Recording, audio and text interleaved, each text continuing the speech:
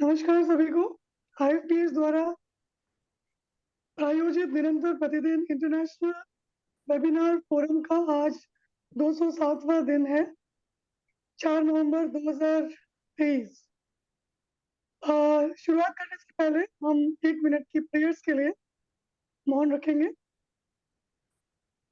बहुत बहुत धन्यवाद आप सभी का। आज इस फोरम में हमारे मेहमान हैं doctor Neelanjana Vasu, new Delhi.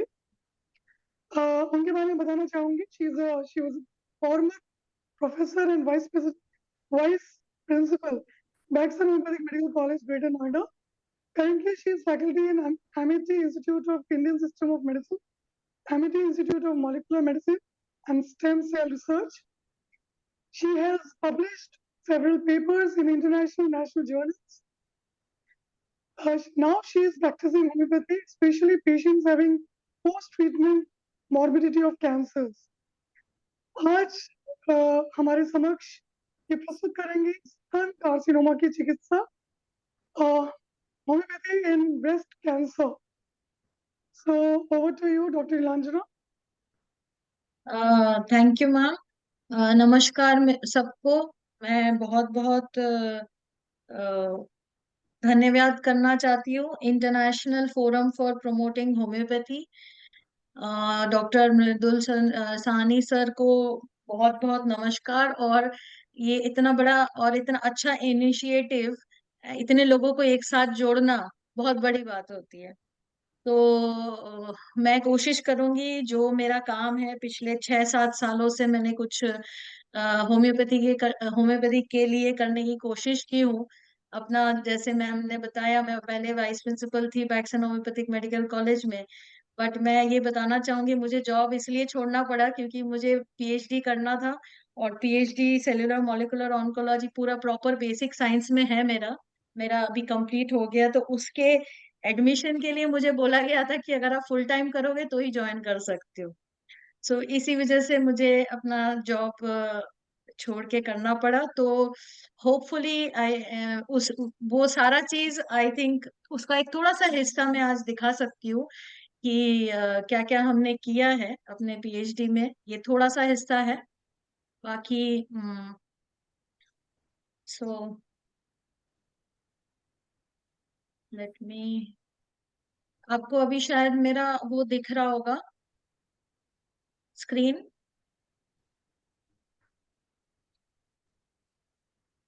Visible है मैडम, विजिबल है। ओके। तो जो टॉपिक है मेरा आज के लिए, वो ये है कि homeopathy in clinical assessment and treatment of breast cancer. So अभी मैं फिलहाल फैकल्टी ज्वाइन की हूँ Amity institute of Indian system of medicine, and also in I teach stem cell research और stem cell physiology, developmental biology, ये सारे subjects में molecular medicine and stem cell research से डिपार्टमेंट में पढ़ाती हूँ। तो जैसा कि मैंने कहा था, मेरा पीएचडी बहुत यूनिक है। मैंने बेसिक साइंस में पीएचडी किया मॉलिक्यूलर मेडिसिन में, बट मैंने होम्योपैथिक मेडिसिन का मॉलिक्यूलर मैकेनिज्म्स निकाला है। तो this is the most probably the first time इस तरह का पीएचडी हुआ है। सो मेरा मेन काम है ब्रेस्ट कैंसर के ऊपर, पर मैं पेशेंट के ऊपर नहीं की हूँ। मैं पहले बता दूं, मेरा मेन काम है इन विट्रो सेल लाइन पे, that is totally bench work, lab based काम है। मैं सेल लाइन पे काम की हूँ, बट हाँ, मैं प्रैक्टिस भी करती हूँ शाम को, इसीलिए मेरा क्लिनिकल असेसमेंट वाला एरिया भी मैं बताऊंगी। सो ये इम्पोर्टेंट क्यों है आज के डेट में? अगर अगर हम देखें, अभी 2020 के बाद से ब्रेस्ट कैंसर पहले सेकंड नंबर पे था अगर एपिडेमियोलॉजी देखे, बट अब लंग कैंसर को भी सरपास करके ये 2020 दिसंबर में जो international agency for research on cancer है, उन्होंने आंकड़ा बताया है कि इट हैज मतलब लंग कैंसर के ऊपर चला गया। तो सबसे ज्यादा फीमेल में ब्रेस्ट कैंसर डायग्नोज होता है। तो ये सबसे पहले, तो ये अगर आप देखा जाए तो दिस इज वेरी इंपॉर्टेंट कि हम लोग ये टॉपिक के ऊपर अगर नहीं काम करें, ये बहुत रैम्पेडली अगर हर तीसरे चौथे दिन आपको सुनने को मिलेगा कि किसी को ब्रेस्ट कैंसर है। इंडिया में भी ये बहुत ज्यादा प्रिवेलेंट हो गया है, पहले इतना नहीं होता था। उसके कुछ कारण है, जो कारण है मैं उसको बहुत ज्यादा हाईलाइट करना चाहती हूँ। Because as a physician, homeopathic physician, हम लोग प्रेस्क्राइब करके मेडिसिन दे के ठीक करे ना करे, उससे पहले हमें ब्रेस्ट कैंसर ना हम लोग बहुत हद तक प्रिवेंट कर सकते हैं। तो ये प्रिवेंशन का एक बहुत इंपॉर्टेंट पार्ट है। हम एज अ होम्योपैथिक फिजिशियन आज के डेट में हमारे गवर्नमेंट भी बहुत ज्यादा प्रमोट करते हैं कि ये जो प्रिवेंटिव मेडिसिन है ये सिर्फ एलोपैथी में नहीं होता है, हम लोग खुद हमारे कॉलेजेस में भी पढ़ते हैं। तो ये हमारा हर फिजिशियन का काम होता है कि किस तरह से डिजीज प्रिवेंट करे। तो उसको प्रिवेंशन के लिए आपको सबसे पहले रिस्क फैक्टर्स को जानना बहुत जरूरी है। तो मैं यहाँ पे एक सबसे इम्पोर्टेंट है, बहुतों को पता होगा कि अर्ली प्यूबर्टी, मतलब अगर प्यूबर्टी एज एक छोटी सी बच्ची अगर जल्दी अटेन करता है तो उसमें ब्रेस्ट कैंसर होने के चांसेस रहता है। उसका कारण मैं थोड़ा सा बाद में और बताऊंगी। मैं थोड़ा सा आपको डायग्नोस्टिक मॉलिक्यूलर एस्पेक्ट बता के फिर मैं होम्योपैथी में आऊंगी, फिर थोड़ा सा अपना काम बताऊंगी। बिकॉज ये बहुत इंपॉर्टेंट है कि आप किस तरह से, एक पेशेंट आपके पास आता है तो आप कैसे उसको अप्रोच करेंगे। तो ये अर्ली प्यूबर्टी, फिर अर्ली मेनार्की, ठीक है, लेट मैरिज एज। बिकॉज ये सारा चीज अगर आप देखेंगे कॉन्सिक्वेंस करके, जो मेरा पॉइंटर दिख रहा है, नहीं दिख रहा होगा शायद, मैं एक minute, laser pointer, yes, I hope दिख रहा है। सो ये सारा चीज घूम फिर के अगर आप देखेंगे यहाँ पे कॉन्सिक्वेंसेज में, these are all related to hormone. अभी हम आगे जाके भी मैं आपको एग्जैक्टली बताऊंगी ये हार्मोन का कहाँ रोल है और कितना इम्पोर्टेंट है।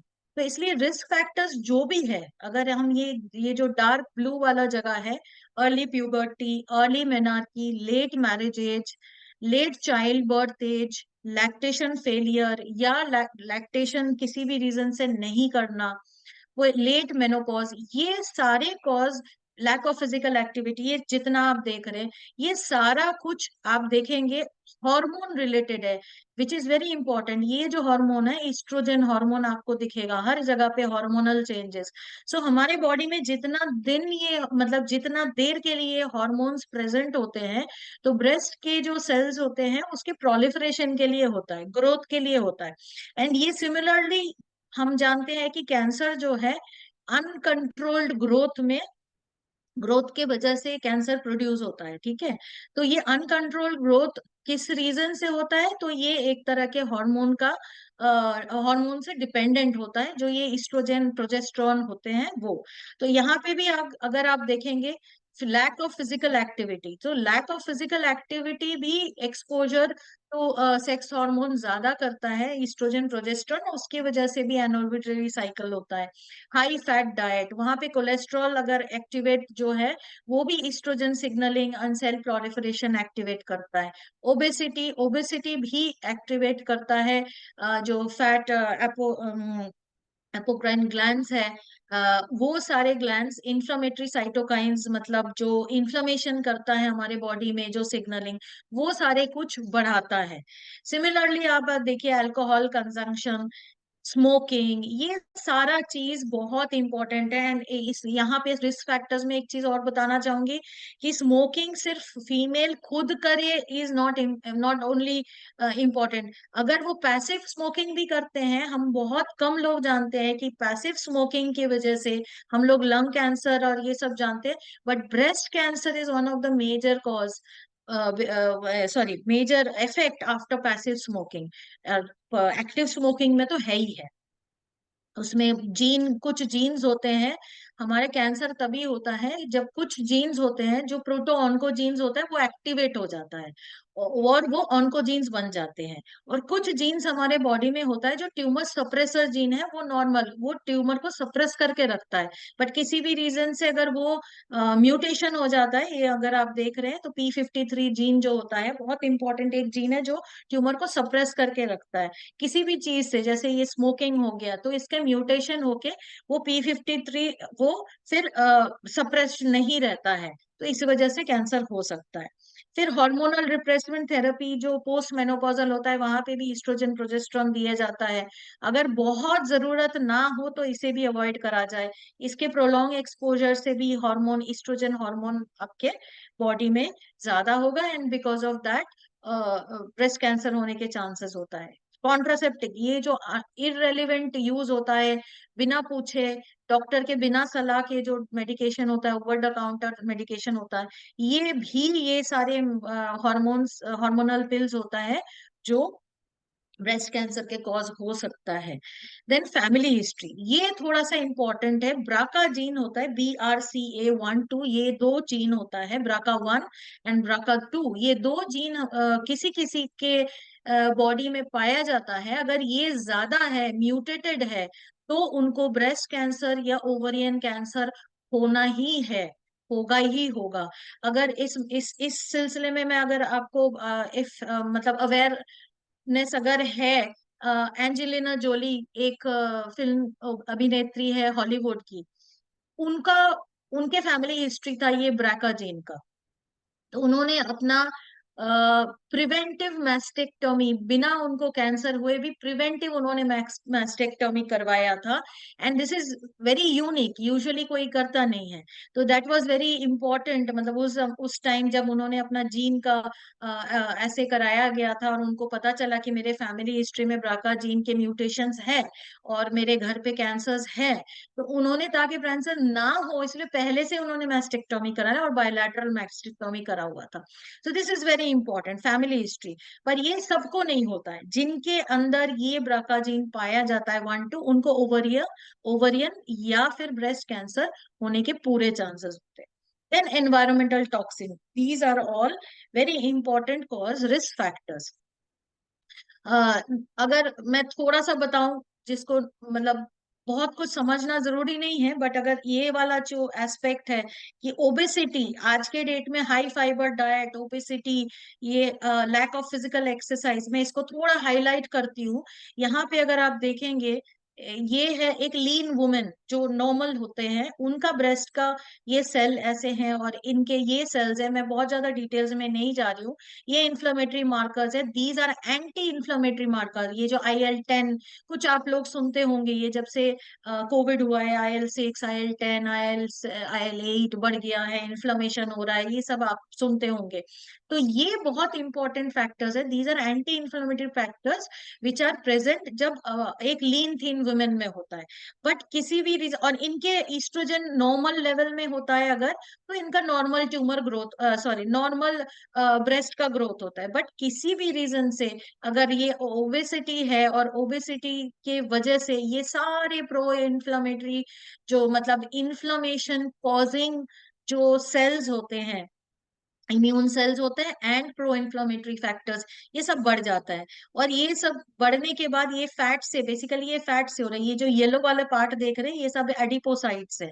तो प्री एडिपोसाइट से एडिपोसाइट बनना कम हो जाता है, और वो अनडिफरेंशिएटेड स्टेट में रहता है। और आपको पता है अनडिफरेंशिएटेड स्टेट कितना इंपॉर्टेंट होता है मैलिग्नेंसी के लिए, ठीक है।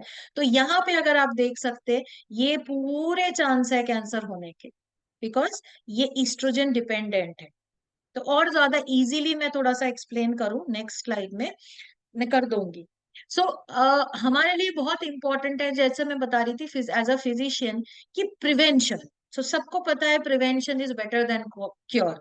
अगर होम्योपैथिकली देखा जाए, हैनीमैन ने ऑर्गेनन ऑफ मेडिसिन में prevention, how to prevent disease भी बोला है, एंड उसके बाद फिर उन्होंने ट्रीटमेंट के बारे में भी बोला है। और ट्रीटमेंट में अगर एफोरिज्म 3 नॉलेज ऑफ फिजिशियन देखते हैं, वहां पे उन्होंने पहले क्या है, पहला जो नॉलेज वो बोलते हैं कि नॉलेज ऑफ डिजीज, उसके बाद नॉलेज ऑफ मेडिसिन। हैनीमैन अपने टाइम में क्यों पहले नॉलेज ऑफ डिजीज बताए, बिकॉज अगर डायग्नोसिस अगर आप नहीं करते हैं, अगर आपको प्रोग्नोसिस ठीक से नहीं पता, तो फिर आप कैसे डिजीज को ट्रीट करोगे। एंड लास्टली उन्होंने बताया था कैसे प्रिवेंट करना है। So these are very important factors. तो मैं वो हर फैक्टर्स को मैं ना टच करके जाती हूँ। सो प्रिवेंशन हम सबको पता है, प्रिवेंशन प्राइमरी होता है एंड प्रिवेंशन सेकेंडरी होता है। तो डिजीज होने से पहले अगर कोई प्रिवेंशन करता है, तो वो प्राइमरी प्रिवेंशन हो गया है। जैसे डाइटरी मॉडिफिकेशंस, अभी अब आपने देखा कि हाई फैटी डाइट और कोलेस्ट्रॉल जहां जहां ज्यादा हो जा रहा है, so these diet which promotes obesity should be avoided, मतलब वो अवॉइड करना चाहिए। फिर हेल्दी लाइफस्टाइल, स्मोकिंग अवॉइड करना, अल्कोहल कंजम्पशन नील कर देना है, ठीक है। Modification of reproductive behaviour very important. आज के जमाने में सारी बेटियां पढ़ रही हैं, काम कर रही है, बहुत जरूरी है, इंडस्ट्रियलाइजेशन हो रहा है आज के डेट में, बट इनके साइड इफेक्ट जो होता है वो साइड इफेक्ट ये है कि सही टाइम पे शादी नहीं हो रही है, शादी कर नहीं पा रहे हैं, वो अपने अपने काम और अपने लाइफस्टाइल से वो बिजी है।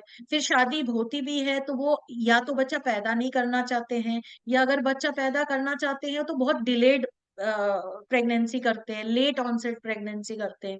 फिर बच्चा पैदा हो भी गया, उनको प्रॉपर ब्रेस्ट फीडिंग नहीं करते हैं। ये सारे फैक्टर्स इंपॉर्टेंट है ब्रेस्ट कैंसर कंट्रोल करने के लिए। तो इसीलिए मॉडिफिकेशन ऑफ रिप्रोडक्टिव बिहेवियर बहुत इंपॉर्टेंट है हमारे लिए। जितना अपना काम इंपॉर्टेंट है, वैसे अपना सेहत, अपना शरीर को देख। हेलो, हाँ 0/2। सहानी सर, अच्छा, ओके, ठीक है। तो उसी उसी तरीके से हम अपने बॉडी को भी, अगर हम बॉडी के लिए हमें मेहनत करना पड़ेगा, and we have to take care, मतलब हमें ये सारे चीज का ध्यान रखना पड़ेगा। सब कुछ अपनी जगह पे सही है, बट अगर हम ब्रेस्ट कैंसर को प्रिवेंट करना चाहते हैं तो हमें ये सारे चीज का ध्यान रखना पड़ेगा। देन सेकेंडरी प्रिवेंशन मतलब डिजीज जब हो गया शायद, तो वो कैसे हमें पता चलेगा, तो वो स्क्रीनिंग्स होते हैं हमारे। आज के डेट में अभी ब्रेस्ट कैंसर अवेयरनेस मंथ चल रहा था पूरा अक्टूबर, वहां जगह जगह पे ये अवेयरनेस इसीलिए किया जाता है बिकॉज ब्रेस्ट कैंसर हम प्रिवेंट कर सकते हैं। और अगर अर्ली डिटेक्शन होता है, प्राइमरी सॉरी अर्ली डिटेक्शन होता है, हम उसको ट्रीट कर सकते हैं। आज के डेट में ब्रेस्ट कैंसर इज ट्रीटेबल, तो इसीलिए उसके लिए हमें पता होना चाहिए जल्दी कि ब्रेस्ट कैंसर है कि नहीं। तो ये स्क्रीनिंग सबसे इंपॉर्टेंट होता है। स्क्रीनिंग कई तरीके का होता है। तो सेल्फ ब्रेस्ट एग्जामिनेशन, तो सेल्फ ब्रेस्ट एग्जामिनेशन एक तो जो लेडीज होती है या छोटी बच्ची भी होती है ना, 16-17 साल की भी लड़की होती है, वो जब ग्रो करते हैं, मतलब ब्रेस्ट डेवलपमेंट हो जाने के बाद, हर लड़की को, हर औरत को अपना सेल्फ ब्रेस्ट एग्जामिनेशन 2 महीने में, 3 महीने में, 6 महीने में, डिपेंडिंग कि उसको कोई प्रॉब्लम है या नहीं, नहीं है तो फिर भी करना चाहिए। बिकॉज उससे कभी कभार हमें लंप का पता चल जाता है और तुरंत उसका इलाज हो सकता है। फिर अगर आपको डाउट है, अगर खुद आप नहीं कर पा रहे, या अगर आपको डाउट है कि आप कैसे एग्जामिन करें, और या फिर आपको लगा कि कुछ है, मेरे को हाथ में लगा, तो फिर जरूर अपने क्लिनिशियन के पास जाइए। और यहाँ पे भी बहुत इंपॉर्टेंट है कि ब्रेस्ट एग्जामिनेशन या ब्रेस्ट कौन से डॉक्टर डील करते हैं।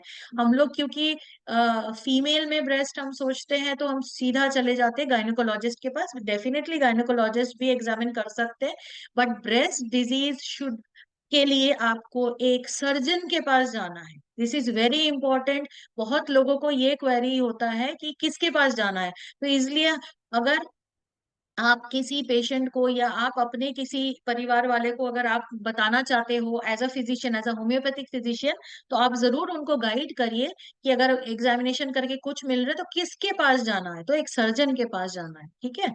तो उसके बाद फिर आपका आता है सेल्फ एग्जामिनेशन। क्लिनिशियन अपना जो भी है, सर्जन अपना एग्जामिनेशन कराया, उसको बोलते हैं क्लिनिकल ब्रेस्ट एग्जामिनेशन। उसके बाद फिर होता है स्क्रीनिंग्स होते हैं जगह जगह पे, जो मैमोग्राफी और एमआरआई कंफर्म करने के लिए भी होता है, बट मैमोग्राफी सबसे ज्यादा यूज होता है स्क्रीनिंग प्रोसेस में।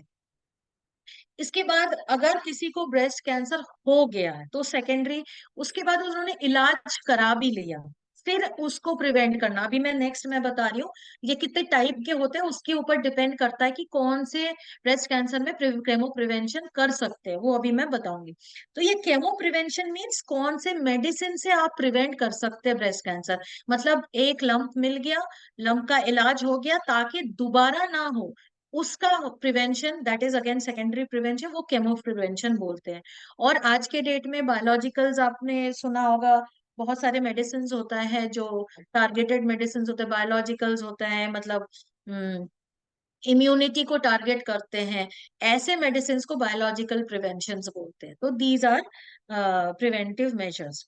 उसके बाद ये सबसे इम्पोर्टेंट फिर वो स्लाइड है self breast examination. Self breast examination में आपको दोनों ब्रेस्ट को एक साथ एग्जामिन करना है और आईने के सामने देख के करना है। तो क्या क्या चीज देखना है, क्या क्या चीज नोटिस में आए तो आपको अलार्मिंग होना चाहिए। तो सबसे पहले हो सकता है निपल से डिस्चार्ज हो, या तो पस डिस्चार्ज हो, मवाद की तरह आ सकता है, पानी की तरह आ सकता है, पानी ब्लड मिक्स्ड हो सकता है, या ब्लड आ सकता है। तो अगर इसमें से कोई भी चीज आता है आपके पेशेंट को, तो आप इसको लेके आपको ध्यान रखना चाहिए कि ये ब्रेस्ट कैंसर का एक सिम्टम हो सकता है, साइन हो सकता है।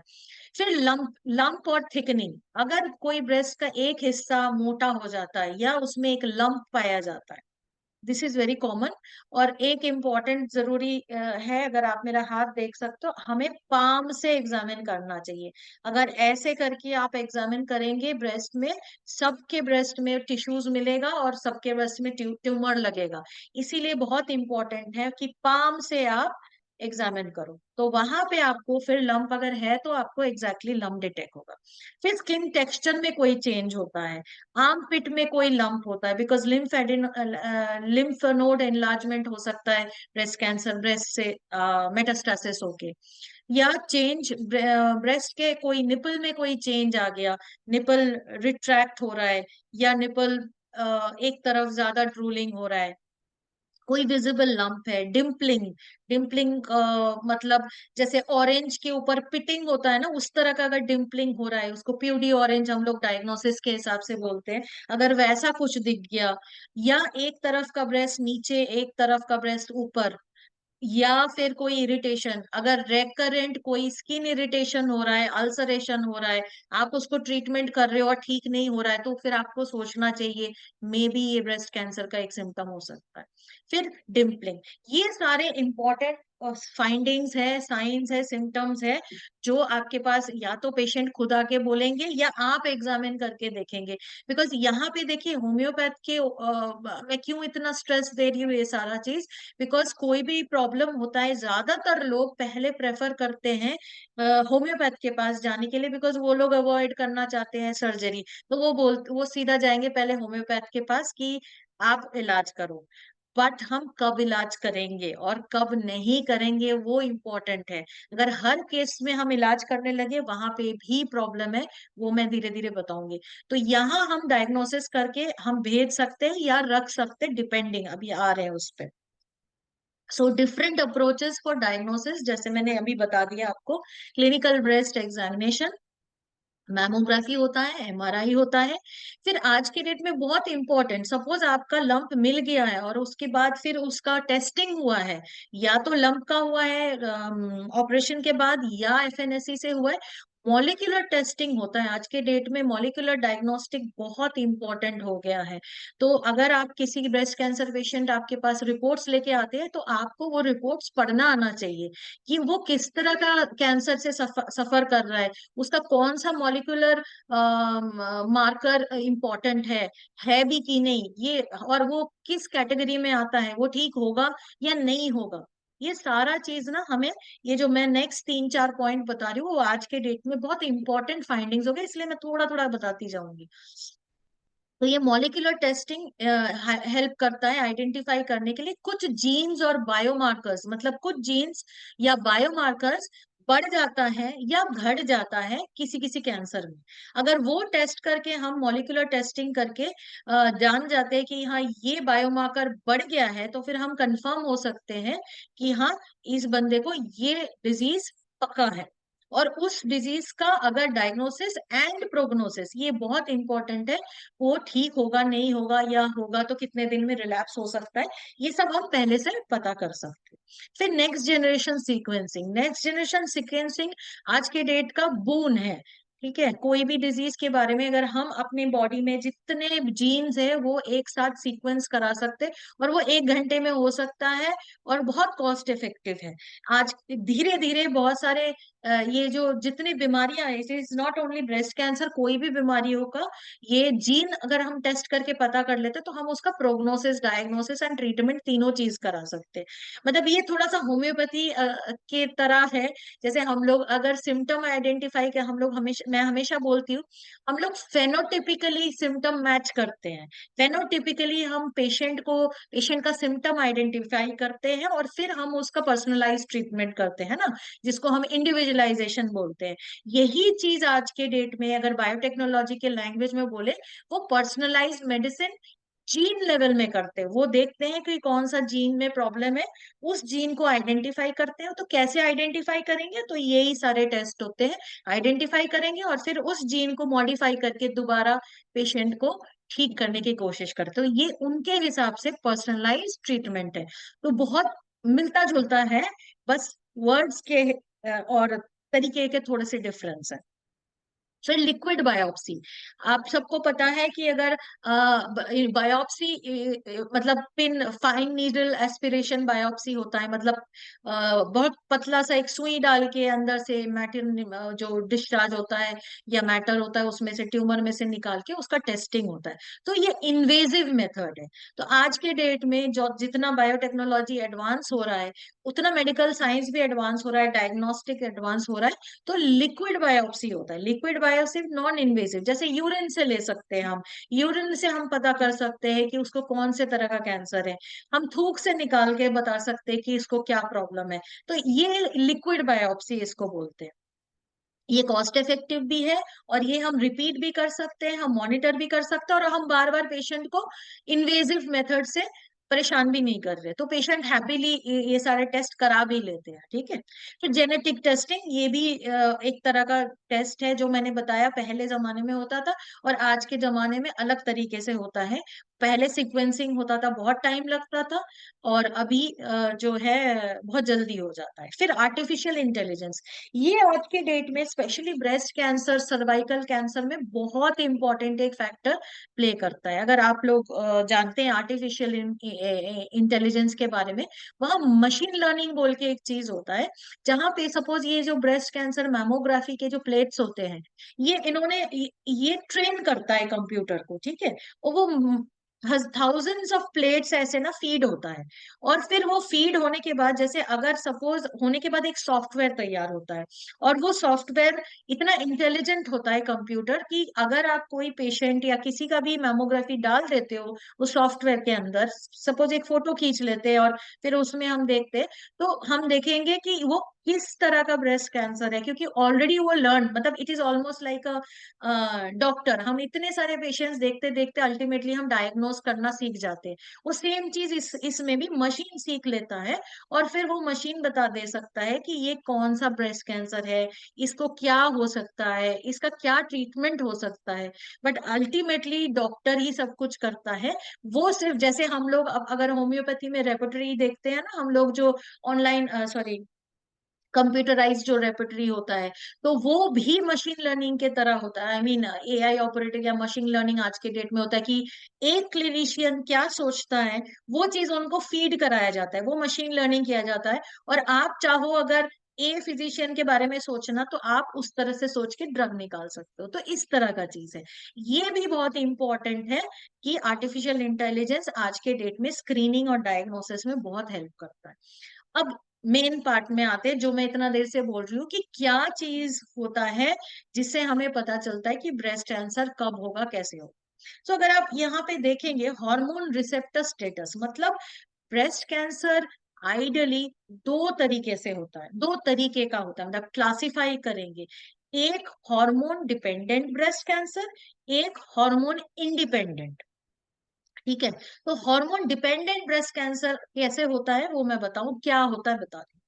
ये क्यों जानना जरूरी है, बिकॉज मैंने वही बताया, एफोरिज्म 3 को अगर देखेंगे, पहले ये नहीं जानेंगे तो आप अपना मेडिसिन सही से सिलेक्ट नहीं कर पाएंगे। ठीक है। तो ये नॉर्मल ब्रेस्ट है। ये अगर आप इधर देख रहे हैं ना, ये जो ईस्ट्रोजन रिसेप्टर्स होते हैं, ये कोई भी रिसेप्टर्स हमारे होते हैं ना, ये सारे प्रोटीन नेचर के होते हैं, ये प्रोटीन्स होते हैं बॉडी में, ठीक है। तो ये देखिए 2 प्रोटीन है, तो ये रिसेप्टर्स है, इसमें से वो रिसेप्टर सपोज ईस्ट्रोजन है तो ये बाइंड करेगा और फिर ये ब्रेस्ट डेवलपमेंट में, ब्रेस्ट प्रोलिफरेशन में, ग्रोथ में हेल्प करेगा। This is normal physiological process. But यही फिजियोलॉजिकल प्रोसेस कब कैंसरस हो जाता है, ये देखिए, जब मल्टीपल रिसेप्टर्स है। मल्टीपल रिसेप्टर्स क्यों होता है, मैं फिर उधर वापस जा रही हूँ, क्यों होता है ये देखिए, ये सारे कॉजेज होते हैं जहां पे मल्टीपल रिसेप्टर्स होने के कारण, रिस्क फैक्टर्स, इसी के लिए हम उस पे जा रहे हैं, ठीक है। अब वापस आती हूँ। तो इसलिए ये रिसेप्टर्स कुछ भी हो सकता है, मैं सिर्फ ईस्ट्रोजन प्रोजेस्टेरोन बोली हूँ, अभी HER2 भी बोलूंगी, एक और रिसेप्टर होता है वो, ये सारा फिर क्या करता है, ब्रेस्ट का प्रोलिफरेशन ज्यादा कर देता है। दैट मीन्स हम जानते हैं कोई चीज का अनकंट्रोल्ड ग्रोथ इज कैंसर, ठीक। अब हम इसमें आते हैं, इसके सब टाइप्स, मतलब ये जो मॉलिक्यूलर क्लासिफिकेशन, अगर मॉलिक्यूलर आप देख रहे हैं ना, डायग्नोसिस करना है, हमारे पास बहुत सारे केस, हमारे मेरे पास स्टूडेंट बोलिए, डॉक्टर्स बोलिए, वो हमारे पास रिपोर्ट मेरे पास भेजते हैं कि मैम इसको आइडेंटिफाई कर दीजिए किस तरह का कैंसर है। मैं ये चाहती हूँ कि अगर आपके पास ये मॉलिक्यूलर रिपोर्ट्स आते हैं, आप इजीली, थोड़ा सा भी हो, बहुत इजी है, इजीली आप समझ पाएंगे कि ये किस तरह का कैंसर है और आप उस पेशेंट के साथ क्या करोगे। इसीलिए मैं यहाँ बता, तो ल्यूमिनल ABC यहाँ पे दिख रहा है। तो अब इसमें क्या है, ER means oestrogen receptor, PR means progesterone receptor, HER2 ये एक तरह का और प्रोटीन होता है, ह्यूमन एपिडर्मल रिसेप्टर, ये भी एक तरह का रिसेप्टर होता है जो ब्रेस्ट के चारों ओर मिलता है, मतलब ब्रेस्ट के अंदर मिलता है। तो अब ये देखिए, ER पॉजिटिव मतलब ER रिसेप्टर है, ईस्ट्रोजन रिसेप्टर है, प्रोजेस्टेरोन रिसेप्टर है, और HER2 भी है बट कम हो सकता है। तो ये वैरायटी सबसे ज्यादा कॉमन ल्यूमिनल ए है, commonest type of breast cancer है। सबसे ज्यादा फीमेल्स में ये वाला ब्रेस्ट कैंसर होता है, जो बहुत इंपॉर्टेंट है और डायग्नोसिस करने के लिए आपको ये पता चाहिए, ये सबसे ज्यादा treatable and curable breast cancer है, ठीक है। क्योर, मैं ये वर्ड इसलिए यूज कर रही हूँ बिकॉज कैंसर के हिसाब से क्योर एक वो आपका क्या बोलते हैं, कितना सर्वाइवल रेट है वो सब देखने के बाद आज के डेट में वो डेफिनेशन में क्योर बोलते हैं, ठीक है। That means there is no relapse and patient is disease free, that is cure. उसके बाद ल्यूमिनल बी में देखिए, ये दोनों रिसेप्टर है, ER PR पॉजिटिव है पर HER2 नेगेटिव है, तो ये थोड़ा सा खतरनाक है, कम मिलता है इससे कंपेयर में। HER2 में ER PR नेगेटिव है पर HER2 पॉजिटिव है। एंड लास्ट में ट्रिपल नेगेटिव ब्रेस्ट कैंसर सबसे ज्यादा खतरनाक, जानलेवा, रिलैप्सिंग ये होता है। ट्रिपल नेगेटिव में देख रहे हैं कोई भी रिसेप्टर नहीं है, दे आर रिसेप्टर नेगेटिव, सो इसीलिए बोलते हैं ट्रिपल नेगेटिव ब्रेस्ट कैंसर। अब इसके ऊपर ये लुमिनल, ये जो मैं आपको बता रही हूँ, इसके ऊपर डिपेंड करता है कि ट्रीटमेंट क्या होगा। तो बहुत ऑब्वियस है, अगर हार्मोनल रिसेप्टर है तो और हार्मोन रिसेप्टर को ब्लॉक कर दो, तो इसीलिए हार्मोनल थेरेपी दे, एंटी हार्मोनल थेरेपी, सो इसको बोलते हैं हार्मोनल थेरेपी। बट ये देखिए यहाँ पे रिसेप्टर है ही नहीं, तो क्या करेंगे, हार्मोन को थेरेपी दे नहीं सकते, तो इसीलिए ये सबसे ज्यादा खतरनाक है, इसमें हार्श केमोथेरेपी दिया जाता है एंड इसके रिलैप्सेस चांसेस सब कुछ बहुत ज्यादा होता है, इसके मेटास्टासिस बहुत ज्यादा होता है, ठीक है। सो आई होप थोड़ा सा क्लियर हुआ है यहाँ पे जो बताना चाह रही थी। ये था मॉलिक्यूलर क्लासिफिकेशन, और ये हिस्टोलॉजिकल क्लासिफिकेशन जो क्लिनिशियन, एज अ क्लिनिशियन हम लोग सब जानते हैं। जैसे हम लोग का 2 वैरायटी होता है, डक्ट्स होते हैं, लोब्यूल्स होते हैं ब्रेस्ट के अंदर, सो डक्टल कार्सिनोमा, लोब्यूलर। बट अगर उस जगह पे ही है और वो स्प्रेड नहीं किया है तो that is in Situ carcinoma, ये हम सबको पता है। और जहां पे स्प्रेड कर गया है, दूसरे जगह जा रहा है, तो दैट इज इन्वेजिव। तो मैं लाल में इसीलिए इसको रखी हूँ बिकॉज ये सबसे ज्यादा खराब होता है। In situ is then all comparatively better and treatable.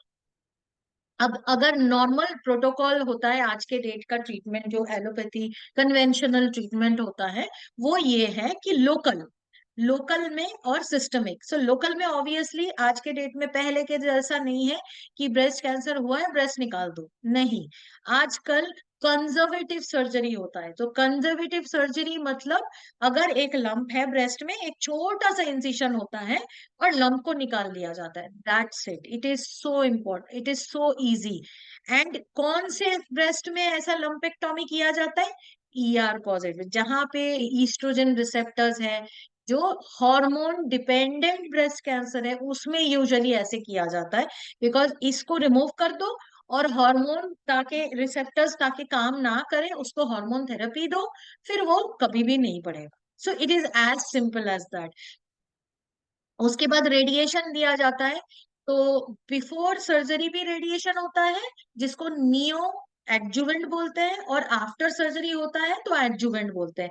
ऐसे ही केमोथेरेपी दिया जाता है बिफोर अगर है, डिपेंडिंग इसको कौन सा के एक है, जैसे मॉलिक्यूलर डायग्नोसिस करके एक KI67, मतलब बहुत प्रोलिफरेटिव अगर मार्कर देखा जाता है, उसको उस हिसाब से दवाई दिया जाता है। मैं बहुत ज्यादा कॉम्प्लेक्स में नहीं जा रही हूँ। फिर ये सिस्टमिक में क्या क्या, ये hormone therapy and chemotherapy and targeted therapy means वही जैसे मैंने बताया, एक पर्टिकुलर सपोज कोई मॉलिक्यूल है, एक mTOR करके एक पाथवे है जो बहुत ज्यादा प्रोलिफरेशन, तो अगर mTOR को हम टारगेट करके सिर्फ उसको ब्लॉक करते हैं, उसको हम टारगेटेड थेरेपी बोलते हैं। But this is also systemic therapy. तो दिस इज, ये सारे थेरेपीज अभी अवेलेबल है। बट प्रॉब्लम कहाँ है? इनका सबसे बड़ा प्रॉब्लम है कि ये रिलैप्स होता है। ये सारे ट्रीटमेंट प्रोसेस बहुत सारे रिलैप्स होते हैं। हार्मोन थेरेपी में रिलैप्स नहीं होगा, पर हार्मोन थेरेपी में बहुत रेयर रिलैप्स होता है। बट हार्मोन थेरेपी के अपने साइड इफेक्ट्स हैं, ठीक। सिस्टमिक में केमोथेरेपी आप सबको पता है, उसके साइड इफेक्ट्स है। जब मैम इंट्रोड्यूस कराते हैं, वो बता रहे थे कि मैं इस तरह का प्रैक्टिस करती हूँ, पोस्ट कैंसर ट्रीटमेंट मॉर्बिडिटी, मतलब ये सारे ट्रीटमेंट होने के बाद जो प्रॉब्लम होता है, डिजीज होता है या प्रॉब्लम होता है, वो मैं ज्यादातर देखती हूँ rather than taking up fresh cases of cancer. क्यों, मैं बताऊंगी। ये हो गया। तो इनके रिलैप्सेस, तो अभी आज के डेट में मेडिकल साइंस में आज अभी भी रिसर्चेस होए जा रहा है कैंसर के ऊपर, देखने के लिए कि इनके साइड इफेक्ट्स कैसे रिड्यूस किया जाए, इनकी रिलैप्सेस कैसे रिड्यूस किया जाए बार बार होना, और इनके प्रोग्नोसिस कैसे बेटर किया जाए, ठीक है। तो अब हम अपने, ये मेरा मेजर पार्ट था, how to prevent, how to diagnosis. ये इसके बिना एक फिजिशियन बिल्कुल हैंडीकैप है, ठीक।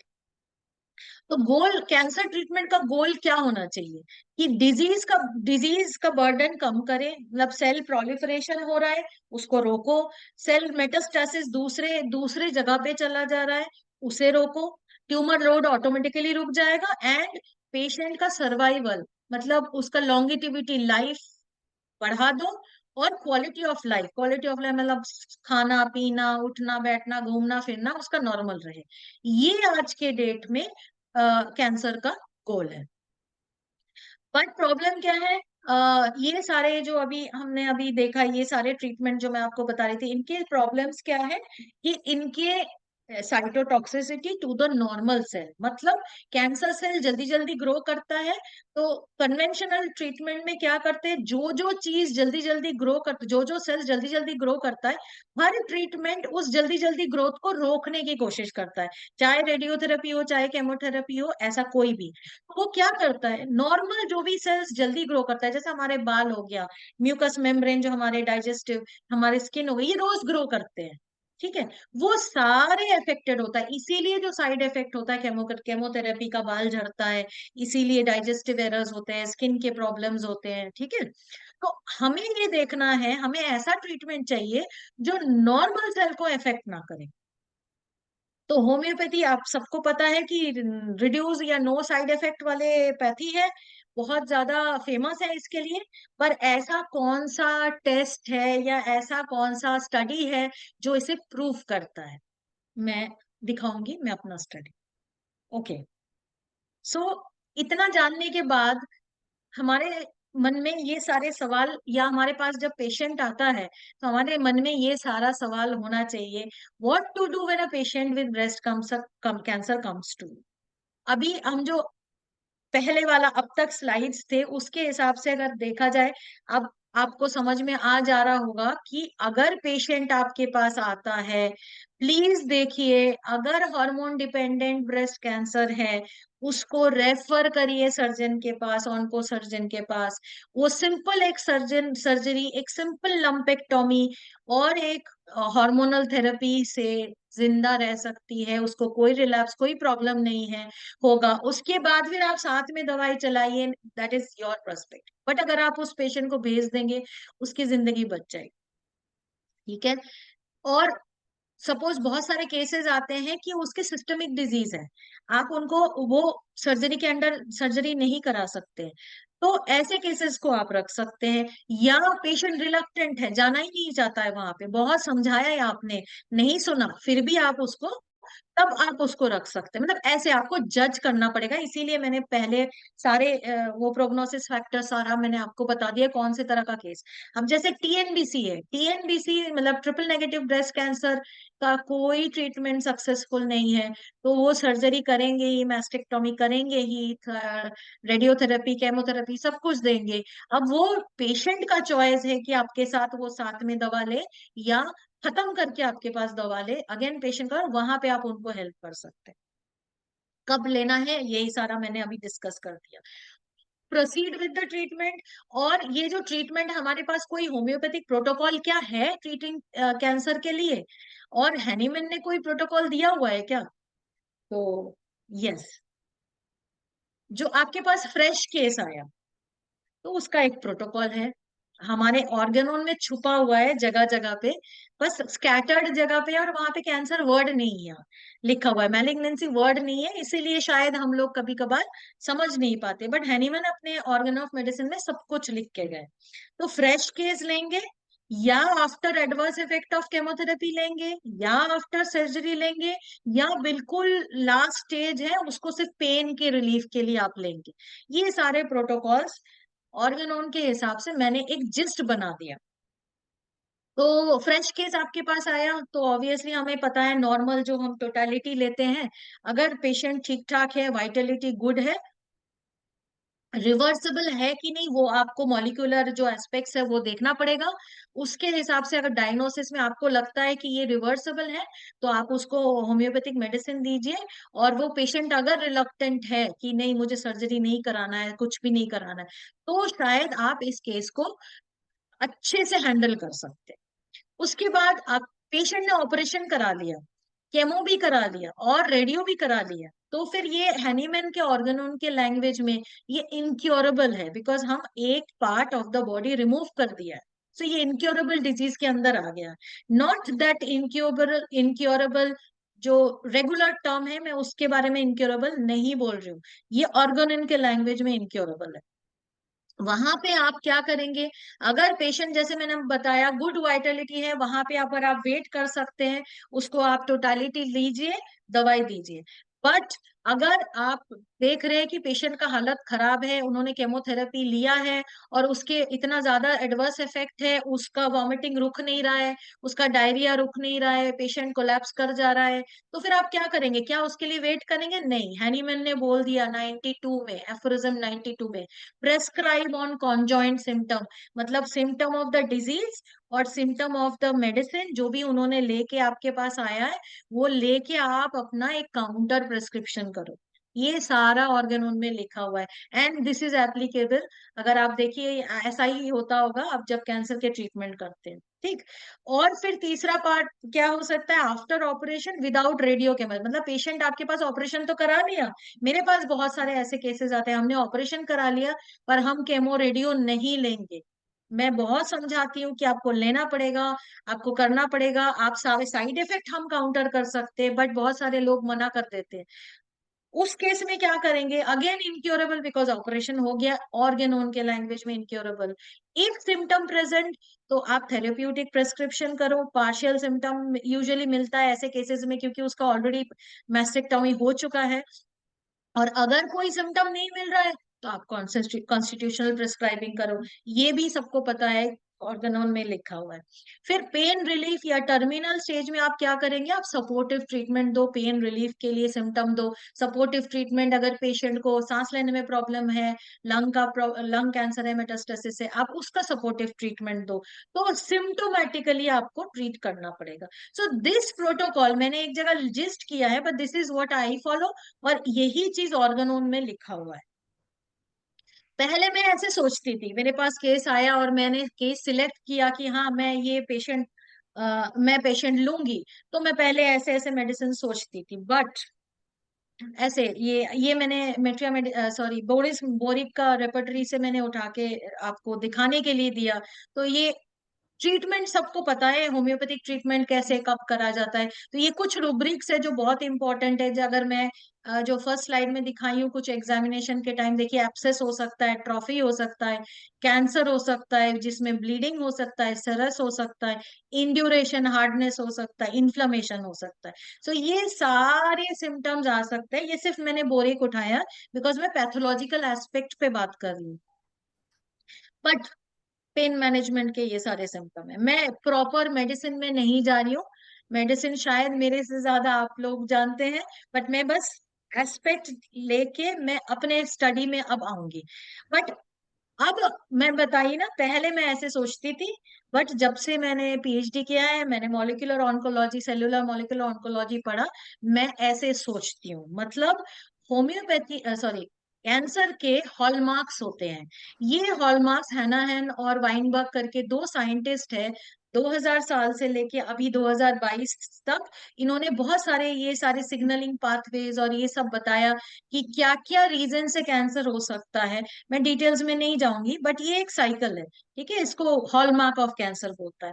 तो हमारे मेडिसिन यूजुअली कन्वेंशनल ट्रीटमेंट में क्या होता है कि वो एक साइकिल इसको पकड़ते हैं। Suppose suppose tumour promoting inflammation ले लीजिए, ये वाला, वो इस एस्पेक्ट को पकड़ के इस मॉलिक्यूलर पाथवे को टारगेट करते हैं, ठीक।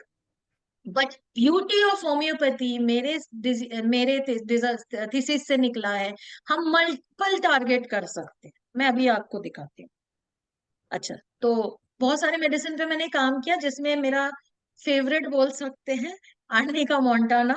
सो क्यों आर्निका मोंटाना, आपको शॉर्ट में बता दूं।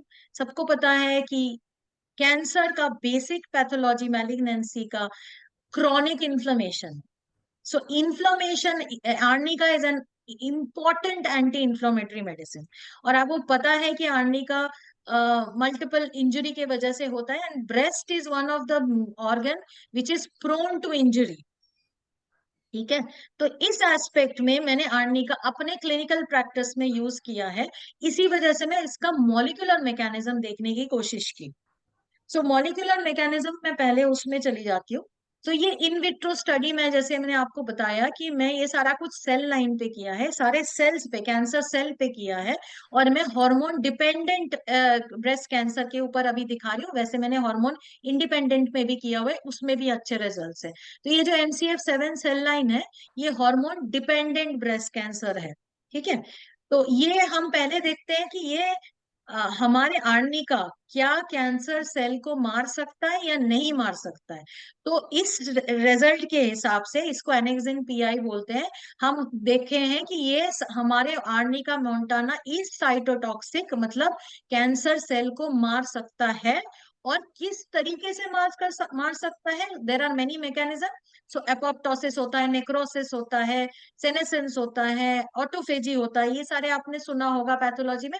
तो हमारा आर्निका इस टेस्ट के हिसाब से अपोप्टोसिस करता है।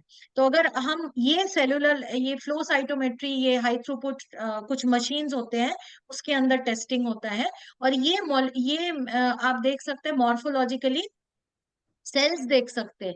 तो ये सॉल्वेंट कंट्रोल में सिर्फ 90% इथेनॉल, मतलब हमारा जो सॉल्वेंट, हमारी मेडिसिन 90% इथेनॉल में बनता है, तो इसीलिए सिर्फ 90% इथेनॉल दे के देखा जाता है कि कहीं इथेनॉल की वजह से, आई मीन अल्कोहल से तो नहीं मर रहा है। कि हम सोच रहे हैं कि अल्कोहल से मर रहा है और आर्निका से मर रहा है, पर हम देख रहे हैं कि अल्कोहल से। तो उसको रूल आउट करने के लिए आप देख सकते हैं कि ये सेल्स जिंदा है, ठीक है। बट ये आर्नी का मदर टिंचर मैंने वैसे 630 200 पे भी काम किया है, इक्वल रिजल्ट्स है। बट आर्नी का मैं सिर्फ यहाँ शो कर रही हूँ। ये देखिए ये सेल्स कैसे चेंज हो गए, देख रहे हैं कैसे उसके मॉर्फोलॉजीज चेंज हो गए। इनके ये भी सेल्स है, ये सॉल्वेंट कंट्रोल मतलब अल्कोहल डालने के बाद ये जो कैंसर सेल्स है, ये कैंसर सेल्स के ये ब्लू वाले जो है न्यूक्लियस है। ये न्यूक्लियस, और इन न्यूक्लियस को देखिए आर्नी का मोंटाना कैसे टूट टूट के गया है। दैट मीन्स डिसइंटीग्रेशन, फ्रेगमेंटेशन हो गया है डीएनए का, इसीलिए ये सेल्स में ये देखिए न्यूक्लियर डिसइंटीग्रेशन हो रहा है। तो इसका मतलब आर्नी का इज साइटोटॉक्सिक, ठीक है। फिर हम देखते हैं कि सेल्स माइग्रेशन, हमको पता है कि एक कैंसर दूसरे जगह पे माइग्रेट कर सकते हैं। हम ये देखना चाहते थे कि आर्निका क्या ये माइग्रेशन रोक सकता है। तो अब ये देखिए 0R मतलब जब हमने इस सेल को ग्रो किया है उसके बाद इसके बीच में से एक स्क्रैच कर दिया, एक छोटे से पिपेट होता है उससे स्क्रैच कर दिया। तो ये कन्वेंशनल डॉक्सोरुबिसिन है जो एलोपैथी में यूज होता है, कन्वेंशनल मेडिसिन में। ये आर्निका है। तीनों में हमने देखिए स्क्रैच किया 0R में। 48 आवर्स बाद देखिए सॉल्वेंट कंट्रोल में, देखिए बीच में सारे सेल्स आ गए, मतलब सारे माइग्रेट कर गए। डॉक्सोरोबिसन में देखिए इतना कम है, मतलब माइग्रेट किया है बट थोड़ा सा गैप है। अब ये देखिए हमारे आर्नी का मदर ये कितना गैप है। तो ये माइग्रेशन भी प्रिवेंट कर रहा है, ठीक है। अब यहाँ पे कॉलोनी फॉर्मेशन, हमारे कैंसर सेल का आइडिया होता है कि एक cancer cell multiple colony form करके वो बढ़ जाता है, जो हम ट्यूमर ग्रोथ बोलते हैं। तो ये देखिए सॉल्वेंट कंट्रोल में ये हमने पहले 100 सेल डाला था, उसके बाद हमने ट्रीटमेंट किया, फिर हमने उसको 10 दिन 15 दिन के लिए छोड़ दिया। 15 दिन बाद जब हम उसको विजुअलाइज करें, ये देख रही है नॉर्मल मतलब सॉल्वेंट 90% इथेनॉल अल्कोहल, मतलब अल्कोहल से देखिए कितने सारे कैंसर सेल्स ग्रो कर गए। डॉक्सोरुबिसिन में भी ग्रो किया है बट कम। और हमारे आर्निका के कॉलोनीज देखिए कितने छोटे छोटे हैं, ठीक है। So that is are arnica montana is anti proliferative also. ये जीन एक्सप्रेशन एनालिसिस है, मतलब मैं जीन लेवल पे भी देखी हूँ कि मेरा आर्निका क्या अपोप्टोसिस करा सकता है। तो ये आरटीपीसीआर होता है, आप सबको पता है कि कोविड के टाइम आरटीपीसीआर से हम लोग जीन वो देखते थे। तो RTPCR is actually a biotechnological tool जिससे हम जीन बढ़ता है घटता है देख सकते हैं। तो ट्रीटमेंट देने के बाद हमने, ये एक सॉल्वेंट कंट्रोल है, इससे कंपेयर करके देख सकते थे। ये बैक्स BCL2 ये कुछ मॉलिक्यूल्स है, जीन्स है, मैं उसके डिटेल्स में नहीं जाऊंगी, बस सिर्फ इतना बताऊंगी कि अगर ये बैक्स BCL2 रेशियो चेंज हो गया इसका मतलब अपोप्टोसिस शुरू हो गया। सेम थिंग ई कैदरिन एक एपिथेलियल मार्कर है, मतलब जो मैं बता रही थी कि माइग्रेशन होता है, अगर माइग्रेशन रोकता है कैंसर में ई कैदरिन कम हो जाता है। बट हमारे ये देखिए आर्निका के बाद ये ई कैदरिन जीन बढ़ रहा है। So that means we can reverse the migration. तो बहुत छोटा सा मैं बता रही हूँ, ये तो बहुत डिटेल स्टडी है। दूसरा मैं जो लास्ट स्लाइड एक मैं पहले बताई, ये पहली बार हमने किया है कि हमने आर्ने का मोंटाना का GCMS एनालिसिस। GCMS एक तरह का टेस्ट होता है, गैस क्रोमेटोग्राफी मास स्पेक्ट्रोस्कोपी। इस एनालिसिस के बाद ये ग्राफ आया, ये ग्राफ के अंदर हमने कुछ आइडेंटिफाई किया कि इस आर्निका के अंदर ऐसा कौन सा कंपाउंड है जो ठीक कर रहा है, मतलब हेल्प कर रहा है इन्फ्लेमेशन में या ये सारे सिम्टम्स में हेल्प कर रहा है। ये दो कंपाउंड सबसे ज्यादा जो और ड्रग के हिसाब से ये हाँ निकल के नीलांजन आया। हम लोग का बस मेरा, टाइम अब हो रहा है। बस खत्म मिनट हो गया। हाँ बस जी वही सर। मैं लास्ट स्लाइड बता रही हूँ। यस। तो ये लास्ट में इसलिए मैं लगा कि समझाने के लिए। तो ये एक मॉलिक्यूल, ये टेस्ट करने के बाद हमने ये देखा, this is again molecular docking. ये इन सिलिको होता है, ये कंप्यूटराइज्ड होता है, हमें देखना होता है कि हमारे मेडिसिन, ये देखिए ये हमारे कंपाउंड्स है, ये कैसे हमारा ये सारे जीन के ऊपर इंटरेक्शन कर रहा है। तो होम्योपैथी में ये सारा मेरा अब तक का काम है, ये मेरा मॉलिक्यूलर मैकेनिज्म है, आर्निका मोंटाना किस तरह से काम करता है, कैसे सेल साइकिल रोकता है, कैसे अपोप्टोसिस करता है। ये मैं छोड़ रही हूँ, ये मैं आपको सिर्फ ये बताना चाह रही थी कि नॉर्मल सेल को हमारा कैंसर हमारा आर्निका कुछ नहीं करता। ये अगर उसका प्रूफ है कि ये देखिए यहाँ पे जो ग्रीन वाले सेल्स है ये नॉर्मल सेल्स है, ये नॉर्मल सेल्स है, पर सॉल्वेंट कंट्रोल में देखिए कितना कम नॉर्मल सेल्स है। ये हम मिक्सचर बना दिए थे नॉर्मल और कैंसर सेल के। और डॉक्सरूबिसिन में देखिए कितना कम नॉर्मल सेल है, ये जो ग्रीन दिख रहा है, और जो टोटल सेल ये आपको इस टाइम दिख रहा है, ये देखिए। अब आर्निका में देखिए ये कितने सारे नॉर्मल सेल्स है। दैट मीन्स आर्निका हमारे नॉर्मल सेल को प्रोटेक्ट करता है, ग्रोथ एनहेंस करता है, कैंसर सेल को भी साइटोटॉक्सिक है, मारता है। तो दैट इज जब कि हमारे होम्योपैथिक मेडिसिन सेफ है, ये एक्सपेरिमेंट प्रूव करता है। So these are my reference. ये मेरे कुछ पब्लिकेशन है, मेरे थीसिस का पब्लिकेशन है, ये 3 पेपर इंटरनेशनल जर्नल में पब्लिश हुआ है। ये सारे प्रेजेंटेशंस है, सारे ऑलमोस्ट सारे साइंटिफिक कॉन्फ्रेंस, मतलब साइंस कॉन्फ्रेंस में मैंने प्रेजेंट किया है। मैं इसलिए ये सारी बातें आपको, मतलब स्पेशली ये दोनों चीज मैं आपको बता रही हूँ, क्योंकि होम्योपैथी सिर्फ होम्योपैथ्स के पास आज के डेट में नहीं है। ये मेरे थीसिस की वजह से, मेरे काम की वजह से, ये सारे साइंटिस्ट इसको इवेल्युएट करते हैं। एंड आप देख सकते हैं ये सारे जो है ना, translational research, molecular medicine conference, ये सब में गया हुआ है। So thank you so much. Thank you Neelanjana ji, बहुत ही अच्छा प्रेजेंटेशन था। मैं 2 मिनट पहले खत्म किए, हाँ 8 नहीं बजे बस से। लेकिन अब हम लोग के पास में क्वेश्चंस के लिए कोई समय नहीं रह गया है, तो मैं समझता आई हूँ नो सर, जो क्वेश्चंस आएंगे तो हम आपको फॉरवर्ड कर देंगे, है ना, डेफिनेटली और सर, फिर उसको आप जवाब देंगे। जरूर। और कोई कमेंट्स किसी का नहीं है तो डॉक्टर बासु जी, आपका धीरज लेक्चर कुमार बहुत भैया। अच्छा था, बहुत थैंक यू इंफॉर्मेटिव सर, था, बहुत थैंक यू सर, इंफॉर्मेटिव था। हम थैंक पहले यू सो जुड़ नहीं मच पाए। Sir. Doctor S M Singh बोल रहे हैं। Doctor Patel sir, BD Patel sir. अच्छा बीटी पटेल, अच्छा, थैंक बहुत यू अच्छा सर। लगा सर। मेरी शुभ कोशिश सर है ठीक है बस, सर, मैं हाँ। मेरी अब कोशिश है अपने को कि वीडियो बस ऑन कीजिए होम्योपैथी सर, को अब एस्टेब्लिश करती आप रहूं। ही का सेशन शुरू होने वाला है। ठीक डॉक्टर नमस्कार पटेल सर, सर गुड आपका इवनिंग सर। सेशन शुरू होने वाला है जी। ठीक। तो हम सुन रहे थे, नूतन आपने जी बहुत अच्छा अब आप रिसर्च क्लोज किया है। डाउन कीजिए। Thank you sir. और मैंने बहुत थोड़ा सा बताया, क्योंकि मैं पूरा बताने लगूंगी तो पता नहीं कितना टाइम लग जाएगा, एक एक चीज एक्सप्लेन करना होता है। जय जी, उसमें एक आपका छोटी सी बात है। एक्सप्लेनेशन भी बहुत अच्छा था। Yes sir. आपने कहा आर्निका के जो कंटेंट है ना, जो साल्ट वाल्ट, वो तो ठीक है जब जहां तक रिसर्च है नॉलेज, लेकिन उस केमिकल को लेकर आप दोबारा प्रयोग करोगे तो वो रिजल्ट नहीं आएगा जो आर्निका से आएगा।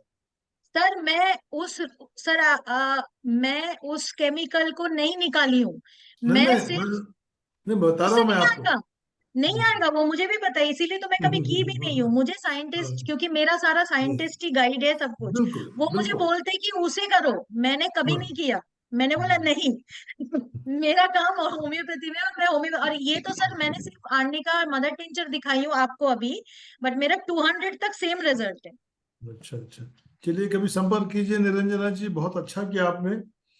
ठीक है, तो उस थैंक यू बात का सो ध्यान मच। रखिए, वो केमिकल को अगर आप प्रयोग करोगे सर केमिकल तो वो रिजल्ट आइसोलेट नहीं करके आएगा जो इसमें आपने किया।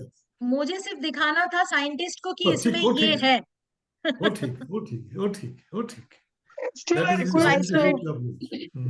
still I request all participants can type their questions in chat box. So we are going towards our English session.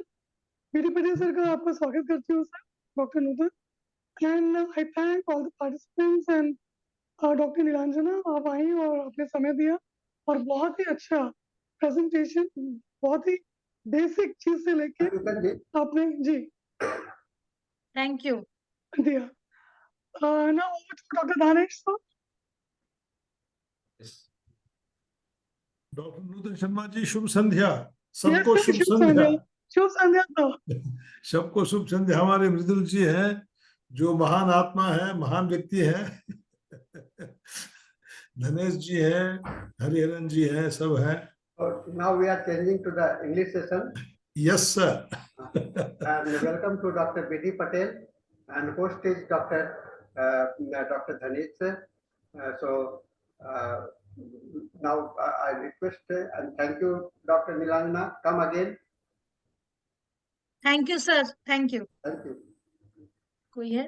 Nilanjan फिर आइए, आपका 20 तारीख को इंग्लिश श्योर, सेशन में भी है 8 बजे श्योर से। सर, और श्योर बहुत सर। अच्छा लगा। 24 को है शायद सर, हाँ 20th को है सर, 20th को लगा। 20। अच्छा ठीक है, ठीक है, ठीक है। ठीक ठीक। Okay, sir. Thank you. Dhanesh sir, you carry on, sir, with your job. Yes, sir. And I make you the host now, sir. Na? Okay, sir. Dr. Dhanesh, I will make you the host. Yes, sir. Yeah. Thank you, Sahani, sir. Good evening, good afternoon, and good morning. This is the 160th day of continuous webinar conducted by International Forum for Promoting Homeopathy. Today, our guest is Dr. B.D. Patel from Bangalore. Let us begin the session with 1 minute silent prayer. You want us to stand up? No, sir.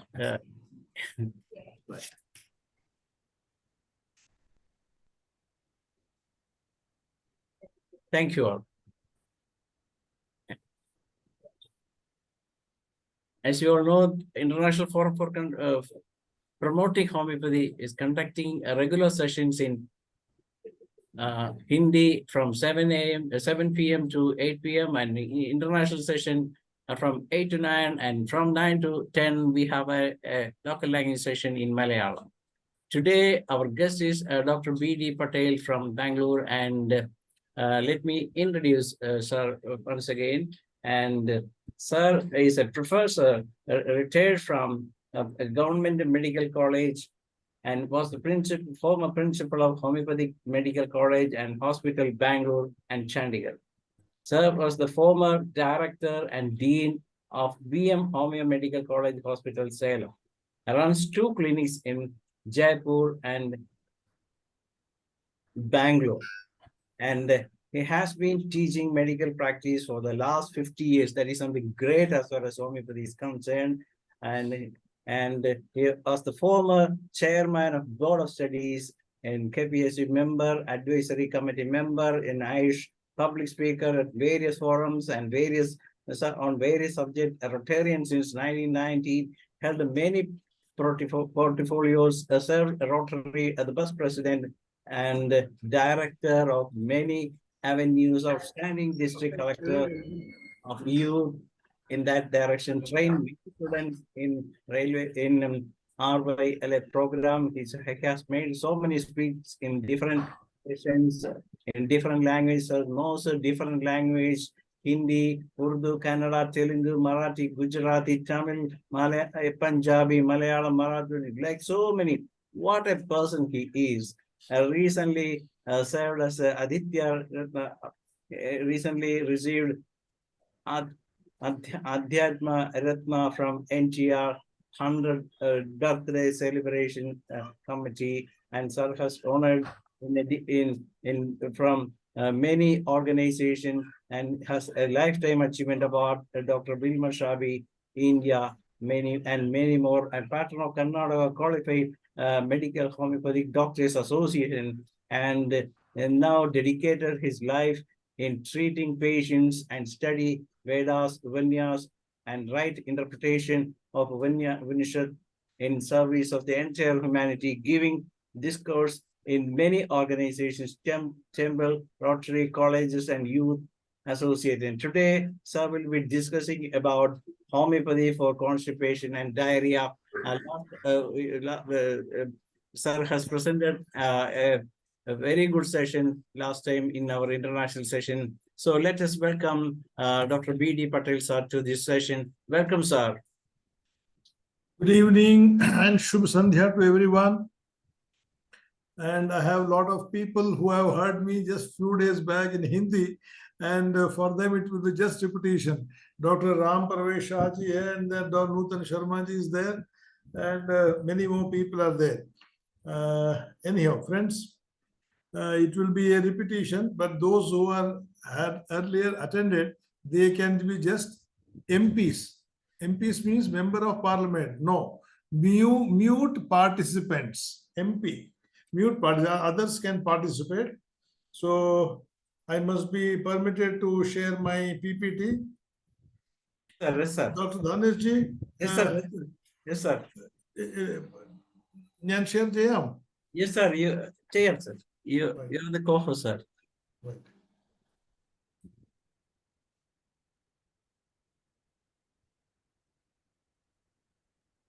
Yes, sir. It is visible. Yes, sir. Visible. Constipation and diarrhea by Professor Yeah. Patel. Well, friends, it's a very common subject and everybody is aware, and I'm sure there's not even a single doctor, homeopathic doctor, who doesn't treat these cases, especially constipation, diarrhea. This is so common, just like cold and cough. Even today evening, we got a case from Chennai. They came to Bangalore for this problem. Before that, just let me see this case. Those who attended this earlier one, they can be mute, others can participate. Now, this is a case of a child of 6 to 7 months old, and this is the condition with which the father sent me the photo with this condition. Then they complained they want some treatment. The child was admitted to an hospital with complaint of lots of loose motion and a lot of sound, lot of sputtering, and this is the condition of the child. Within 2-3 days, these things has happened. And in the hospital, it is a medical allopathic hospital. They are trying to treat, applying glycerin, giving medicines, antibiotic, all that. None of the medicines have helped the child. So the father of the child is a Rotarian from some other club. So somehow he came to know about me. He said, "Sir, can you help us out?" So this is the photo taken directly from the hospital. The child cannot cover anything. There's nothing on the body. You can see that. The entire thing is just without any cloth. The child cannot even lie down on the back. And if the buttocks touch the bed, the child starts crying. So, so that is the condition. Can we let us very sharp, very fast? Can we suggest some medicines? What can we think about medicines for such cases? Just 1, 2, 3, 4, fatafat. Can we have? Sir, the all pulse. Chat box. You can put it. You can put in the chat box. We'll give half a minute. You can write down the medicine, sir. What probably you can think. Yes, one person has written something like sulfur, chamomilla, Prabhat Vasisht. Yeah. Anybody else? Very nice. Chamomilla, sulfur, right? I don't know why Dr. Prabhatji has given sulfur.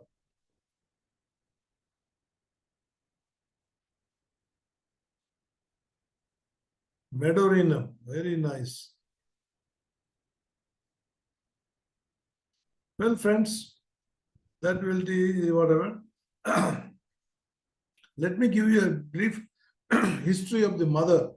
The mother, after having the child first time, after the delivery, she went out for a party where she had taken lot of other things which were lot of spicy, and that lady liked spicy, so she took a lot of spicy things, and she was feeding this child. Somebody mentioned nitric acid, Abraham Matthew, very nice. So this thing happened. Now we gave the medicine, as somebody suggested, sulfur 10 to the mother and not to the child. The sulfur was given because of redness around the anus, and the skin is peeled off because of maybe bed, because of the motion, because of the acidic nature of the stools, whatever it is. And on the basis of mother taking a lot of chilies, because I could not get any other symptom from the patient, and I have not seen the patient, just the photos they sent it. And within 3-4 days, things came down, and it took 1 week to heal completely. And then they came to the clinic, and this is the picture of the child. Have you seen what homeopathy can do? Sometimes great wonders. It is like sometimes we also don't expect that can this happen, but this happens. Friends, simple constipation, as you all know. Diarrhea. Constipation is when the water is totally absorbed. It becomes dry, so they'll develop constipation. And if the water is not absorbed, then it will be diarrhea. Friends, you may be wondering, I'm going to tell something new. In this session, nothing new. Only punaravartanam means what? Just remembering what already we know. It is once in a way it is needed that we should remember, recollect ourselves what all we know, what all we read, what all we have understood. Once I just sit in the class of any first year, second year, third year, just punaravartanam. So that's what we are going to do. I'm not going to tell anything new. Now, sulfur, stools constipated, hard, knotty, dark, dry, as if burnt. See, this case I'm showing you about the diarrhea. But many times, I'm talking of my practice, many times parents come, mothers come and say, sir, my child doesn't pass stools for 1 week, 4 days, 5 days. Stools don't come out. Very few doctors think of sulfur in such cases. They think of Nagswamika, Brine, all other things. But sulfur is one of the medicines which has helped my patients more when compared to other routine drugs. Child is afraid to pass stools on account of pain, or pain compels child to desist on the first effort not to pass the stools. Parts around anus red, excoriated with itching is again a leading guiding symptom. And as you know, it's a generality in sulfur. All the orifices appears to be bright red. Now, prolapse of rectum in children happens because the child doesn't want to pass the stool because of the pain. And when it happens, when there is a lot of pressure from inside, sometimes the rectum comes out. Now, many people confuse us. This is a healthy rectum and this is a prolapsed hemorrhoids. You can see this. Patients get confused for piles. They may say they have prolapse of rectum.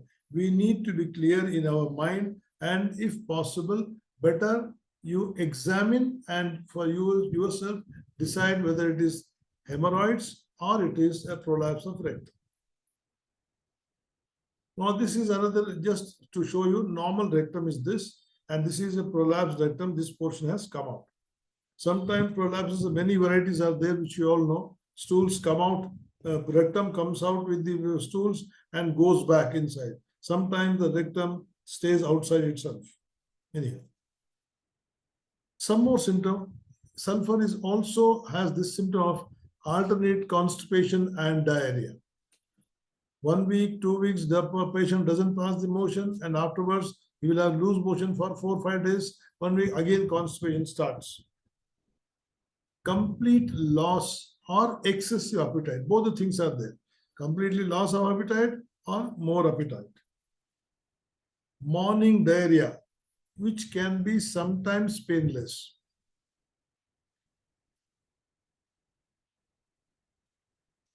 Driving out of bed is one very common symptom in morning diarrheas. And there are 3-4 medicines which are frequently indicated. Number 1, sulfur. Sulfur is one where it wakes him up and makes him run towards the toilet because the urge of the stool wakes him up. That is sulfur. And we have another medicine, aloes, apart from all other symptoms, just early morning loose motion diarrhea. Aloes is, as long as he's sleeping, there is no problem. The moment he is awake, he opens his eyes, he gets the urge and he has to run to the motion, to the toilet. Bryonia is another one. It doesn't wake him up. He wakes up he opens his eyes, nothing happens. The moment he changes sides, movement slightly, immediately he gets an urge to run, and the stool is very foul, like gutter water stools. Then it is this. And where sometimes sulfur doesn't work, surinum comes. And another one, early morning diarrhea, natrum sulf also works. Now, the first thing when you take the nux vomica, that comes to us is only constipation. But let us remember, it can be successfully used even in diarrhea also. Last time also I told you, the idea of one drug, when I was a principal in Punjab, we used to have allopathic doctors to teach subjects like pathology, medicine, etc. So they were sometimes surprised because many of them used to take treatment from us in our homeopathic treatment. They used to ask, "Doctor, sir, we are not able to understand what homeopathy is because same nux vomica is given for constipation patients. Same nux vomica is given for people coming with diarrhea. How can one medicine act oppositely?" Here lies the basic difference between our system and all other systems. Because we don't go on the local condition, but we go on the constitution and the generality of the nux vomica medicine. It can be applied for constipation, it can be applied for loose motions. Wherever it is, it works. And they are same.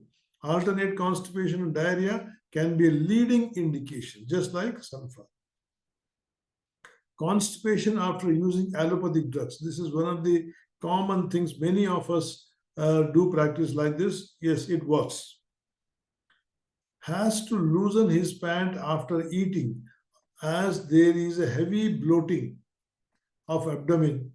Little bit you eat, there is heavy bloating in the abdomen.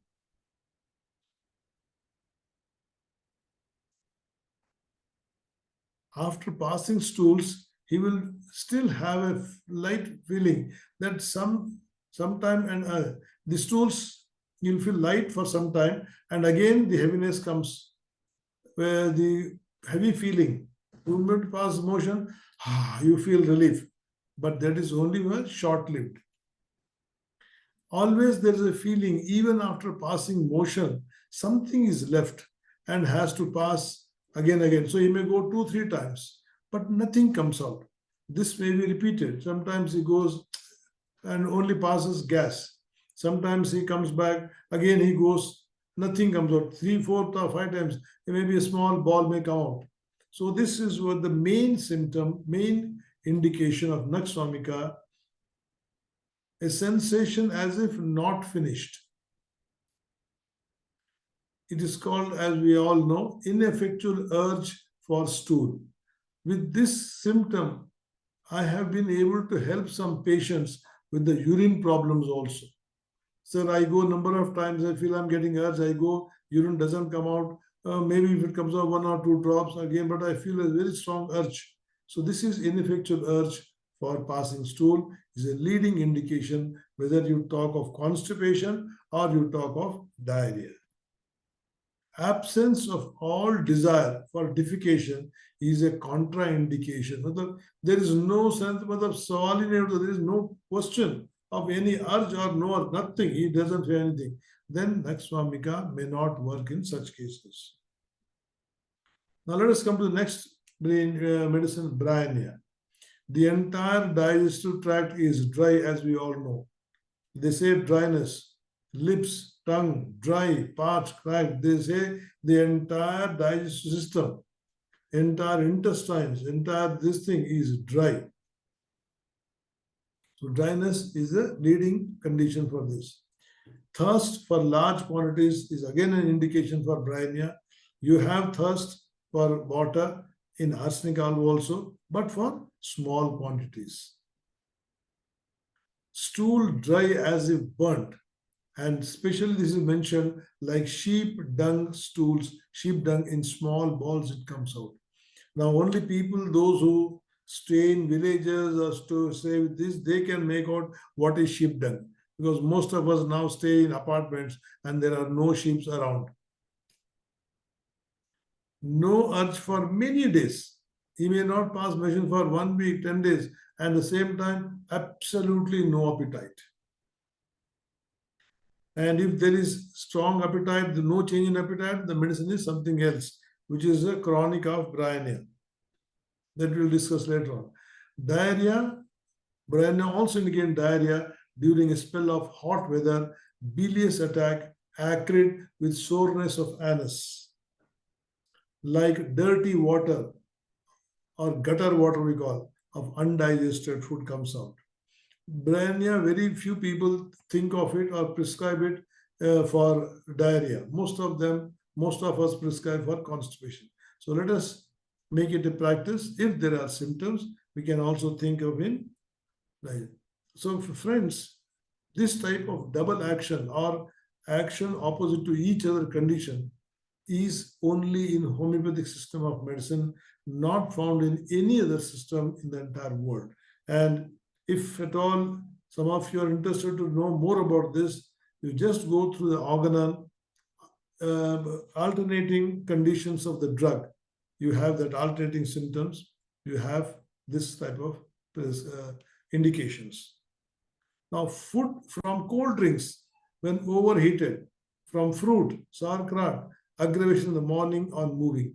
This is the diarrhea of bryonia. You take cold drinks in hot weather, when overheated, or fruits, sometimes raw fruit, also can cause this type of motions. Now, next remedy is aloes. We all know aloes is medicine for loose motions and diarrhea. Sense of insecurity in rectum when passing flatus. The patient is so scared, he's passing flatus, stools come out. Sometimes the stools come out also.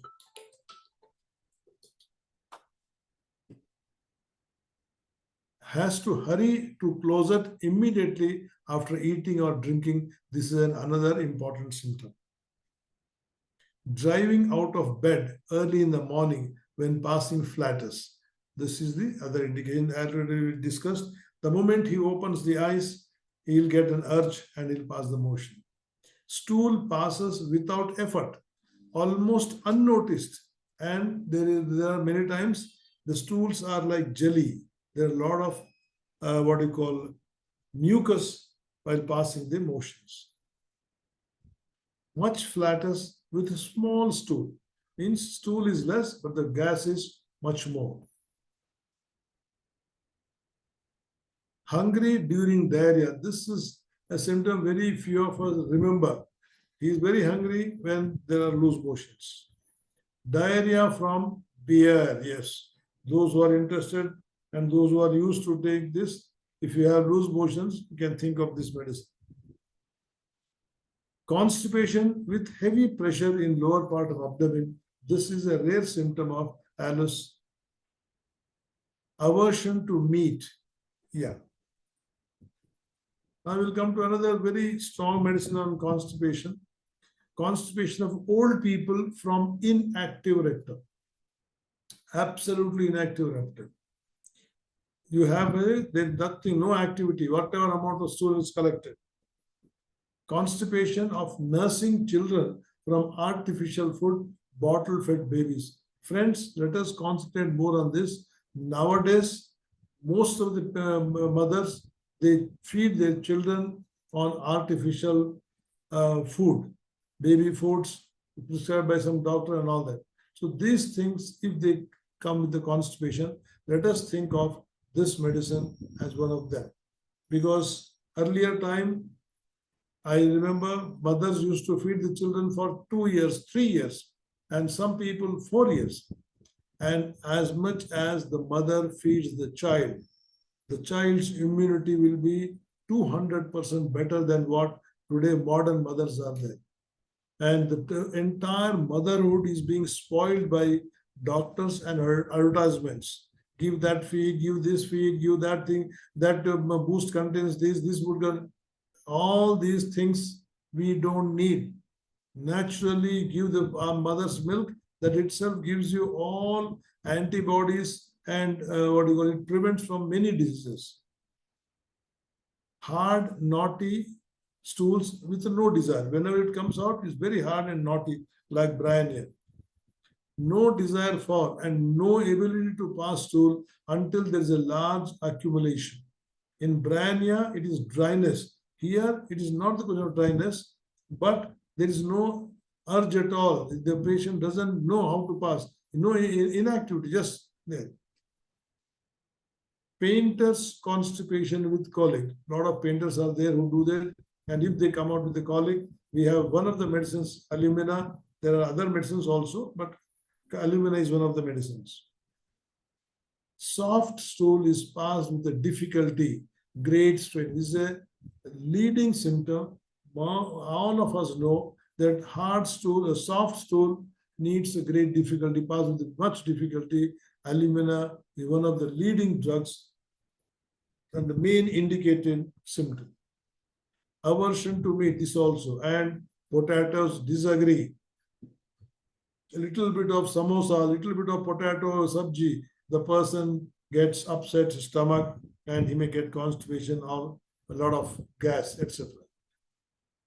Craving for starch, chalk, charcoal, cloves, coffee, acids, and indigestible thing is a common feature of alumina. And for such thing, we have also calcarea carb, but there the loose motions indications are different. Diarrhea on urinating. See, he wants to pass urine, but the pressure is so much that motions come out. Must strain at stool in order to pass urine. So there is a urination also problem in this. Now let us take up one of the very famous drugs, argentum nitricum. Lot of anxiety even during passing motion. This is a leading symptom of that. Diarrhea immediately after eating sweets. After any emotion with flatulence, much noisy flatus. See, I think last week we had a patient. He says, I have a lot of tension in the office and lot of this thing, I'm so pressurized with the pressure that I get a lot of gas, emotion, gas comes out.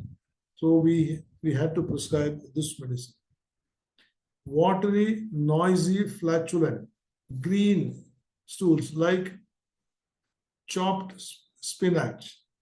This is an important symptom. Nowadays, it's very difficult to get it. Stools are yellow. When they remain, they become green. Yellow stools turn green. This is a very, very leading symptom of argentum nitricum. Nowadays, no stool remains. We go to flush and immediately flush it, the water, it goes away. But children, we have they put the nappy, and the moment you remove the nappy, it is yellow. You leave it there for some time to wash it or to throw it away. By the time you are lifting out 1 hour, 2 hours, it turns green. This itself is a leading indication for argentum nitricum. Or if the straight away the stools are green, very green, but then also you can think of argentum nitricum. With steady mucus and enormous distension of abdomen, very offensive smell of the flatulence is an indication for argentum nitricum. Apprehension when ready to go out, this we know symptom. Argentum patient is always apprehensive. When he has to go to some place, he prepares 2 hours before. Diarrhea sets in. Belching accompanies most of the gastric ailments of argentum nitricum. As we all know, great longing for fresh air and strong desire for sweets. These symptoms will confirm us the 3-legged stool prescription for the argentum nitricum. I will take up the most loved medicine, arsenicol. This is one of the most used as well as abused drug in the entire homeopathic materia medica. If you can open the Kent's materia medica, first few sentences we will find this word. The most used and the most abused. So let us use it and let us not abuse it. Dysentery, dark, black, bloody, very offensive, great prostration with burning thirst.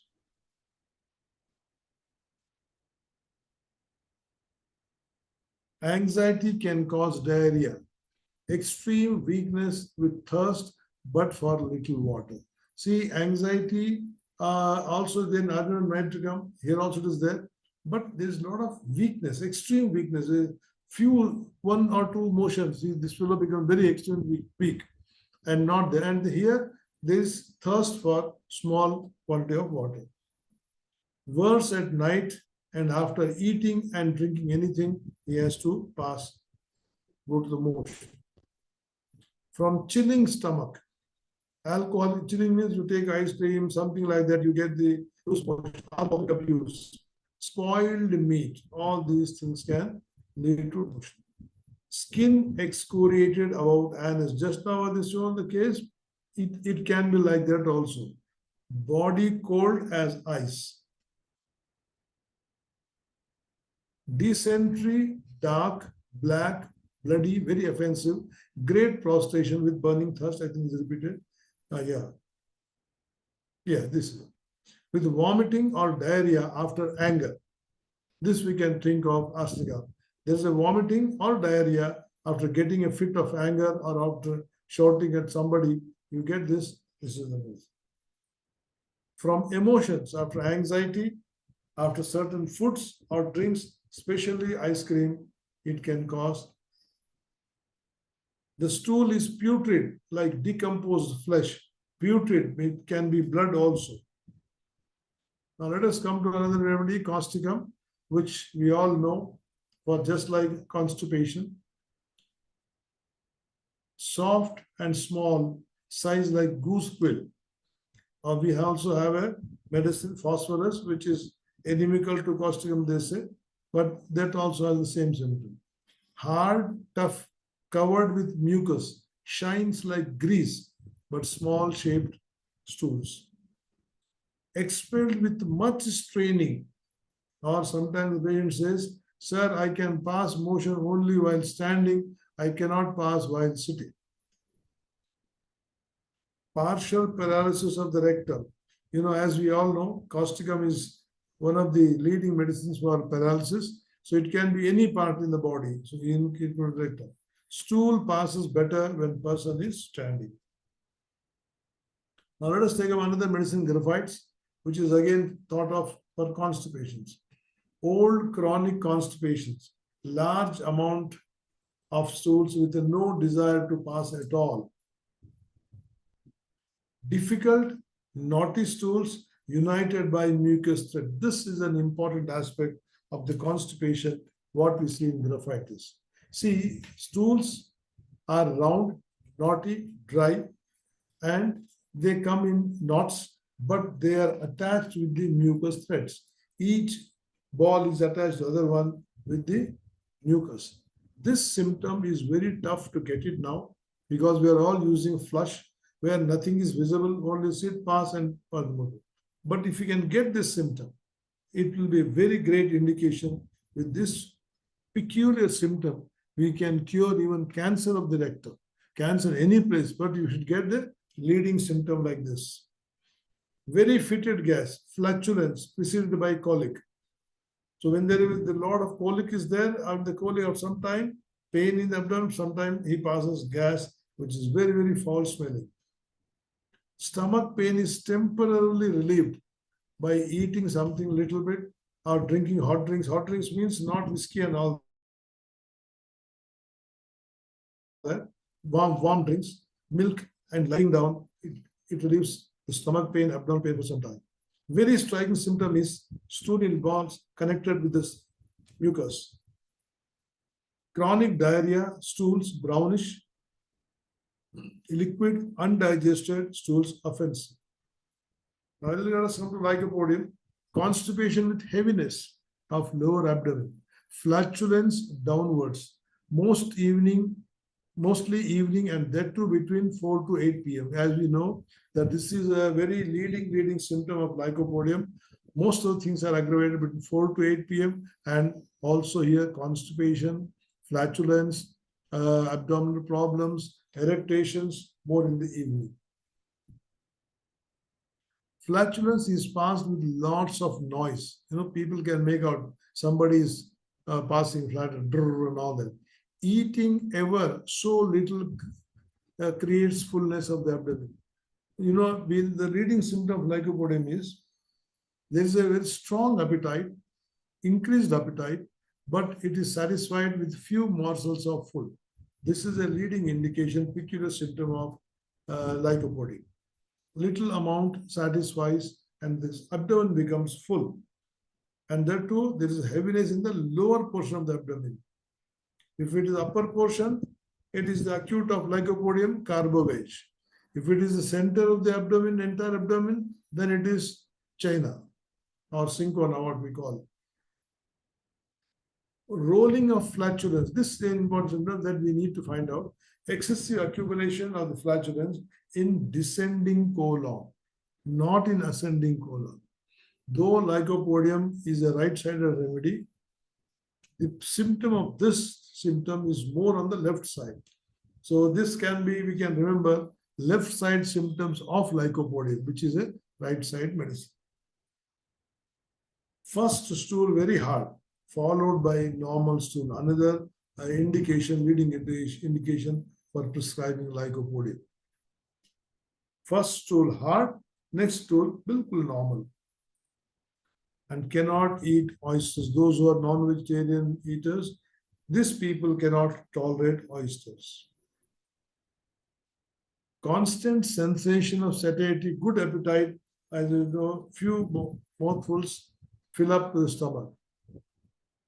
Fermentation in abdomen with loud grumbling and croaking.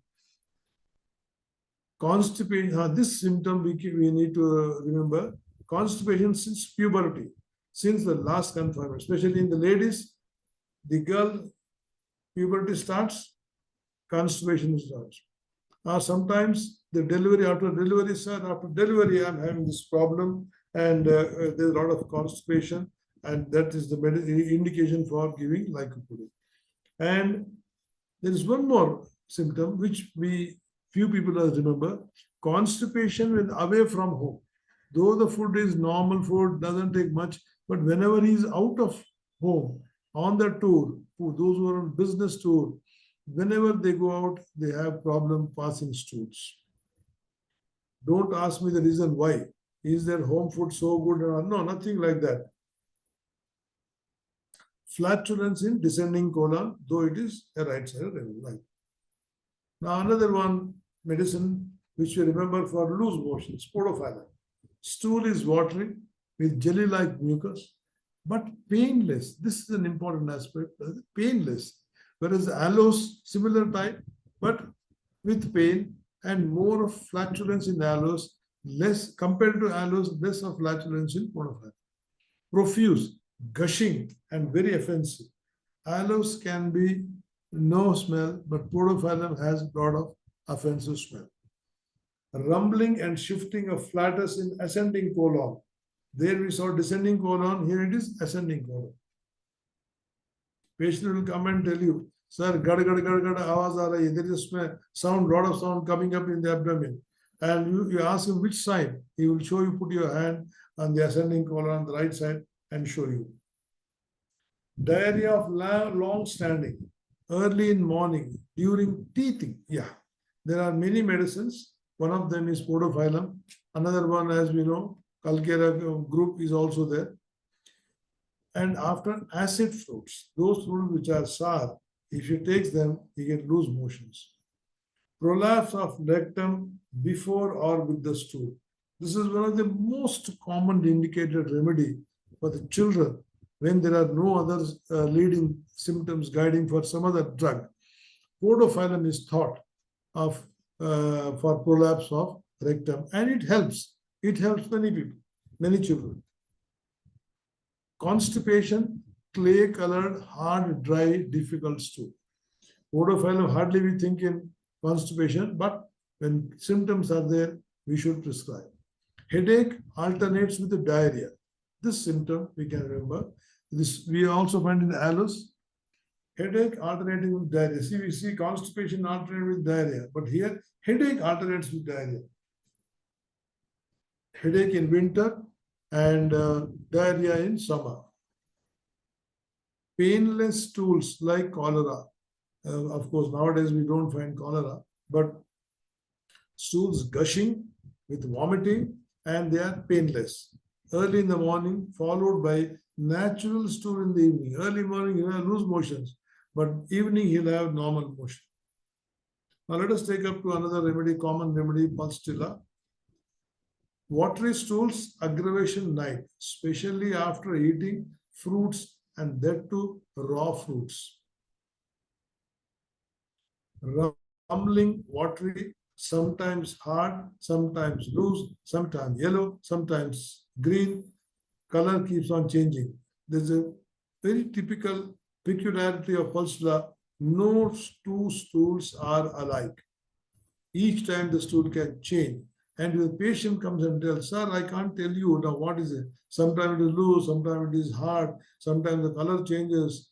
I don't know. If the patient comes and describes it, that means he is asking, please give me pulsatilla and cure me. Dysentery, mucus and blood with chilliness. 2 or 3 normal stools daily.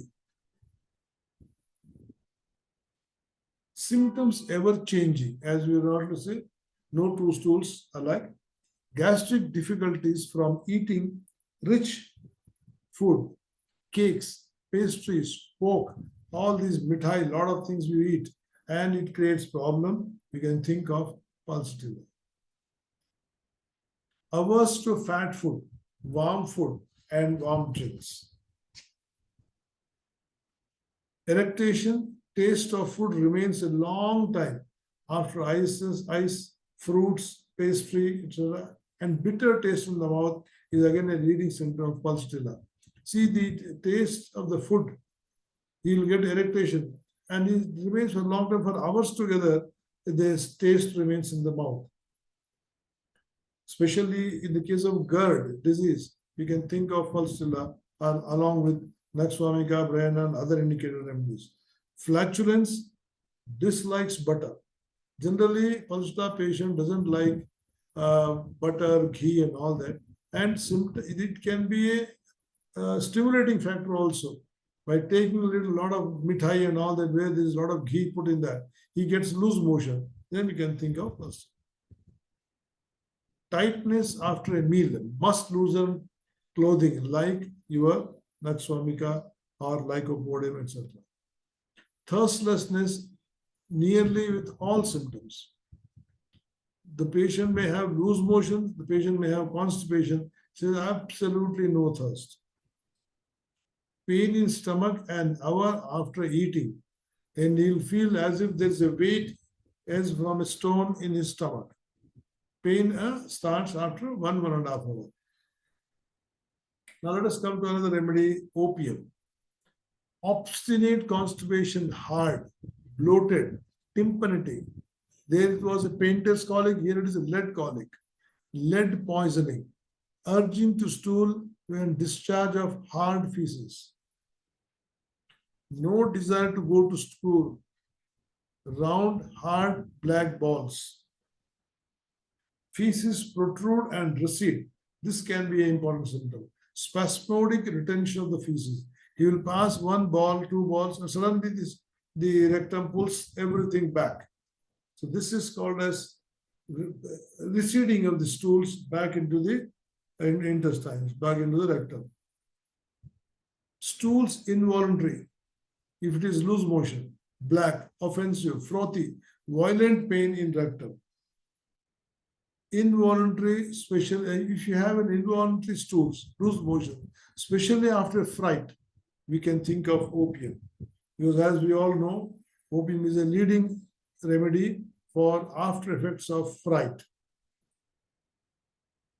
Persistent diarrhea in those treated with large doses of the drug, especially allopathic drugs, where they keep on taking, and the patient after that says, sir, after that treatment, I'm getting a lot of loose motions, and opium can be one of the medicines.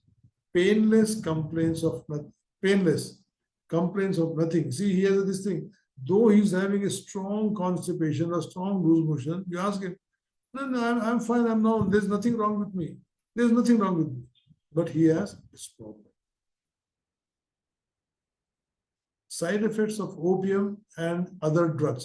See, nowadays India has become a place of drugs, and especially Punjab, Haryana, from where the Pakistan is, Afghanistan is, they keep on sending opium. Opium is an open market in this place, opium, Punjab, Haryana, all the nearby places, Delhi. So when side effects of opium can be handled with opium homeopathically.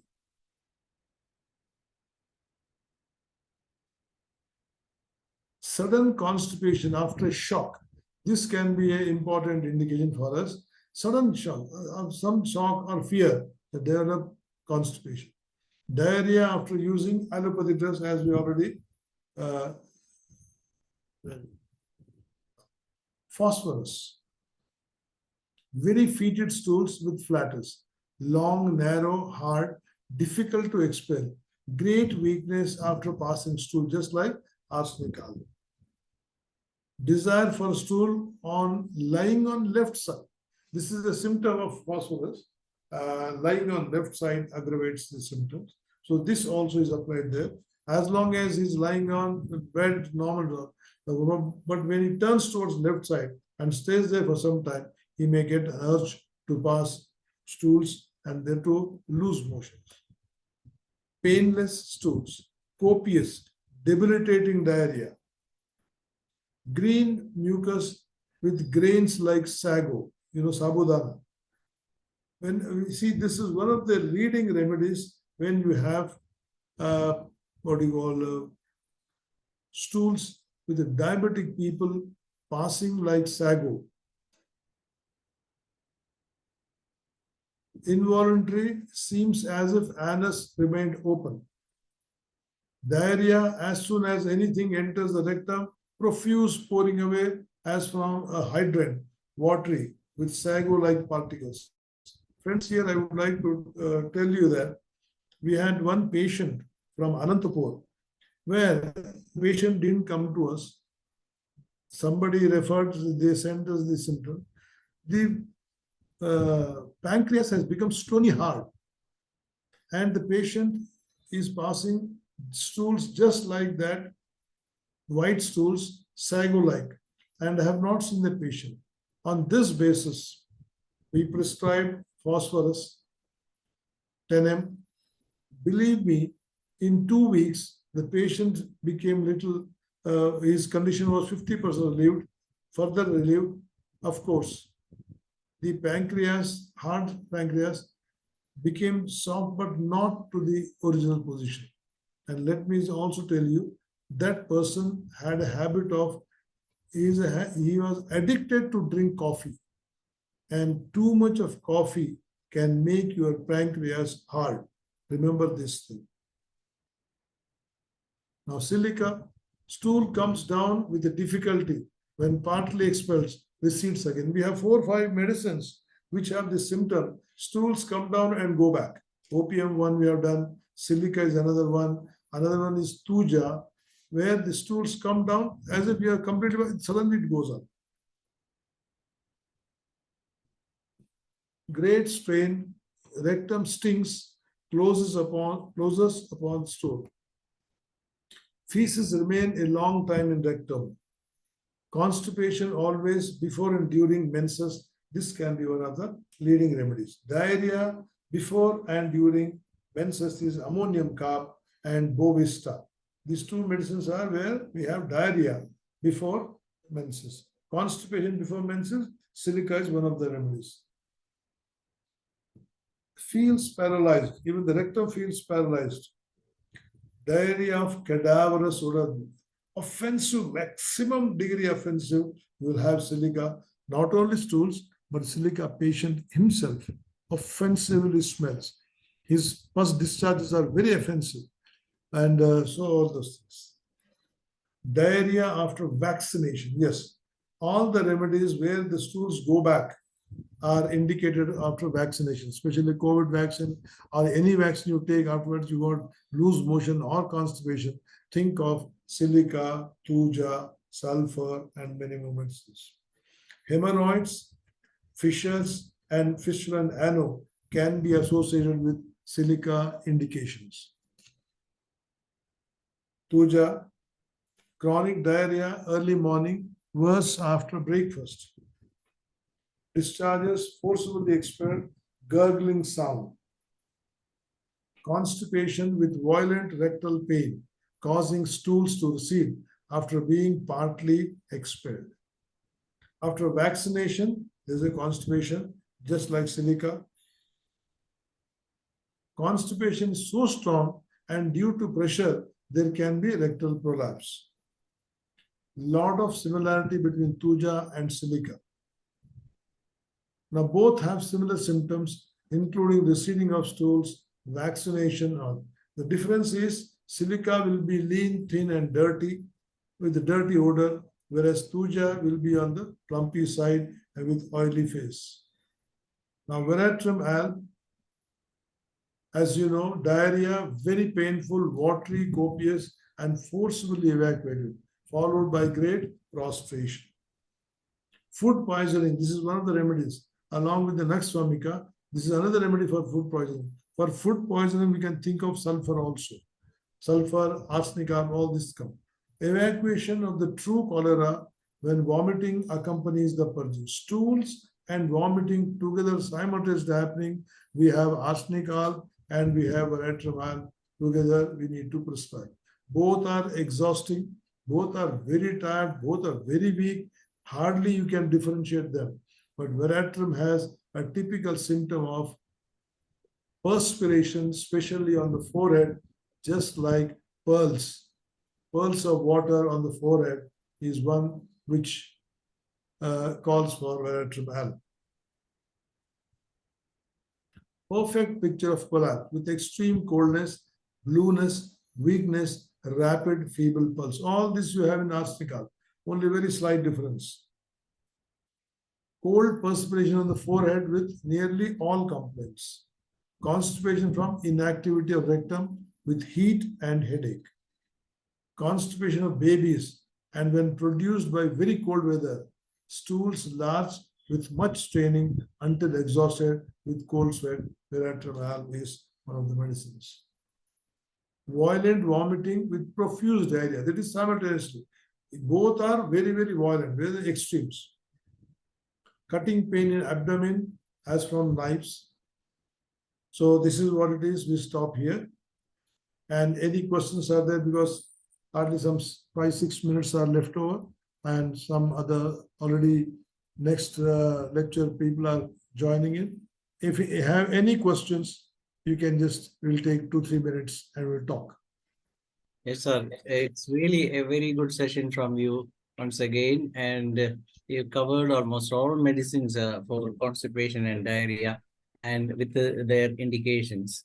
And in the very first case itself, you have chosen the sulfur as the remedy. But the most important point is that you choose the remedy with the maternal potency, and then you have given the medicine not to the child but to the mother. But yes, one of the point that we have to remember, and you have shown why the breastfeeding is so important as far as a child is concerned. Usually people used to stop stopping by about 1.5 or 1 year or 2 year or so. But I have seen many cases where children were fed more than even up to 3 to 4 years, and yes. but still they are healthy. But the most important point here is that whenever you continue the breastfeeding, definitely the resistance or the immunity of the person will be improving in a better way.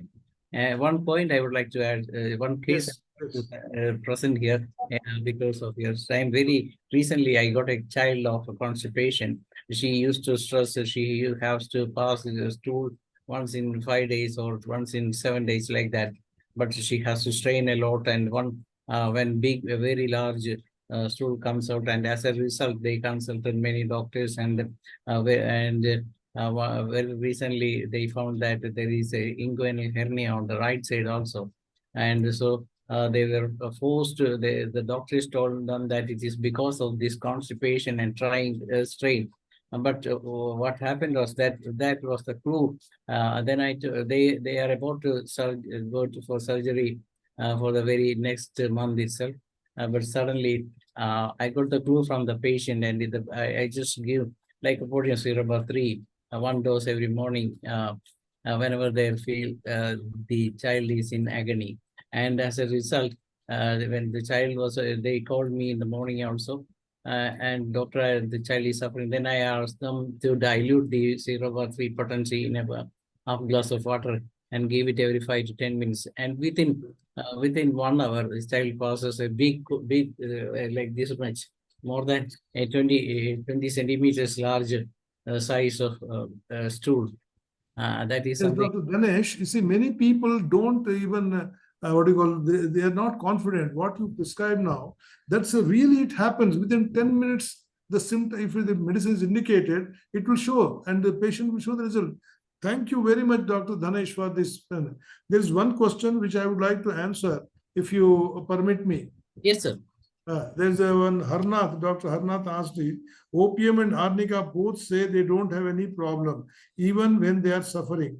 Differential diagnosis, please. The differential diagnosis between opium and arnica is, arnica will say, call for a doctor, I have a problem, immediately take me to a hospital, even that he will create. But when the doctor comes, he says, no, I have no problem.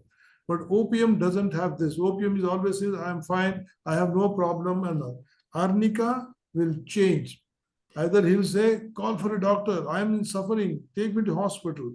And when the things come up, he will say, no, I am fine, there is no problem, why the doctor has come. Harnathji, is it clear to you? Dr. Harnath? If you have any doubt, you can raise your hand. Yeah. So that you can, we will be allow you to talk. Yeah. We have only 2 minutes. No, sir. We can continue for 10 more minutes. Okay. Because our guest in Malayalam session will be. Oh, angane. Etra nalla aale, ella aale vallu aale vennu. Ella join ayi. She is no, that is not because of she is from UK, and she has to join from UK, and where there is heavy traffic now, she is in a traffic block now. And she is not reached her home, and that's why we have to delay the session, and we can have No problem. discussion with you, sir, because Now, anything you can discuss, anything we can discuss on homeopathy, yes. Sir, I think opium is a very good remedy in old age cases where this constipation and all those things comes out. Opium is one of the best remedy during the bedridden patients.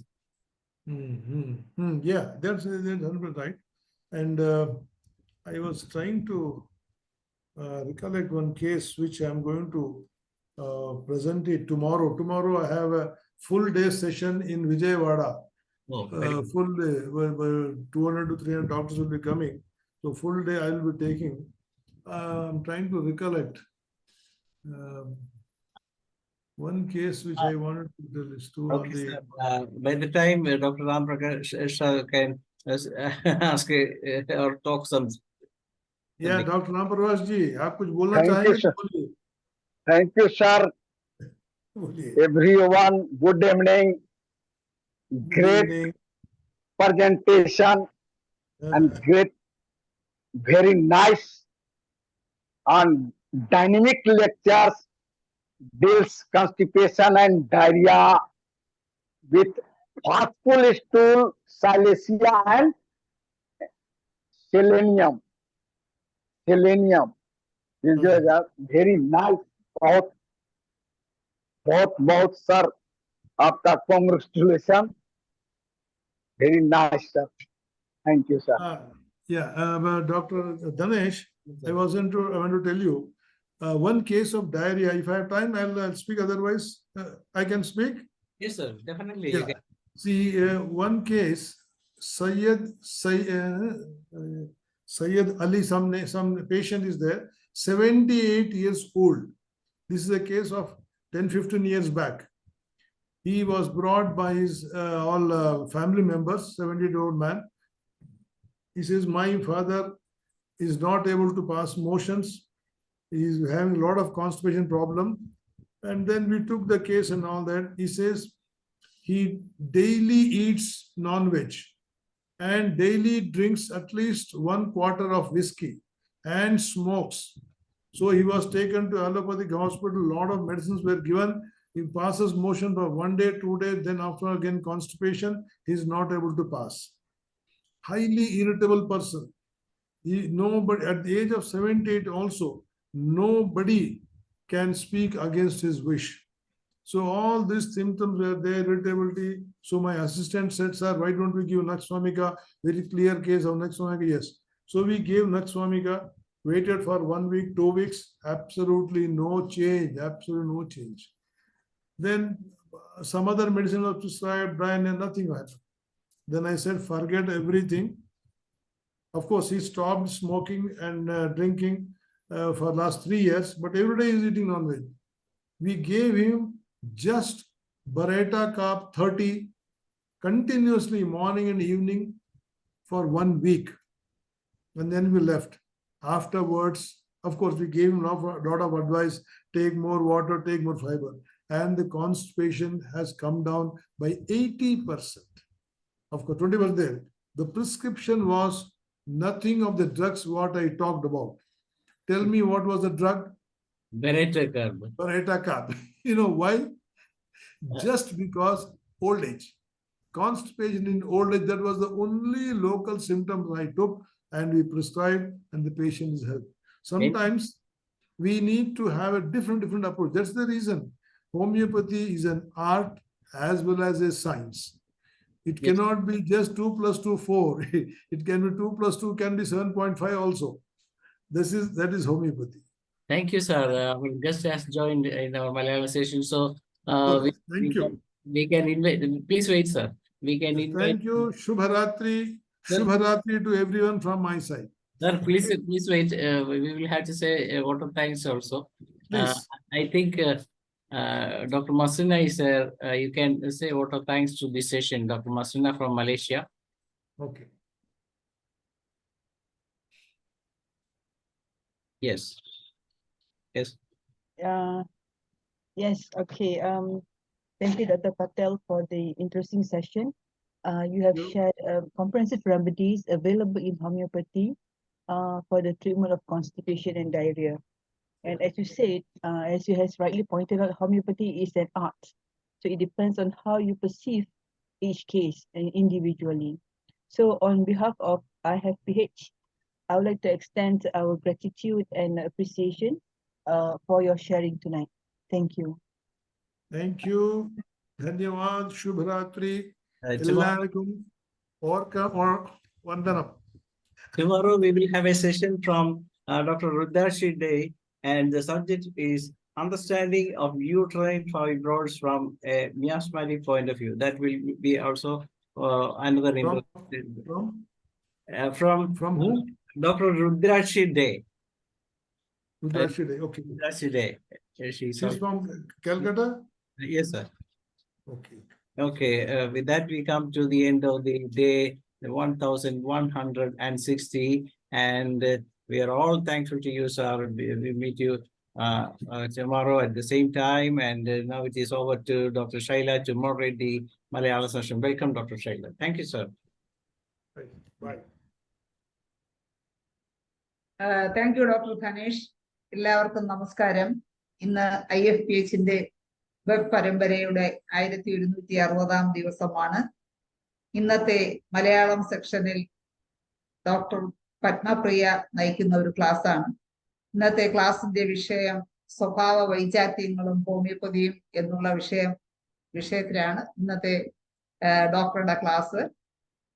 എന്തായാലും ഈ പത്മപ്രിയ ഡോക്ടറുടെ ക്ലാസ്സിൽ പങ്കെടുക്കുവാനായി നമ്മുടെ zoom പ്ലാറ്റ്ഫോമിൽ എത്തിയിട്ടുള്ള എല്ലാ ബഹുമാന്യരായ ഡോക്ടേഴ്സിനെയും homeopathy സ്നേഹികളെയും സ്റ്റുഡൻസിനെയും എല്ലാവരെയും ഞാൻ സന്തോഷപൂർവ്വം സ്വാഗതം ചെയ്യുന്നു. ക്ലാസ്സിലേക്ക് കടക്കും മുമ്പ് ഒരു നിമിഷം ഈശ്വര പ്രാർത്ഥന.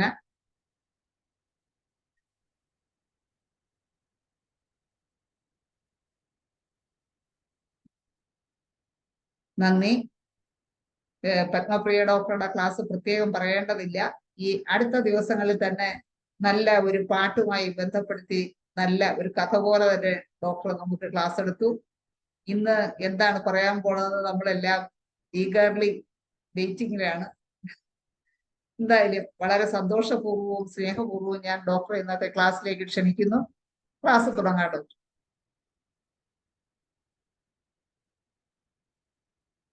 മ്യൂട്ടാണ് ഡോക്ടറെ, മ്യൂട്ടാണ്. ആ, ഓക്കെ. എല്ലാവർക്കും നമസ്കാരം. ആൻഡ് IFPH ബിഗ് ഫാറ്റ് നന്ദി എനിക്ക് ഈ ഒരു ഓപ്പർച്യൂണിറ്റി പിന്നെയും തന്നതിന്. So am I very clear? Am I audible? Am I visible? Yes, visible, audible. Okay. Unfortunately ഇവിടെ കുറച്ച് ട്രാഫിക് കൺജഷൻ ഉള്ള കാരണം ഞാൻ I am not in a WiFi area. So ചിലപ്പോൾ റേഞ്ച് പ്രോബ്ലം കാരണം, നെറ്റ്വർക്ക് എറർ കാരണം ബ്രേക്ക് ആവും. But I will be back. I'll just join soon. Okay. Abom, let me start. Let me start with my PPT.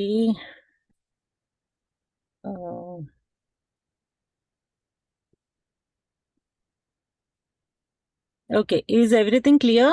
Yes, yes. Yes. Okay, so namaskaram once again. Before I start, ende ellam gurukalukkum guru vandanam, because ഞാൻ പഠിച്ചത് almost 99% of whatever I have today is because of my gurus. അപ്പം ഇത് ഇന്ന് ഞാൻ പഠിപ്പിക്കാൻ പോണ ഒരു remedy, പ്രത്യേകിച്ച് ഞാൻ പഠിക്കാൻ പോണ ഒരു ഗുരു ഉണ്ടായിരുന്നു, ഡോക്ടർ മിലിന്ദ് റാവു. അവരുടെ കൂടെ ഇരുന്നപ്പോഴാണ് ഒന്നും കൂടെ ഈ റെമഡീനെ ഒന്ന് ഡീറ്റെയിൽ ആയിട്ട് മനസ്സിലാക്കിയതും പഠിച്ചതൊക്കെ. എൻ്റെ അച്ഛൻ പ്രിസ്ക്രൈബ് ചെയ്യുന്ന കണ്ടിട്ടേ ഉള്ളൂ, പക്ഷെ അതിൻ്റെ in depth understanding of the remedy was very beautifully explained by my mentor doctor Milind Rao sir. അപ്പം ഈ റെമഡി, ഇന്ന് ഞാൻ പറയാൻ പോണ റെമഡി ഒരു പുതിയ റെമഡി അല്ല, ഇത് ഒരു പഴയ റെമഡിയാണ്. So I've written, I'm constantly overlooked by everyone, but where everyone has me. So this remedy is used by every one of us. അത് മാത്രമല്ല കോൺസ്റ്റന്റ്ലി യൂസ് ചെയ്തുകൊണ്ടിരിക്കുന്ന ഒരു റെമഡിയാണ്. പുതിയ റെമഡി അല്ല, പഴയ റെമഡിയാണ്. പക്ഷെ അതിന്റെ അണ്ടർസ്റ്റാൻഡിങ് ഒരു പുതിയ രീതിയിലുള്ള ഒരു understanding. Because 99% of the homeopath ഈ റെമഡീനെ യൂസ് ചെയ്യുന്നത് ഒരു ഫിസിക്കൽ പ്രിസ്ക്രിപ്ഷന് വേണ്ടിയിട്ട് മാത്രമേ നമ്മൾ യൂസ് ചെയ്യാറുള്ളത്. അതിൽ 100% സക്സസ് റേറ്റും നമുക്ക് കിട്ടാറുണ്ട്. But Kent has written in the lectures of homeopathic materia medica that this remedy has been overlooked. And that is very, very true. അപ്പോൾ ഇന്ന് ഞാൻ ആ ഒരു റെമഡീനെ പറ്റിയിട്ട് എക്സ്പ്ലെയിൻ ചെയ്യാൻ പോണം. So we can use it in a better way. അപ്പോൾ the more you understand the remedy, the more we can use this. ഇതിനെ ഞാൻ പറഞ്ഞില്ലേ ഒരു പോളിക്രസ് റെമഡിയാണ്, പക്ഷെ ഇതിന്റെ ഒരു അറിവ് ഇല്ലാത്തതുകൊണ്ട് നമ്മൾ അതിനെ പോളിക്രസ്റ്റ് ആയിട്ട് യൂസ് ചെയ്യാറില്ല. So I have got 2 cases today to first explain more about this remedy. I will just come up with one case. Time restrictions illinge towards the end I will show the second case also. അപ്പോൾ ഒരു ഞാൻ അച്ഛൻ്റെ നിന്നും ഞാൻ എന്നെ പഠിപ്പിച്ചെന്ന ഗുരുക്കളുടെ നിന്നും പഠിച്ചിരിക്കുന്ന main ആയിട്ടുള്ള ഒരു കാര്യം, നമ്മളൊരു റെമഡി പഠിക്കുന്നത് books are there, repertory is there, but the best way to learn a remedy is the patient. Okay. അപ്പോൾ ഒരു പേഷ്യന്റിന് ഒരു റെമഡി കൊടുത്തിട്ട് അവർക്ക് നമ്മൾ ചിലപ്പോൾ ഫിസിക്കൽസിലായിരിക്കാം ആ റെമഡി പ്രിസ്ക്രൈബ് ചെയ്യുന്നത്, പക്ഷെ ഫിസിക്കൽസ് മാത്രമല്ല അവരുടെ ജനറൽസും അവരുടെ മെന്റൽസും ഒക്കെ അമിലറേറ്റ് ആയി, they are in a better state after the prescription. So that means the remedy has worked on a constitutional level. അപ്പോൾ അങ്ങനത്തെ ഒരു പേഷ്യന്റിനെ പിടിച്ച് ഇരുത്തിയിട്ട് അവരിനെ ഒന്നും കൂടി ഡീറ്റെയിൽ ആയിട്ട് ഒരു രീതിയിൽ നമ്മൾ ക്വസ്റ്റ്യൻ ചെയ്താൽ നമുക്ക് ആ റെമഡിനെ പറ്റിയിട്ട് എല്ലാം മനസ്സിലാക്കാൻ പറ്റും. That is known as retrospective study of the patient, retrospective study of the remedy. So I think ഈ മരുന്നിനെ പറ്റിയിട്ട് ഒന്നും കൂടി നന്നായി പഠിച്ചു വന്നത് ഈ ഒരു രീതിയിലായിരുന്നു. അതുകൊണ്ട് first I will talk about the patient. അപ്പോൾ ഈ ഒരു പേഷ്യന്റ് എന്താണ്, പേഷ്യന്റ് ഹിസ്റ്ററി എന്താണെന്ന് എല്ലാം നല്ലപോലെ മനസ്സിലാക്കി വരുമ്പോൾ we understand the whole remedy. Okay, so I'll give little more emphasis on talking about the patient here. Appo ee patient, the case, first case I'm talking about is about a 28-year-old man. IBS ന്റെ സിംറ്റംസും കൊണ്ടാ വന്നിരിക്കുന്നത്. അപ്പോൾ since 2 years പല പല രീതിയിലും എല്ലാ രീതിയിലും homeopathic plus ayurvedic plus അലോപ്പത്തിക് ഒക്കെ ചെയ്തിട്ടാണ് വരുന്നത് എൻ്റെ അടുത്ത്. അപ്പോൾ എൻ്റെ അടുത്ത് വന്നപ്പോഴും ആദ്യത്തെ 1-2 എപ്പിസോഡ്സ് എൻ്റെ ഒരു ഫെയിലിയർ ആയിരുന്നു. Then on the third sitting and all I actually took A very detail case. നല്ലപോലെ ഇരുന്ന് സംസാരിച്ചപ്പോൾ എടുത്ത സിംറ്റംസിന്റെ PQRS മാത്രമേ ഞാൻ ഇവിടെ ഇന്ന് പ്രസന്റ് ചെയ്യുള്ളൂ because of time restriction. So the characteristic PQRS symptoms. അപ്പോൾ ആ PQRSലും ഞാൻ ഇത് ഒന്നും കൂടെ മെന്റൽ PQRS ആ പറയുന്നത്. Because as per our rule of homeopathic prescription, the mental PQRS outstands and overrules the physical PQRS. Appo physical PQRS I'm not talking about because if you look into that remedy, you will get what the physical PQRS are. പക്ഷെ mental PQRS പറഞ്ഞു വരുമ്പോഴാണ് നമുക്ക് ആ റെമഡിയുടെ complete ഒരു portray, ഒരു character എന്താണെന്ന് മനസ്സിലാക്കി എടുക്കാൻ പറ്റും. So the patient is complaining about IBS, പക്ഷെ അതിന്റെ കൂടെയുള്ള ക്യാരക്ടറിസ്റ്റിക്സ്, ഫിസിക്കൽ പ്രോബ്ലം, കഴുത്ത് വേദന, കണ്ണ് വേദന, ഷോൾഡർ വേദന, ഇടയ്ക്കിടയ്ക്ക് ഒരു ക്യാച്ച്, ഒരു സ്പ്രെയിന്, ഷോൾഡറും കഴുത്തും ഒക്കെ ഒരു catch, very frequently it use to come. And the most characteristic complaint he had was episodes of migraine, very very bad episodes of migraine, സഹിക്കാൻ പറ്റാത്ത എപ്പിസോഡ്സ്, പ്ലസ് അതിന്റെ ഫ്രീക്വൻസി കൂടി കൂടി വരും. But mainly he wanted relief from IBS. അപ്പോൾ main ഒരു history എടുത്തപ്പോൾ he is preparing for his IAS exams. BCom കഴിഞ്ഞു, MCom കഴിഞ്ഞു, പിന്നെയും കുറച്ച് 1-2 സർട്ടിഫിക്കേഷൻ കോഴ്സ് ഒക്കെ ചെയ്തു. IAS എക്സാംസിന് വേണ്ടി പഠിച്ചുകൊണ്ടിരിക്കുകയാണ്. അതും പഠിക്കാൻ തുടങ്ങിയിട്ട് കുറെ കാലം, കാരണം 1-2 അറ്റംപ്റ്റ്സ് ശരിയായില്ല. But he is not giving up and he is struggling a lot. He is working and working and working a lot. അതുകൂടാണ്ട് വീട്ടില് കുറെ കാര്യങ്ങളുണ്ട്, അത് ഞാൻ പറയാം. അതില് ഫാമിലി സിറ്റുവേഷൻസ്, അമ്മയ്ക്ക് സുഖമില്ല, അച്ഛന് സുഖമില്ല, ഒരു അനിയത്തി കുട്ടിയുണ്ട്. കുട്ടി എന്ന് പറഞ്ഞാൽ ശരിക്കും ഒരു 10-12 വയസ്സായിട്ടുള്ള ഒരു സിസ്റ്റർ ഈസ് ഓൾസോ ദർ. ഒരു നോർത്ത് ഇന്ത്യൻ ഫാമിലിയാണ്. അപ്പൊ അവർക്ക് ഫൈനാൻഷ്യൽ സിറ്റുവേഷൻസ് ഉണ്ട് വീട്ടില്, difficult financial situation. So this man is struggling a lot. He is working in some warehouse during the evening hours. പകലൊക്കെ പറ്റുന്ന രീതിയിൽ പഠിക്കുന്നുമുണ്ട്, അതിന്റെ കൂടെ കുറച്ച് ജോലികളും ചെയ്യാറുണ്ട്. വീട്ടിൽ അടുക്കളയിൽ അമ്മയെ സഹായിക്കാറുണ്ട്. അച്ഛനെ എന്തോ farming some job, is working there also, helping his father. അനിയത്തി കുട്ടിയെ സ്കൂളിൽ നിന്ന് കൊണ്ടുവരിക, കുറച്ച് അവളെ പഠിത്തത്തിന്റെ കാര്യത്തിൽ ഹെൽപ്പ് ചെയ്യുക, ബാക്കിയുള്ള സമയം അവൻ വെളിയിൽ പോയിട്ട് ജോലി ചെയ്യുക. അങ്ങനെ full time constantly this man is working. His schedule is very very hectic. Okay, so that is how the presentation was. This was a PQRS of his presentation. അപ്പൊ അമ്മ അടുത്ത് ഞാൻ ചോദിച്ചപ്പോൾ we always do this, is പേഷ്യന്റും patient റിലേറ്റീവിന്റെ information എടുക്കും. അപ്പൊ അമ്മ പറയുന്നത് ഇവന് എല്ലാത്തിനും ഇപ്പൊ ഈ ഇടയ്ക്ക് ദേഷ്യമാണ്, ഭയങ്കര ദേഷ്യമാണ്, പിടിവാശി. ഒരു വാശി എന്ന് പറഞ്ഞാൽ ഇന്ന രീതിയിലെ കാര്യങ്ങൾ നടക്കാൻ പാടുള്ളൂ, ഇന്ന ആഹാരം വീട്ടിൽ ഉണ്ടാക്കാൻ പാടില്ല, ഇന്ന ആഹാരം ഉണ്ടാക്കാൻ പാടില്ല, ഇത്ര മണിക്ക് കൃത്യം എനിക്ക് ആഹാരം ഉണ്ടായിരിക്കണം. ആ രീതിയിൽ എന്നും വീട്ടിൽ വാക്കും തുറക്കണം. അത് മാത്രമല്ല അമ്മയെ കുറ്റം പറയുക, ഇതെന്തിനാ ഉണ്ടാക്കി, അതെന്തിനാ ഉണ്ടാക്കി, ഈ സാധനം എന്താ ഇവിടെ വെച്ചിരിക്കുന്നത്, അച്ഛൻ എന്തിനാ ലേറ്റായി വരുന്നത്, ഇവളെന്താ ഇത്ര നേരമായിട്ട് മാത്സ് ചെയ്തുകൊണ്ടിരിക്കുന്നത്, ഇവൾക്ക് വേറെ സബ്ജക്ട്സ് ഒന്നും ചെയ്യാനില്ലേ. ആ ഒരു രീതിയിൽ വീട്ടിലെന്നും ഒരു ഇറിറ്റേഷൻ ആണ്, വീട്ടിലെന്നും ഒരു ആർഗ്യുമെന്റ് ആണ്. മാത്രമല്ല അവന്റെ ഇപ്പൊ പണ്ടില്ലേ ഡിക്റ്ററ്റോറിയൽ സ്വഭാവം കൂടി വന്നിരിക്കുകയാണ്. അപ്പോൾ I always emphasise, I have learned this from my masters, that you have to ask past history. നമ്മൾ അല്ലെങ്കിലും ഹോമിയോപ്പതിയിൽ പാസ്റ്റ് ഹിസ്റ്ററി എടുക്കും. But when you understand, when you try to elicit mental symptoms, you should also ask the past about this mental state. അപ്പോൾ പണ്ട് എങ്ങനെയായിരുന്നു, പണ്ടത്തെ സ്വഭാവം എന്തായിരുന്നു, പെത്തോളജി ഡെവലപ്പ് ആവണ മുമ്പുള്ള സ്വഭാവം എന്തായിരുന്നു, പെത്തോളജി ഡെവലപ്പ് ആയ ശേഷം ഉള്ളത്.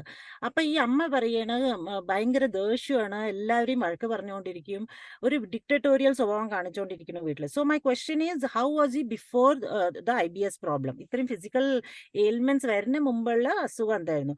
Because what happens is we are always looking in to what is morbid. Morbid എന്ന് പറഞ്ഞാൽ vital force has deviated from the healthy state to the unhealthy state. അപ്പൊ ആ ഡീവിയേഷൻ ഏത് രീതിയിലാണ് ഡീവിയേറ്റ് ആയിരിക്കണം എന്ന് അറിയണം എന്നുണ്ടെങ്കിൽ first we should know what was a healthy state.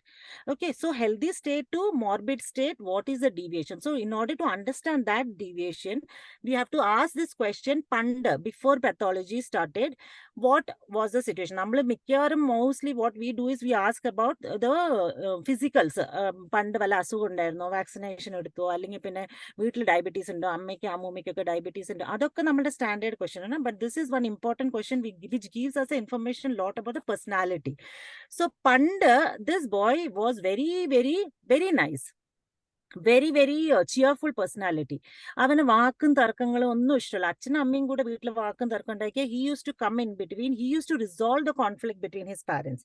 കാരണം വീട്ടിലെല്ലാവരും എന്നും ഒരു സന്തോഷത്തോടെ ഒരു ഹാർമോണിയസ് സ്റ്റേറ്റിൽ വേണം ഇരിക്കാൻ. ഒരു വാക്കും തർക്കവും ഇല്ലാണ്ട് നമ്മളൊക്കെ ഒരു നല്ല ഒരു ഹാർമണിയിൽ ഇരിക്കണം എന്നുള്ള ഒരു ചിന്തയുള്ള ഒരു പേഴ്സണാലിറ്റി ആയിരുന്നു. And he was always very kind and helpful. അപ്പോൾ എല്ലാവരും പോയി ഹെൽപ്പ് ചെയ്യുക, വീട്ടിലോ അടുത്ത വീട്ടുകാരോ കുടുംബക്കാരോ ആരായാലും ശരി, ഒരു ഹെൽപ്പിംഗ് പേഴ്സണാലിറ്റി, ഒരു വെരി ജനറസ് പേഴ്സണാലിറ്റി, പിന്നെ എന്നും ഒരു പ്ലസന്റ് പേഴ്സണാലിറ്റി, എന്നും സന്തോഷം സംതൃപ്തിയുള്ള ഒരു പേഴ്സണാലിറ്റി ആയിരുന്നു. So the mother is saying അത്രയും നല്ലൊരു കൊച്ചായിരുന്നു, വീട്ടിലെല്ലാവരും ഹെൽപ്പ് ചെയ്യായിരുന്നു, വീട്ടിലും കുടുംബത്തിലും നെയ്ബർഹുഡിലും എല്ലാവർക്കും ഇഷ്ടപ്പെടുന്ന ഒരു പേഴ്സണാലിറ്റി ആയിരുന്നു. പക്ഷെ ഈ ഇടയ്ക്ക് തൊട്ടനും പിടിച്ചനൊക്കെ ദേഷ്യം, shouting, lots of shouting and എല്ലാ കാര്യത്തിലും കുറ്റം പറഞ്ഞുകൊണ്ടിരിക്കുക, എല്ലാവരും കുറ്റം പറഞ്ഞുകൊണ്ടിരിക്കുക. അത് കാരണം എല്ലാവരും എല്ലാവരുടെ കൂടെ വഴക്ക്, അത് കാരണം ഒരു തൃപ്തിയില്ല, always in a angry mood. ഒരു സന്തോഷത്തോടെ എൻ്റെ മോനെ കണ്ടിട്ട് ഞാൻ കുറെ കാലമായി. That is what the mother is saying. Okay, so now as usual I ask the mother to go out and I ask the patient, now tell me more about what is happening. Okay, അപ്പോൾ പറഞ്ഞു വന്നത് എന്താണെന്ന് വെച്ചാൽ he is very ambitious. അംബീഷന്റെ അർത്ഥം എന്താണെന്ന് വെച്ചാൽ, why is ambition? Ambition is not four money or name of fame. We have remedies, isn't it? നമ്മളുടെ റുബ്രിക്സ് ഉണ്ട്, ambition for name, fame and all. അപ്പൊ അതിനെ എലിമിനേറ്റ് ചെയ്യാൻ വേണ്ടി ഞാൻ എന്നും ചോദിക്കും, എന്തിനാ നീ പഠിക്കുന്നത്, നീ ഇത്രയും അധ്വാനിക്കുന്നത് എന്തിനാണ്? അപ്പൊ അവൻ പറയണത്, ഞാൻ പഠിക്കുന്നത് എനിക്ക് എൻ്റെ ഫാമിലിയിൽ poverty line is there, so I want to bring up the status of my family first. പിന്നെ അവന്റെ ടെൻഷൻ എന്താന്ന് വെച്ചാൽ, പഠിക്കണമൊക്കെ ഉണ്ട്, നല്ലപോലെ ഞാൻ പഠിച്ചുകൊണ്ടിരിക്കുന്നുണ്ട്, നല്ലപോലെ അധ്വാനിക്കുന്നുണ്ട് means he is working inside his house for helping his mother.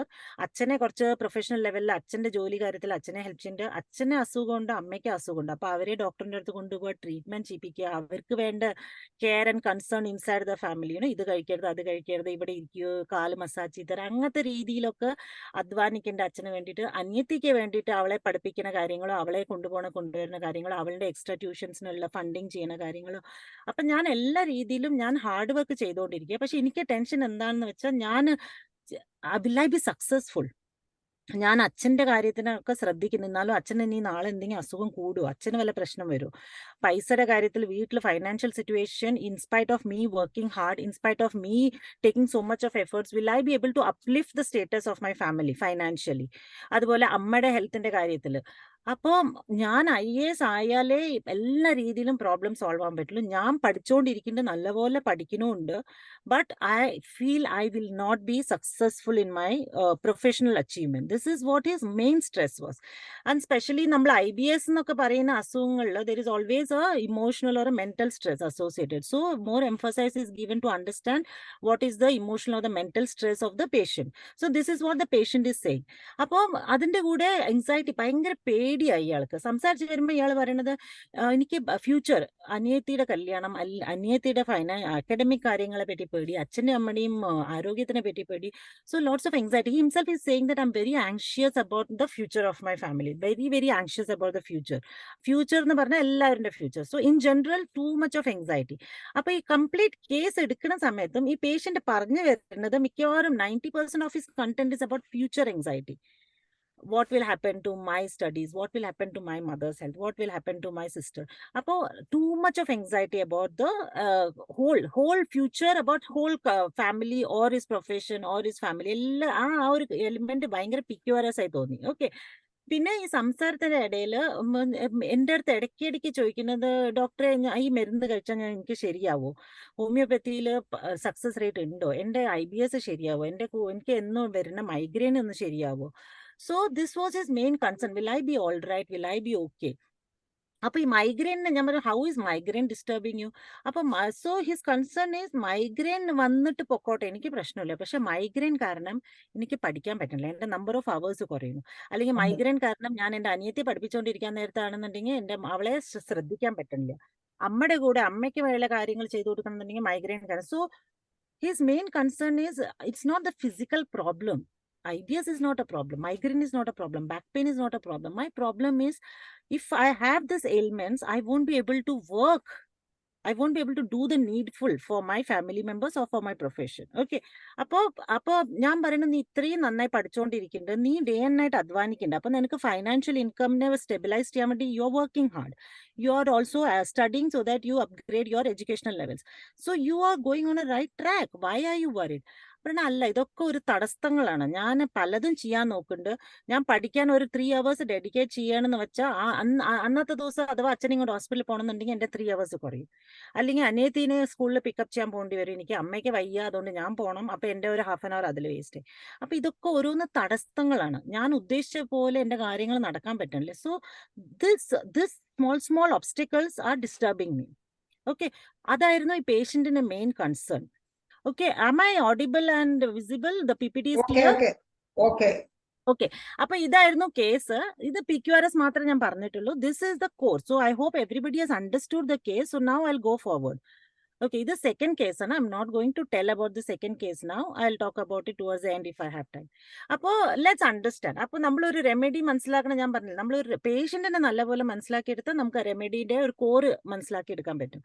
So as we all say, we are treating the sick, we are treating the man. So here we need to understand what is this man with IBS.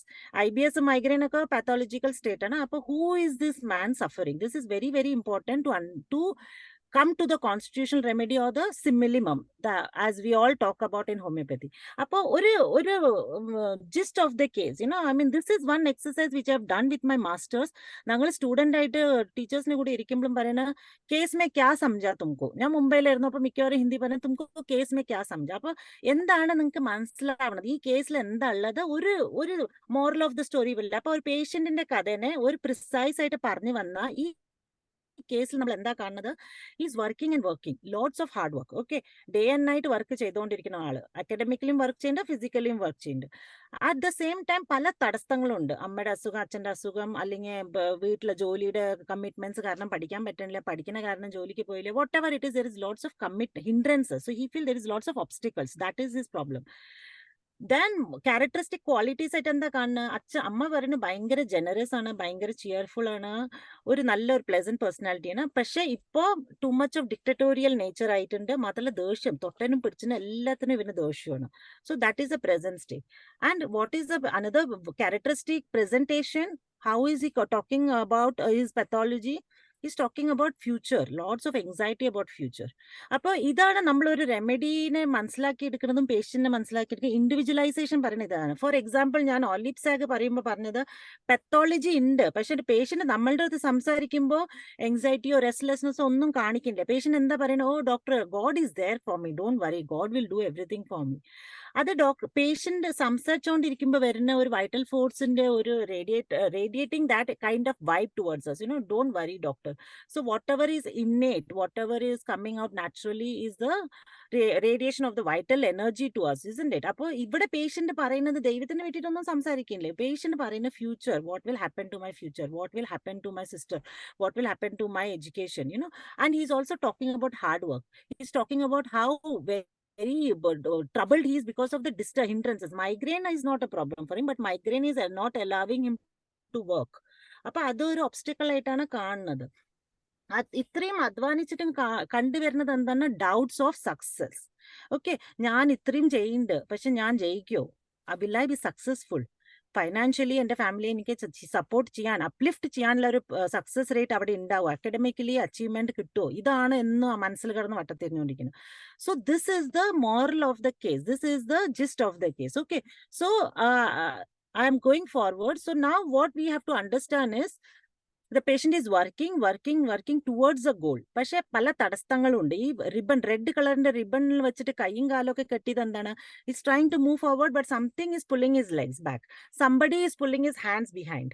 Somebody is trying to grab his thighs. അപ്പൊ അതിന്റെ അർത്ഥം success is there. This is where I want to go. I am working towards it, but I cannot reach because of hindrances. And there, what is troubling him? I can do it, but I can't do it.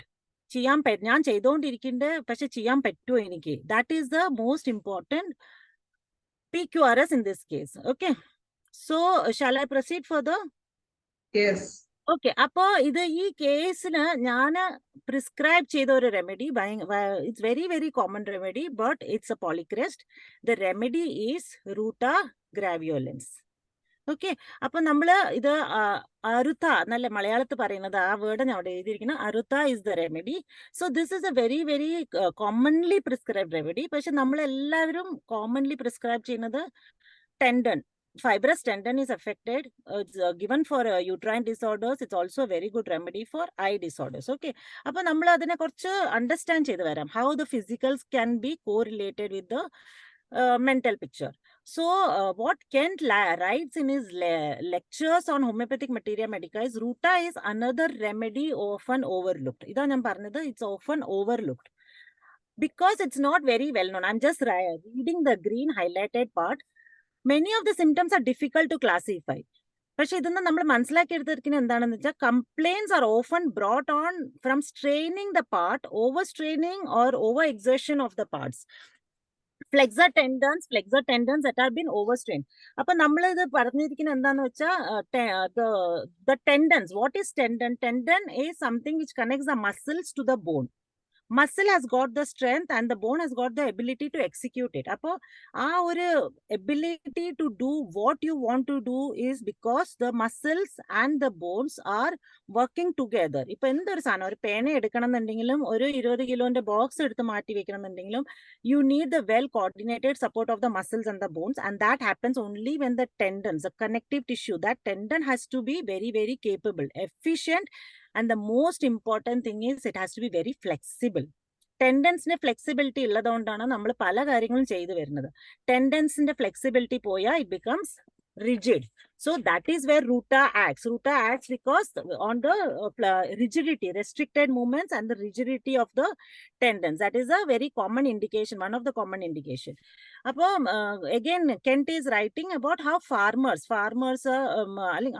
iron ആയിട്ടുള്ള ഒരു instrument use ചെയ്യുക. ഒരേ instrument ഒരേപോലെ തട്ടിക്കൊണ്ടിരുന്ന ഒരേ രീതിയിൽ use ചെയ്താൽ that particular tendon is working. Over straining job ആയിപ്പം ആ ഒരു പർട്ടിക്കുലർ ടെൻഡൻ. അപ്പൊ ഒരേ ഒരു ടെൻഡനെ ഇട്ടിട്ട് പണി ചെയ്ത് വരുമ്പോൾ it goes into a state of over straining of tendons. And that over straining of tendons അത് ആദ്യം ഒരു കോൺട്രാക്ഷൻ അതിന്റെ കൂടി വരും. Ability to function will increase.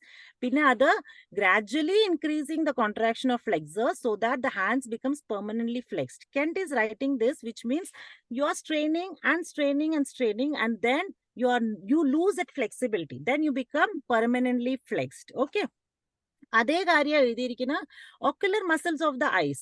Your eyes are constantly rotating, moving in all directions. അതുകൊണ്ട് റൂട്ട ഇപ്പൊ ഈ ഇടയ്ക്ക് സ്പെഷ്യലി കോവിഡ് വന്ന ശേഷം റൂട്ട നല്ലപോലെ ഞാനും യൂസ് ചെയ്യുന്നുണ്ട്, നമ്മൾ എല്ലാവരും യൂസ് ചെയ്യാറുണ്ട്. Because we have lots of laptops. Students also started. പണ്ടൊക്കെ IT സെക്ടറിൽ മാത്രമേ ഉണ്ടായിരുന്നുള്ളൂ. ഈ പറയുന്ന നമ്മൾ ഹോമിയോപാത്സും കൂടെ അത്ര ലാപ്ടോപ്പ് യൂസ് ചെയ്യുന്നുണ്ടായിരുന്നില്ല. ഇപ്പൊ webinars, students are using laptops, lots of laptop work. So what is laptop work? You are constantly looking into the screen, especially കുട്ടികള് സ്ക്രീനിൽ നോക്കുക, നോട്ട്സ് എഴുതുക, സ്ക്രീനിൽ നോക്കുക, നോട്ട്സ് എഴുതുക, പുസ്തകം വായിക്കുക പിന്നെയും. So the muscles are contracting. Every now and then there is a change in what that muscle is doing, looking into the screen, looking into the book. This is causing lots of overstraining of the ocular muscles. അപ്പൊ ocular muscles-ന്റെ pathology-ല് നമ്മൾ use ചെയ്യാറുണ്ട് റൂട്ട. Okay. So see, again, Kent has written, when in copying, the second paragraph I'm reading, when in copying, the manuscript is placed here, copying at a different distance. ഇതിപ്പോ Kent അന്ന് എഴുതിയതായിരുന്നു. അന്ന് എത്രമാത്രം coping ചെയ്തിട്ടുണ്ടെന്ന് I don't know, but today this is too much, especially after COVID. We all are doing it, especially students are doing this. Okay, so that is why too much of Ruta is used in eye pathology. അപ്പൊ overstraining of eyes വരും. എൻ്റെ ഇപ്പൊ ഇവിടെയും തന്നെ കുറെ patients, my own family members ഒക്കെ, office is a closed environment. ഓഫീസിൽ ഇരുന്ന് ലാപ്ടോപ്പിൽ ജോലി ചെയ്തുകൊണ്ടിരിക്കും continuous 9 o'clock to 6 o'clock or 7 o'clock and all. They are constantly sitting on the laptop, attending meetings over on the laptop. വെളിയിൽ ഇറങ്ങി ഉടനെ അവർക്ക് watering of eyes, redness of eyes, കണ്ണ് ഒരു നീറ്റൽ, burning of eyes. Why? Because നമുക്കുള്ള rubric ആണത്, the patient rides in cold wind. അപ്പോൾ ഓവർ യൂസിങ് ചെയ്തു ഇൻ എ ക്ലോസ്ഡ് എൻവയറമെന്റ്. കുട്ടികൾ മുറിയിൽ ഇരുന്നിട്ട് പണി ചെയ്യുക, അല്ലെങ്കിൽ അഡൾട്ട്സ് IT സെക്ടേഴ്സിലൊക്കെ ഓഫീസിലിരുന്ന് ജോലി ചെയ്യുക, and then you are exposing yourself to the outside temperature which is colder. Okay, അപ്പൊ ആ ഒരു സിറ്റുവേഷനിൽ we are constantly using this remedy. Okay, so now we have to understand how this is also reflected on the mental plane. അപ്പോ mental റുബ്രിക്സിൽ നോക്കിയ mind സെക്ഷനിൽ we have this rubrics: cheerful, generous, harmony, desires, quarreling, aversion to. അപ്പൊ ഒരു healthy സ്റ്റേറ്റിലാണ്. Healthy സ്റ്റേറ്റിൽ the tendons are very healthy. What is healthy state of a tendon? The main important duty of the tendon is to be flexible. Flexible എന്ന് പറഞ്ഞാൽ വിട്ടുവീഴ്ച, എല്ലാ രീതിയിലും ഒരു അഡ്ജസ്റ്റിംഗ് പേഴ്സണാലിറ്റി. അപ്പൊ ആ പേഴ്സണാലിറ്റി അവരുടെ ഒരു സ്വഭാവത്തിലും കാണും. അവർക്ക് ക്വാറലിംഗ് ഇഷ്ടമല്ല, അവർക്ക് എന്തൊരു വാക്കും തർക്കം, ഇപ്പൊ ഹസ്ബൻഡ് വൈഫാണോ അച്ഛനോ അമ്മയാണോ, ഒരു വാക്കും തർക്കങ്ങളൊക്കെ ചെയ്യുമ്പോൾ അവർ പറയും let's adjust, let's cooperate, because I don't want quarreling. I want everything to go in a harmonious way. Let us live peacefully. ഇത് അവരുടെ ഒരു പേഴ്സണാലിറ്റിയാണ്. അതാണ് ഫ്ലെക്സിബിലിറ്റി ഓഫ് ദ ടെൻഡൻസ്. അപ്പൊ അത് ആ ഒരു പേഴ്സണാലിറ്റി. കാരണം അതുപോലെ ജനറസ് എന്ന് പറഞ്ഞാൽ നിനക്ക് 20 രൂപ വേണമെന്നാ 200 രൂപ വെച്ചോ നീ. So that is generous too. That is a flexibility of his mind, that I want to help this person. Let me go out of my way and help this person. He's asking for 20 rupees. Let me give him 200 rupees. ആ ഒരു flexible state ഉള്ളതുകൊണ്ടാണ് അവർ അത്രയും hard working ability വരുന്നത്. കാരണം അത്രയും ആ ഒരു quality അവരുടെ സ്വഭാവത്തിലും ഉണ്ട്. Okay, the way your muscles and allows to move back and forth along with the bone is because of the tendons. Appa adhe reethil or personality ana nammal kaanala. Appo pathology la usually our patients come to us in a morbid state, pathological state la vera. Appo ee or healthy state endananu ariyanannundengil you have to always ask this question: how was this person or a patient before pathology started? Okay, appa IBS varana mumble, migraine inde mumba, allengi kutti pande covid inde mumba kunjinte swabhavam endayirunnu, allengi kanninte asukokka ippalana pande enganeyirunnu. So whatever, if you look into the past history of the qualities, you will get all this set of emotional qualities of the personality.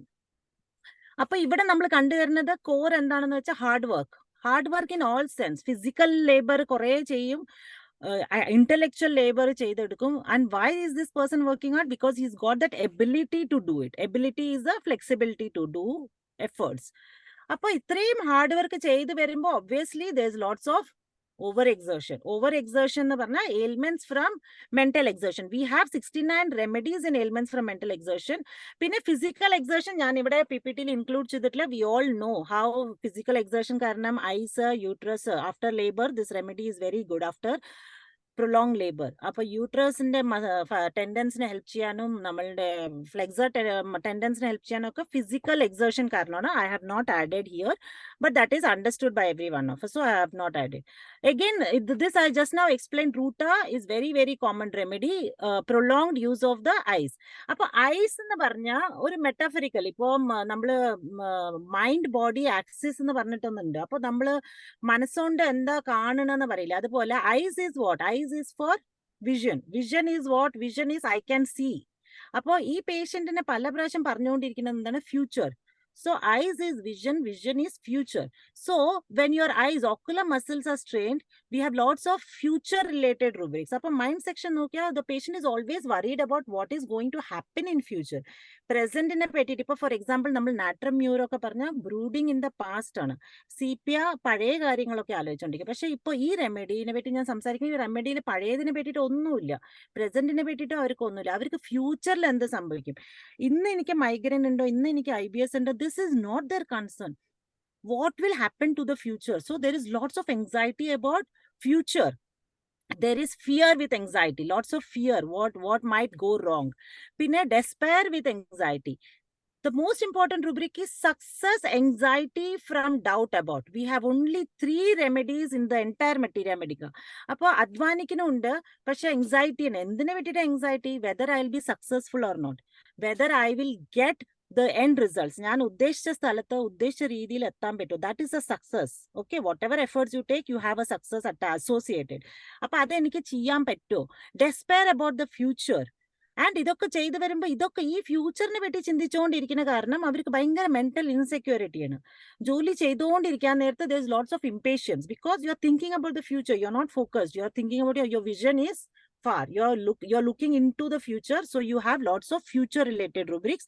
അതുപോലെ fear something terrible is going to happen. എല്ലാം ആവണത്ര എല്ലാം പോസിറ്റീവായിട്ട് you are working towards your ambition, but still you are having the fear that something will go wrong with me. Okay, so this is the most characteristic rubric. Anxiety, success anxiety from doubt about. Appo idine namukku correlate cheyan pattunnathu uterus la. If you look into the uterine pathology, this remedy is very good for abortion, especially during the 6th, 7th, 8th month of pregnancy. Appo uterus na parna is an organ of productivity. What is uterus? It is producing your next kid. ഒരു കുഞ്ഞിനെ ജന്മം കൊടുക്കാന്ന് പറഞ്ഞാൽ that is the productivity, isn't it? അതുപോലെ എല്ലാം ഒരു end result IAS ആവാനുള്ള എല്ലാ കാര്യങ്ങളും ഞാൻ ചെയ്തുകൊണ്ടിരിക്കുന്നുണ്ട്. But whether I will be successful, whether I'll be able to successfully give birth to my child, whether I'll be able to successfully continue this pregnancy for 9 months and give rise to give birth to a healthy baby. അപ്പോൾ ആ ഒരു മെന്റാലിറ്റിന്റെ ഇടയ്ക്ക് ആ ഒരു pregnancy നടന്നുകൊണ്ടിരിക്കുമ്പോൾ ഈ ഒരു മനസ്സിന് ഒരു സംശയം, പറ്റുമോ, എന്നെ കൊണ്ട് ചെയ്യാൻ പറ്റുമോ? ആ ഒരു സംശയം കാരണം you have this rubric abortion at 6, 7 because you have successfully been doing your work. അപ്പൊ എങ്ങനത്തെ പേഷ്യൻസ് നമ്മൾ കാണുന്നത്, ഇപ്പോ ഞാൻ എൻ്റെ ഒരു ക്ലിനിക്കലായിട്ട് പറയാം. ഞാൻ സ്റ്റുഡൻ്റ് ആയിട്ട് പല ഡോക്ടേഴ്സിൻ്റെ അടുത്തും പഠിക്കാൻ പോണ കാലത്ത് there used to be other students. Okay, so the students are like, doctor, I mean, sir, I am doing homeopathy. I have done homeopathic graduation. I'm trying to learn homeopathy. लेकिन will I be successful in my practice? Well, सब लोग അലോപ്പത്തി कर रहे हैं. എല്ലാം friends അലോപ്പത്തി ചെയ്യുന്ന കാരണം കാശ് കിട്ടും, എല്ലാം ഉണ്ടാവും. പക്ഷെ ഞാൻ ഹോമിയോപ്പത്തി ഇട്ടാൽ സക്സസ്ഫുൾ ആയിരിക്കുമോ? അപ്പോൾ നല്ലപോലെ നീ പഠിച്ചിട്ടുമുണ്ട്, and your homeopathic knowledge is very good. So why are you not starting with your homeopathic practice? No, sir, I think I will not be successful about it. So you have finished, you are almost reaching, you have finished the main requirement. പഠിച്ചെടുക്കുന്നത് വലിയൊരു requirement, clinical experience കിട്ടുന്ന വലിയൊരു requirement ആണ്. അതിനുശേഷം നമുക്ക് practice start ചെയ്യല്ലേ വേണ്ടു. അപ്പൊ ആ ഒരു എൻഡ് സ്റ്റേജിൽ വന്നിട്ട് നീ എന്തിനാണ് എന്നെ സംശയിക്കുന്നത്? So that is anxiety from doubt. And at that end stage you are aborting that mission. What are you aborting? You want to be a reputed homeopath, but you are aborting your mission. അപ്പോൾ എൻ്റെ ആ sir കൊടുത്തിരിക്കുന്ന ruta, most of the students have got ruta from us, from the sir. You know why? Because ആ ഒരു last terminal stage clinical എക്സ്പീരിയൻസും ആയി academic നോളജും ആയി ഇനി പോയി പ്രാക്ടീസ് സെറ്റ് ചെയ്യേ വേണ്ടു. ആ സമയം നോക്കിയിട്ട് എന്നെ കൊണ്ട് പറ്റില്ല എന്നുള്ളൊരു സംശയത്തിൽ അതിനെ വിട്ടിട്ട് അലോപ്പത്തി പ്രാക്ടീസ് ചെയ്യാൻ പോണത് is like you have lots of fear, anxiety about whether I'll be successful. So that is how you can correlate it with the abortion for the later terminal stage of pregnancy. So when this patient goes into pathology, I mean, a healthy state, like patient is in a very good, vibrant mood, cheerful, generous, harmony desires. പക്ഷേ ഒരു pathology set ആയ ശേഷം ഒരു deviation of vital force വന്ന ശേഷം this person goes into anger. So if you see, there's lots of anger. ആ അമ്മ പറഞ്ഞ പോലെ തൊട്ടനും പിടിച്ചനൊക്കെ ദേഷ്യം, easily anger trifles, anger violent. എന്നിട്ട് മിക്കവാറും നമ്മൾ കേൾക്കാറുണ്ടല്ലോ, ഇവന് ദേഷ്യം വന്നാൽ ഇവന്റെ നിറം മാറും, ആളിന്റെ സ്വരൂപമേ മാറും ഒരു ദേഷ്യം വന്ന. So that is anger beside one self, anger with ട്രിഫിൾസ്. So beside one self is ആ ഒരു പേഴ്സണാലിറ്റിയെ മാറി. ഇതെന്റെ മോൻ തന്നെയാണോ എന്ന് എനിക്ക് ഒരു സംശയം തോന്നുന്നു, അത്രമാത്രം ഇവന്റെ ഒരു നിറം മാറും ദേഷ്യം വന്നു. So that is anger besides oneself with trifles. Okay, again you have only 3 remedies in the entire materia medica. So these are the characteristic presentation of this remedy. Okay, so now we will talk about how inflexibility of tendons. അപ്പൊ നമ്മൾ ലാസ്റ്റിൽ നമ്മളുടെ main prescription എന്തിനാ നമ്മൾ കൊടുക്കാറില്ല? Restricted മൂവ്മെന്റ്സിന് വേണ്ടിയിട്ടാണ് ഇത് കൊടുക്കാറുള്ളത്, ഈ remedy on a physical prescription. അതേപോലെ അതേ ഒരു ഇൻഫ്ലെക്സിബിലിറ്റി, അതേ ഒരു rigidity comes on a mental personality also. On the mind symptoms also we get the rubric pedant. Pedant എന്ന് പറഞ്ഞാൽ ഒരു പിടിവാശിയുള്ള ഒരാൾ. പിടിവാശി എന്തിനുള്ള ഒരു പിടിവാശി? ഇന്ന കാര്യം ഇന്ന രീതിയിലേ നടക്കാൻ പാടുള്ളൂ. എൻ്റെ അടുത്ത് വരുന്ന സ്റ്റുഡൻസ് ബോഗർ മെത്തേഡിലെ കേസ് ടേക്കിംഗ് ചെയ്യാൻ പാടുള്ളൂ. Boenninghausen method is the best method of prescription, you should do that only. അല്ലെങ്കിൽ ICRന്റെ നമ്മളുടെ അവിടെ ഉണ്ടായിരുന്നു. So you have to follow that particular method only. This is return in the text book, so this has to happen in that particular way. അപ്പൊ ഏത് രീതിയിലാണ് കാര്യങ്ങൾ ചെയ്തു വന്നത്, അല്ലെങ്കിൽ ഏത് രീതിയിലെ കാര്യങ്ങൾ നമ്മൾ എഴുതി വെച്ചിരിക്കണം അതേ രീതിയിലായിരിക്കണം. So that is the rubric pedant. Means it should happen in that form only. IBSലെ ഡോക്ടർ പറഞ്ഞിട്ടുണ്ട് ഇന്ന് ആഹാരം കഴിക്കാൻ പാടുള്ളൂ. അപ്പൊ പിന്നെ അമ്മ എന്തിനാ ഇന്ന് ആഹാരം ഉണ്ടാക്കിയത്? അതുപോലെ എനിക്ക് കൃത്യസമയത്തിന് ആഹാരം വേണം, അതാണല്ലേ ഡോക്ടർ പറഞ്ഞിരിക്കുന്നത്. So in I am a patient of IBS, why don't you put me on a proper diet or a proper time? So that is a kind of pedancy. Okay, അതുപോലെ അനിയത്തി കുട്ടിയെ പഠിപ്പിച്ചു കൊടുക്കുമ്പോൾ this is the formula and you should write formula first and then start solving your maths. Okay, so that kind of adamancy in following the rules. അതുപോലെ ഈ ഒരു പിടിവാശി കാരണം ആർക്കും ചുറ്റും അച്ഛനോ അമ്മയ്ക്കോ അനിയത്തിക്കോ husband wife, nobody will like a person like this, isn't it? So they are always discontented. എല്ലാവരെയും കുറ്റം പറഞ്ഞുകൊണ്ടിരിക്കുക, എല്ലാവരെയും തൊട്ടനും പിടിച്ചനും വഴക്ക് പറഞ്ഞുകൊണ്ടിരിക്കുക. സോ വെരി സെൻസോറിയസ് ഈസ് കുറ്റം പറഞ്ഞുകൊണ്ടിരിക്കുക.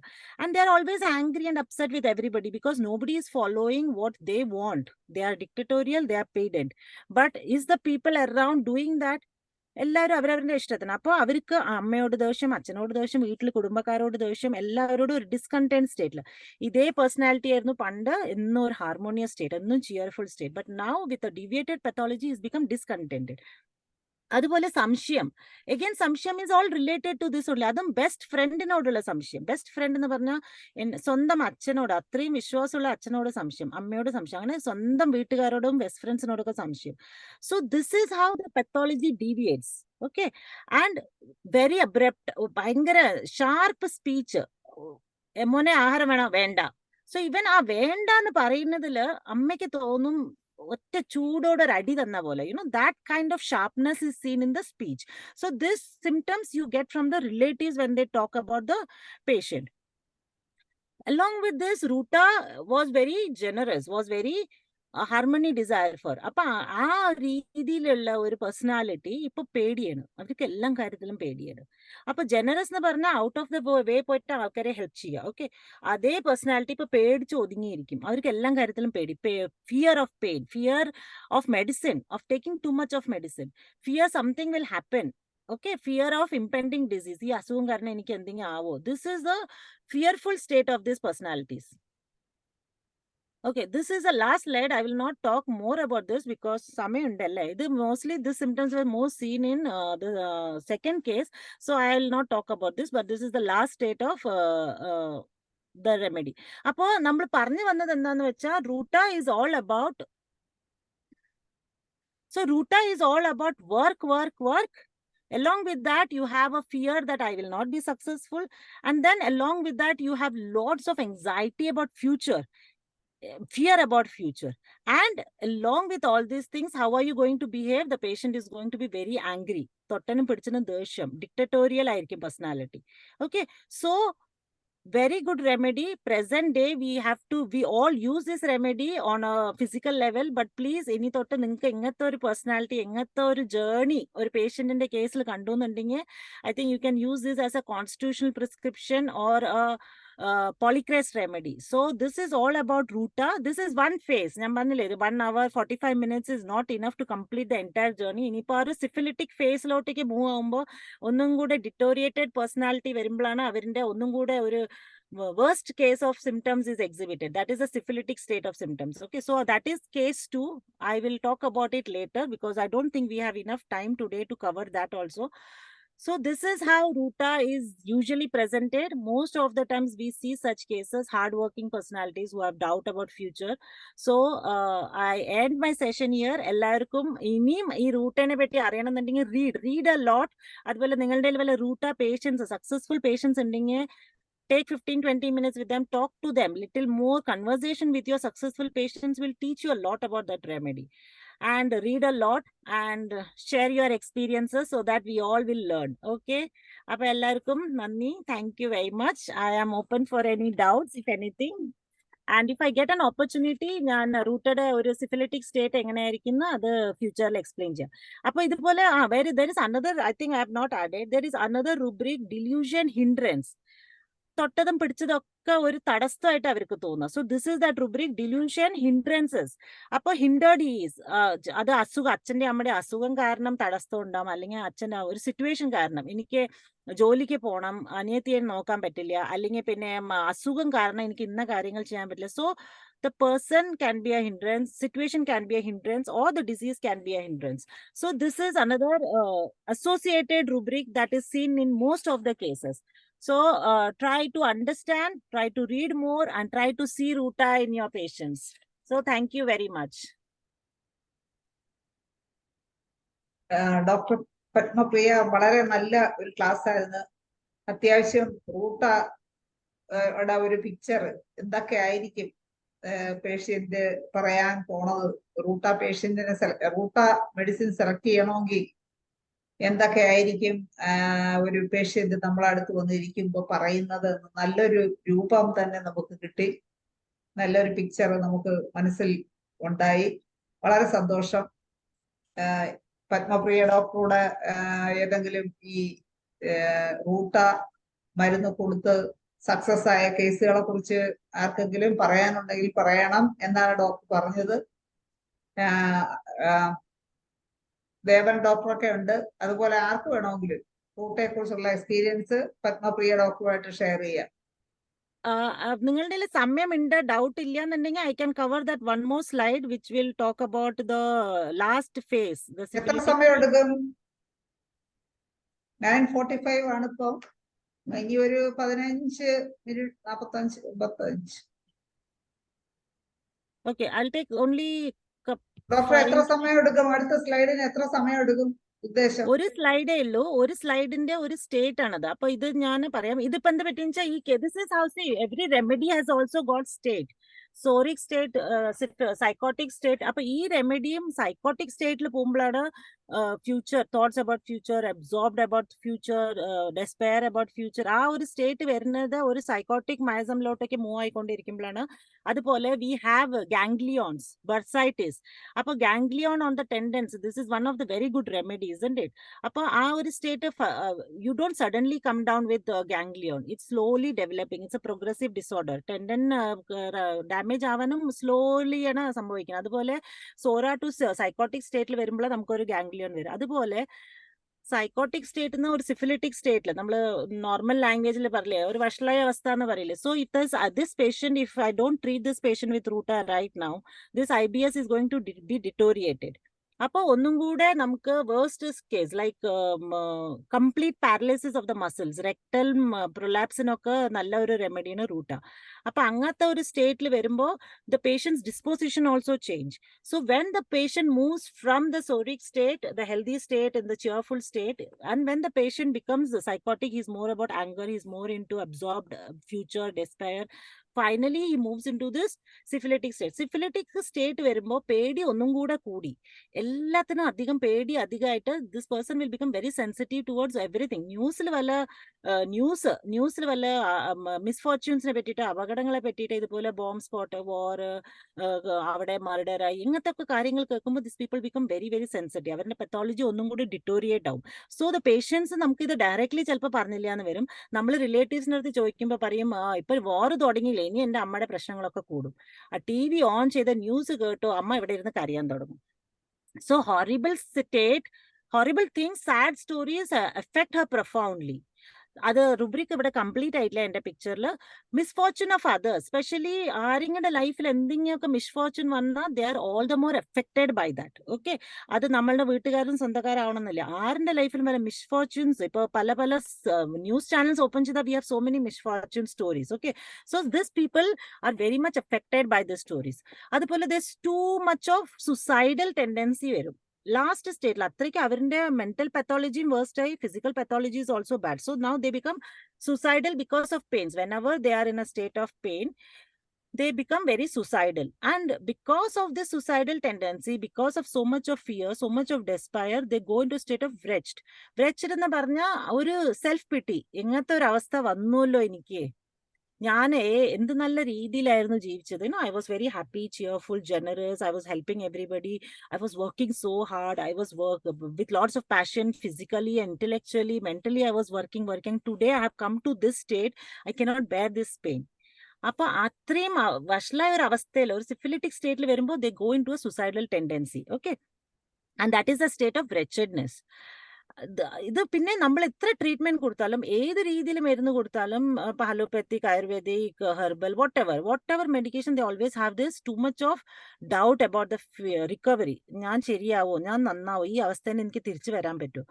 And there is another rubric which I have taken in my case. ഞാൻ second case ഉണ്ടെന്ന് പറഞ്ഞില്ല, അതിലെ rubric ആയിരുന്നു blood cannot look at.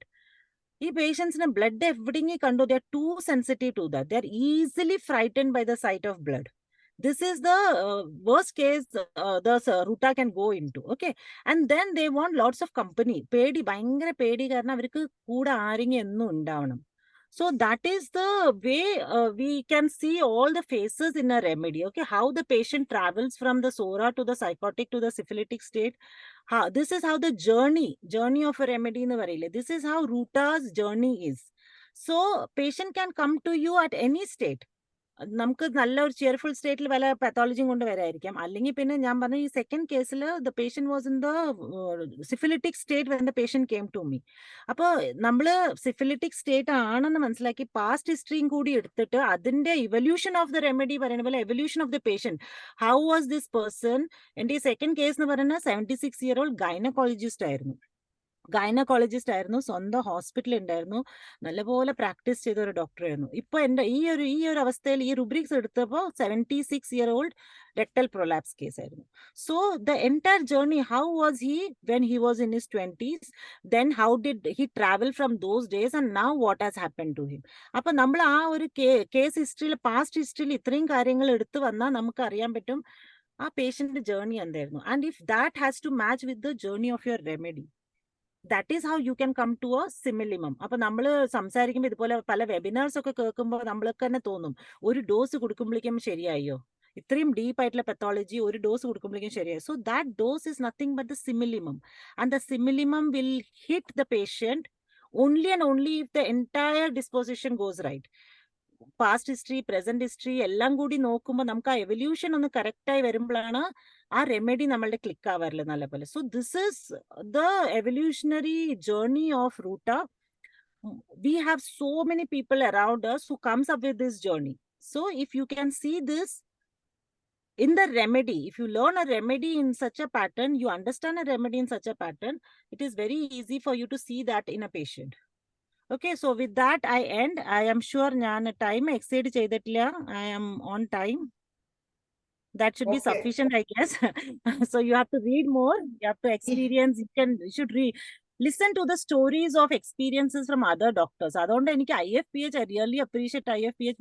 The platform is open for all the homeopaths practitioners. Come up with all your stories. So we all learn from each other. The more you learn about a remedy from different speakers, the more you are very good in prescribing that particular remedy. So thank you very much.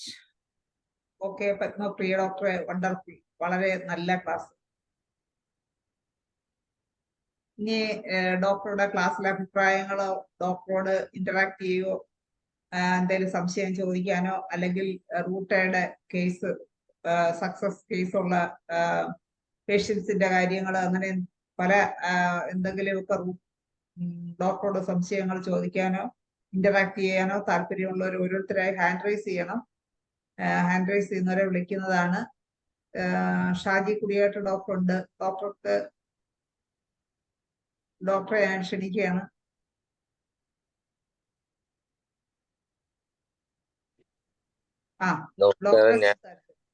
ഞാൻ drive ചെയ്യാണ്. Doctor Padmapriya, thank you for joining us again. ഞാൻ ഇപ്പൊ കയറിയുള്ളൂ, അതുകൊണ്ട് ഞാൻ പത്മപ്രിയ ഡോക്ടറുടെ വളരെ ഗംഭീരമായിട്ടുള്ള ക്ലാസ്സിനെ കുറിച്ച് ഞാൻ കൂടുതലൊന്നും പറയാനായിട്ട് ഞാനത് മുഴുവൻ കേട്ടില്ല. ഡോക്ടർ പത്മപ്രിയ എപ്പോഴും വളരെ നല്ല രീതിയിൽ പ്രസന്റ് ചെയ്യുകയൊക്കെ ചെയ്യുന്ന ആളാണെന്ന് അറിയാം.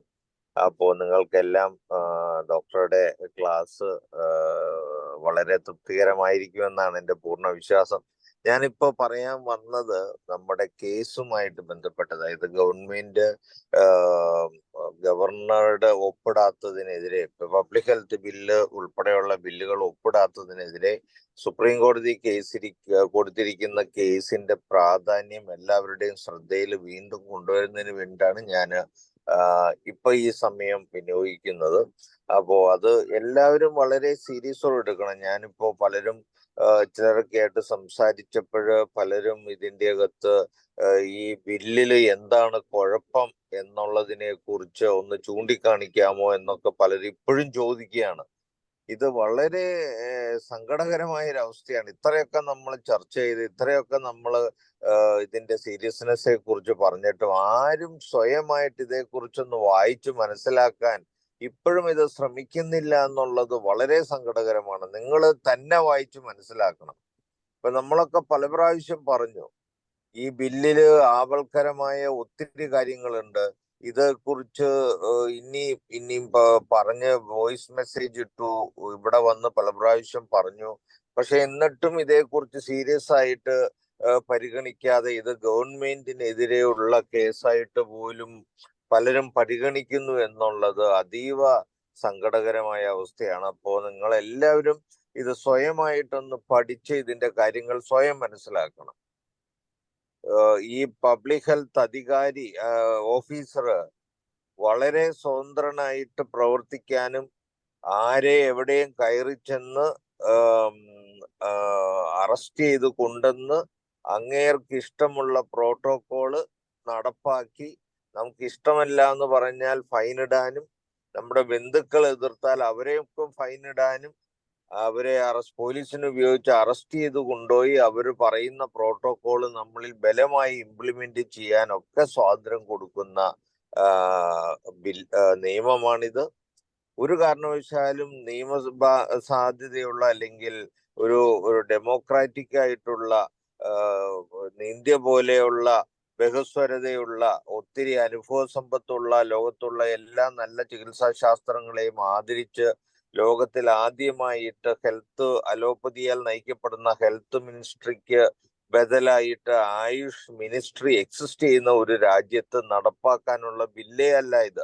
ലോകത്തിന് മാതൃകയാകേണ്ട നമ്മുടെ രാജ്യത്ത് വെറും സാമ്രാജ്യ ശക്തികളാൽ അല്ലെങ്കിൽ ലോകത്തെ അടച്ചു വാഴുന്ന ശക്തികളാൽ നയിക്കപ്പെടുന്ന നിയന്ത്രിക്കപ്പെടുന്നവരുടെ രാജ്യത്ത് നടപ്പാക്കുന്ന കാടൻ നിയമങ്ങൾ നമ്മുടെ രാജ്യത്ത് നമ്മളെ കണ്ണടച്ച് ഇരുട്ടാക്കി ബലം പ്രയോഗിച്ച് നമ്മുടെ ഭരണാധികാരികളെയൊക്കെ കയ്യിലെടുത്ത് അവരുടെ അജ്ഞതയെ അല്ലെങ്കിൽ അവർക്ക് പലതിനോടുമുള്ള താല്പര്യങ്ങളെ അല്ലെങ്കിൽ അവരുടെ ബലഹീനതകളെ ചൂഷണം ചെയ്ത് നമ്മളിൽ അടിച്ചേൽപ്പിക്കാൻ നടത്തുന്നതിനെ നമ്മൾ കൂട്ടമായിട്ട് എതിർത്ത് തോൽപ്പിക്കേണ്ടതുണ്ട്.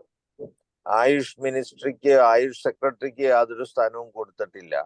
അതുപോലെ തന്നെ ഈ പബ്ലിക് ഹെൽത്ത് ഓഫീസർ എന്ത് അതിക്രമം കാണിച്ചാലും പോലീസിലോ കോടതിയിലോ ഒരു പരാതി പോലും കൊടുക്കുന്നതിന് ഇതിൻ്റെ അകത്ത് നിയന്ത്രണവും അത് സാധ്യമല്ലാത്ത രീതിയിലാണ് നിയമം കൊണ്ടുവന്നിരിക്കുന്നത്. നമ്മുടെ എല്ലാം ആവശ്യപ്രകാരം നമ്മുടെ ഡയറക്ടറെയും DMOയെയും മെഡിക്കൽ ഓഫീസർമാരെയൊക്കെ ഉൾപ്പെടുത്തി സ്റ്റേറ്റ്, ഡിസ്ട്രിക്ട് ആൻഡ് വില്ലേജ് ലെവലില് ഒരു സമിതി രൂപീകരിച്ചിട്ടുണ്ടെങ്കിലും ഈ സമിതിക്ക് ഇതിൻ്റെ അകത്ത് യാതൊരു അധികാരവും കൊടുത്തിട്ടില്ല. ഈ പബ്ലിക് ഹെൽത്ത് ഓഫീസർക്ക് ആകപ്പാടെ ചർച്ച ചെയ്യേണ്ടത് അല്ലെങ്കിൽ കൺസൾട്ട് ചെയ്യാനായിട്ട് ഒരു എക്സ്പെർട്ട് ടീമിനെയാണ് ഇതിൻ്റെ അകത്ത് നിർദ്ദേശിക്കുന്നത്. അത് ക്ലോസ് 7 സബ് ക്ലോസ് 8 പറഞ്ഞിട്ടുണ്ട്. പക്ഷെ ആ എക്സ്പെർട്ട് ആ ഒരു ഒറ്റ ക്ലോസിൽ ഇങ്ങനെ ഒരു ടീം ഓഫ് എക്സ്പെർട്സിനെ കൺസൾട്ട് ചെയ്യാന്ന് പറഞ്ഞിട്ടുണ്ടെന്നല്ലാതെ ഈ എക്സ്പെർട്ട് ആരാണെന്നോ ഇതിന്റെ ഈ ടീമിന്റെ കോൺസ്റ്റിറ്റ്യൂഷനോ അല്ലെങ്കിൽ ഇതിന്റെ കമ്പോസിഷനെ കുറിച്ചൊന്നോ ഒരു എക്സ്പ്ലനേഷനും ഒരിടത്തും കൊടുത്തിട്ടില്ല. ഈ ബില്ല് നമ്മൾ ഇനി വരാൻ പോകുന്ന ഇന്റർനാഷണൽ പാൻഡമിക് ട്രീറ്റിയുമായിട്ട് കൂട്ടി വായിക്കുമ്പോൾ ഇന്ന് നമ്മൾ ഈ ഗവൺമെന്റ് എന്ന് പറയുന്നിടത്തെല്ലാം WHO നേരിട്ട് ഗവൺമെന്റ് ആയിട്ട് വരുന്ന ഒരവസ്ഥ വരും. നമുക്കറിയാം WHO എന്ന് പറയുന്നത് നമ്മുടെ ഗവൺമെന്റോ നമ്മുടെ അടുത്ത്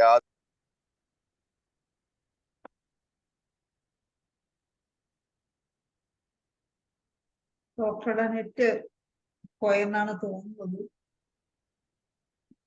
അപ്പോഴേക്കും നമുക്ക് ധനേഷ് ഡോക്ടർ ഹാൻഡ് റൈസ് ചെയ്തിട്ടുണ്ട്. ഡോക്ടർക്ക് എന്താണ് പറയാനുള്ളത്? ഡോക്ടറെ ക്ഷണിക്കും. തീർച്ചയായും വളരെ വ്യത്യസ്തമായ ഒരു അനുഭവമാണ് റൂട്ടയെ കുറിച്ച് പത്മപ്രിയ ഡോക്ടർ വേദിക്ക് സമ്മാനിച്ചത്. നമ്മള് റൂട്ട എന്ന് പറയുമ്പോൾ സാധാരണ ഈ പറഞ്ഞ പോലെ മസിൽസിന്റെ സ്ട്രെങ്തനിങ്ങും ആ രീതിക്കുള്ള ഒരു ഇലാസ്റ്റിസിറ്റി അനുസരിച്ച്, അതായത് അങ്ങോട്ട് ഫ്ലെക്സിബിലിറ്റി, ഇങ്ങനെയുള്ള കാര്യങ്ങളൊക്കെയാണ് ചിന്തിച്ചുകൊണ്ടിരുന്നത്. പക്ഷെ ഇത് മനുഷ്യന്റെ തന്നെ ഫ്ലെക്സിബിലിറ്റിയും ഇലാസ്റ്റിസിറ്റിയും ഒക്കെ നോക്കിക്കൊണ്ട് അതിലോട്ടുള്ള ഒരു പ്രവേശനമാണ് ഡോക്ടർ കാണിച്ചു തന്നത്. അങ്ങനെയുള്ളൊരു വഴിയാണ് നമ്മൾ എത്തിച്ചത്. ഈ ചാറ്റർജീസ് പ്രോട്ടോകോളില് അവര് പ്രധാനമായിട്ടും ഈ റൂട്ട പ്ലസ് കാൽക്കേരിയ ഫോസ് ആണ് ഈവൻ ക്യാൻസർ കണ്ടീഷൻസിൽ പോലും അഡ്വൈസ് ചെയ്തിരിക്കുന്നത്. അപ്പൊ റൂട്ട എത്ര കണ്ട് പ്രസക്തമാണെന്നുള്ളത് നമ്മൾ ആ ഒരു പ്രോട്ടോകോളിൽ അദ്ദേഹം പറയുന്നത് റൂട്ട 3 or 6 അതിൻ്റെ കൂടെ കാൽക്കേരിയ ഫോസ് 6 ആണ്. അപ്പൊ അത്ര കണ്ട് ഭയങ്കര പവർഫുൾ ആണ് ഈ റൂട്ട എന്ന ഒരു മെഡിസിൻ. അപ്പൊ അതിന്റെ ഉള്ളിൽ ഇങ്ങനെ ഒരു മൈൻഡ് ഉണ്ടെന്നും ആ മൈൻഡ് നോക്കിയാൽ റൂട്ടയ്ക്ക് നമ്മളാരും ഈ റൂട്ടയുടെ മൈൻഡിനെ കുറിച്ച് വായിച്ചിട്ടോ അല്ലെ പഠിച്ചിട്ടോ ഇല്ല. തീർച്ചയായും അതൊക്കെ ഒന്ന് കാണിച്ചു തന്നത് വളരെ സന്തോഷമുള്ള കാര്യമാണ്. ഇങ്ങനെ നമ്മള് റയർ റെമഡീസ് അല്ലെങ്കിൽ വളരെ ചെറിയ മരുന്നൊന്ന് കൂട്ടുന്ന പലതും വലിയ സംഭവങ്ങളും അല്ലെങ്കിൽ വലിയ മാനസിക നിലവാരത്തിലുള്ള കാര്യങ്ങൾ അവതരിപ്പിക്കുന്ന പേഷ്യൻസ് ആണെന്നും ഇപ്പോഴാണ് ബോധ്യപ്പെട്ടത്. തീർച്ചയായും ഇങ്ങനെയുള്ള പഠനങ്ങൾ ഹോമിയോപ്പതി വളരുന്നതിനും നമുക്ക് നമ്മുടെ ടൂൾസ് ശരിയായ രീതിയിൽ ഉപയോഗിക്കുന്നതിനും പ്രാപ്തമാക്കും. അതുകൊണ്ട് എന്തായാലും ഈ വേദിയിൽ ഇങ്ങനെ ഒരു പ്രസന്റേഷൻ നടത്തിയതിന് ഡോക്ടറെ എത്ര അഭിനന്ദിച്ചാലും മതി വരില്ല. പിന്നെ കേസിന്റെ കാര്യം ഇപ്പൊ പറഞ്ഞിട്ടുണ്ട്. അത് 30 തുടങ്ങി 200 പോയി. പിന്നെ അത് കഴിഞ്ഞ് ഇപ്പോൾ അത് PL പോകുന്നത്. വളരെ നല്ല ഇമ്പ്രൂവ്മെന്റ് ആണ് കിട്ടിയതെന്നും പറഞ്ഞു. തീർച്ചയായും നമ്മളൊക്കെ സാധാരണ ഈ കാത്തിരിക്കുക എന്നുള്ള ഒരു പരിപാടി ഇല്ലാത്തതുകൊണ്ട് 1-2 ആഴ്ച കണ്ട് റിസൾട്ട് നമ്മൾ ഉദ്ദേശിച്ച ഒരു 50% മേലെ അല്ലെങ്കിൽ ഉടനെ മരുന്ന് ചേഞ്ച് ചെയ്യുക എന്നൊരു പരിപാടിയുണ്ട്. അപ്പൊ അതല്ല, കുറച്ചുകൂടെ കാത്തിരുന്നാൽ അത് പൂർണ്ണതയിൽ എത്തും എന്നുകൂടെ ഡോക്ടർ കാണിച്ചു തരികയാണ്. അഭിനന്ദനങ്ങൾ. ഇത് മാത്രമാണ് പറയുക. Thank you very much. ഇനി മറ്റാർക്കെങ്കിലും ദേവരായ ഡോക്ടറെ വിളിക്കാം. ദേവരായൻ ഡോക്ടർ ഉണ്ട്. ദേവരായൻ ഡോക്ടർ ഉണ്ടോ? ഉണ്ട്, പക്ഷെ അനങ്ങുന്നില്ലല്ലോ. വരും.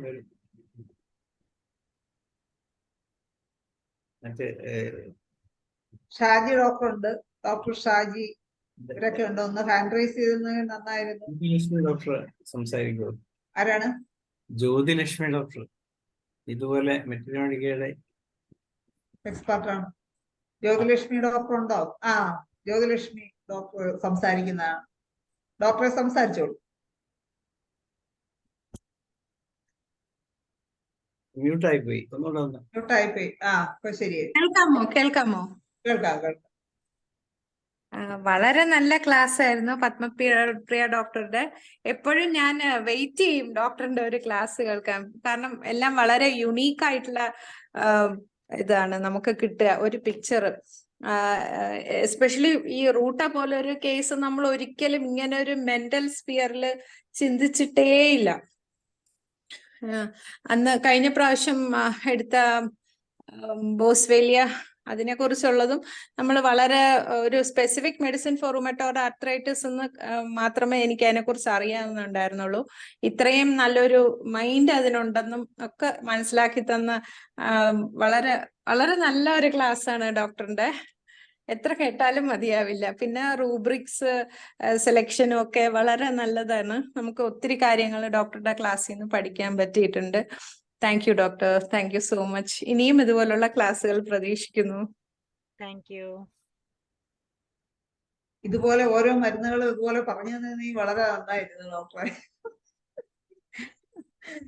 I am doing my best. ഓരോന്ന് ചാൻസ് കിട്ടുമ്പോ ഓരോന്ന് റെമഡീനെ ഒന്ന് നല്ല രീതിയിൽ. But honestly hour is not sufficient.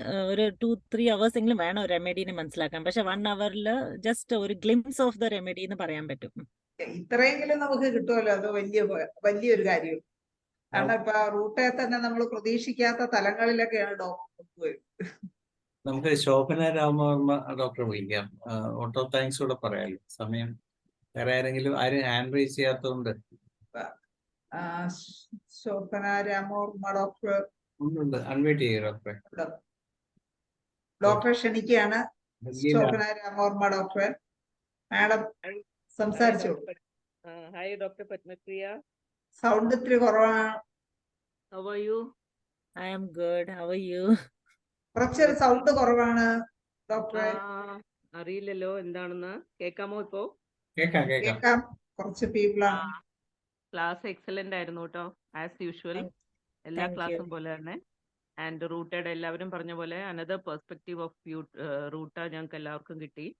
And ഒരു സജഷൻ എനിക്കുള്ളത്, ഓരോ ക്ലാസ്സിലും പുതിയ പുതിയ മെഡിസിൻസ് ആണല്ലോ. എന്ന് പറഞ്ഞാൽ പുതിയതെന്ന് പറഞ്ഞാൽ ruta is not a new remedy. മറ്റേ കഴിഞ്ഞ 2-3 ക്ലാസ്സിലും ഞാൻ കേട്ടത് പുതിയ പല ഞാൻ ഉപയോഗിക്കാത്ത പല റെയർ റെമഡീസ് ഞാൻ കേട്ടു. അപ്പോൾ ഡോക്ടർ അങ്ങനെ ക്ലാസ് എടുക്കുമ്പോൾ ഇറ്റ്സ് വെരി ഗുഡ്, ഡീറ്റെയിൽഡ് ആയിട്ടാണ് എടുക്കുന്നത്. പക്ഷേ റെഫറൻസ് നമ്മൾ ഇനി ഫെർദർ ഇൻഫർമേഷൻ, കാരണം ആസ് യു സെഡ് 2-3 hours വേണം ഒരു മെഡിസിൻ പ്രോപ്പർലി കംപ്ലീറ്റ് ആയിട്ട് മനസ്സിലാക്കി തരാൻ.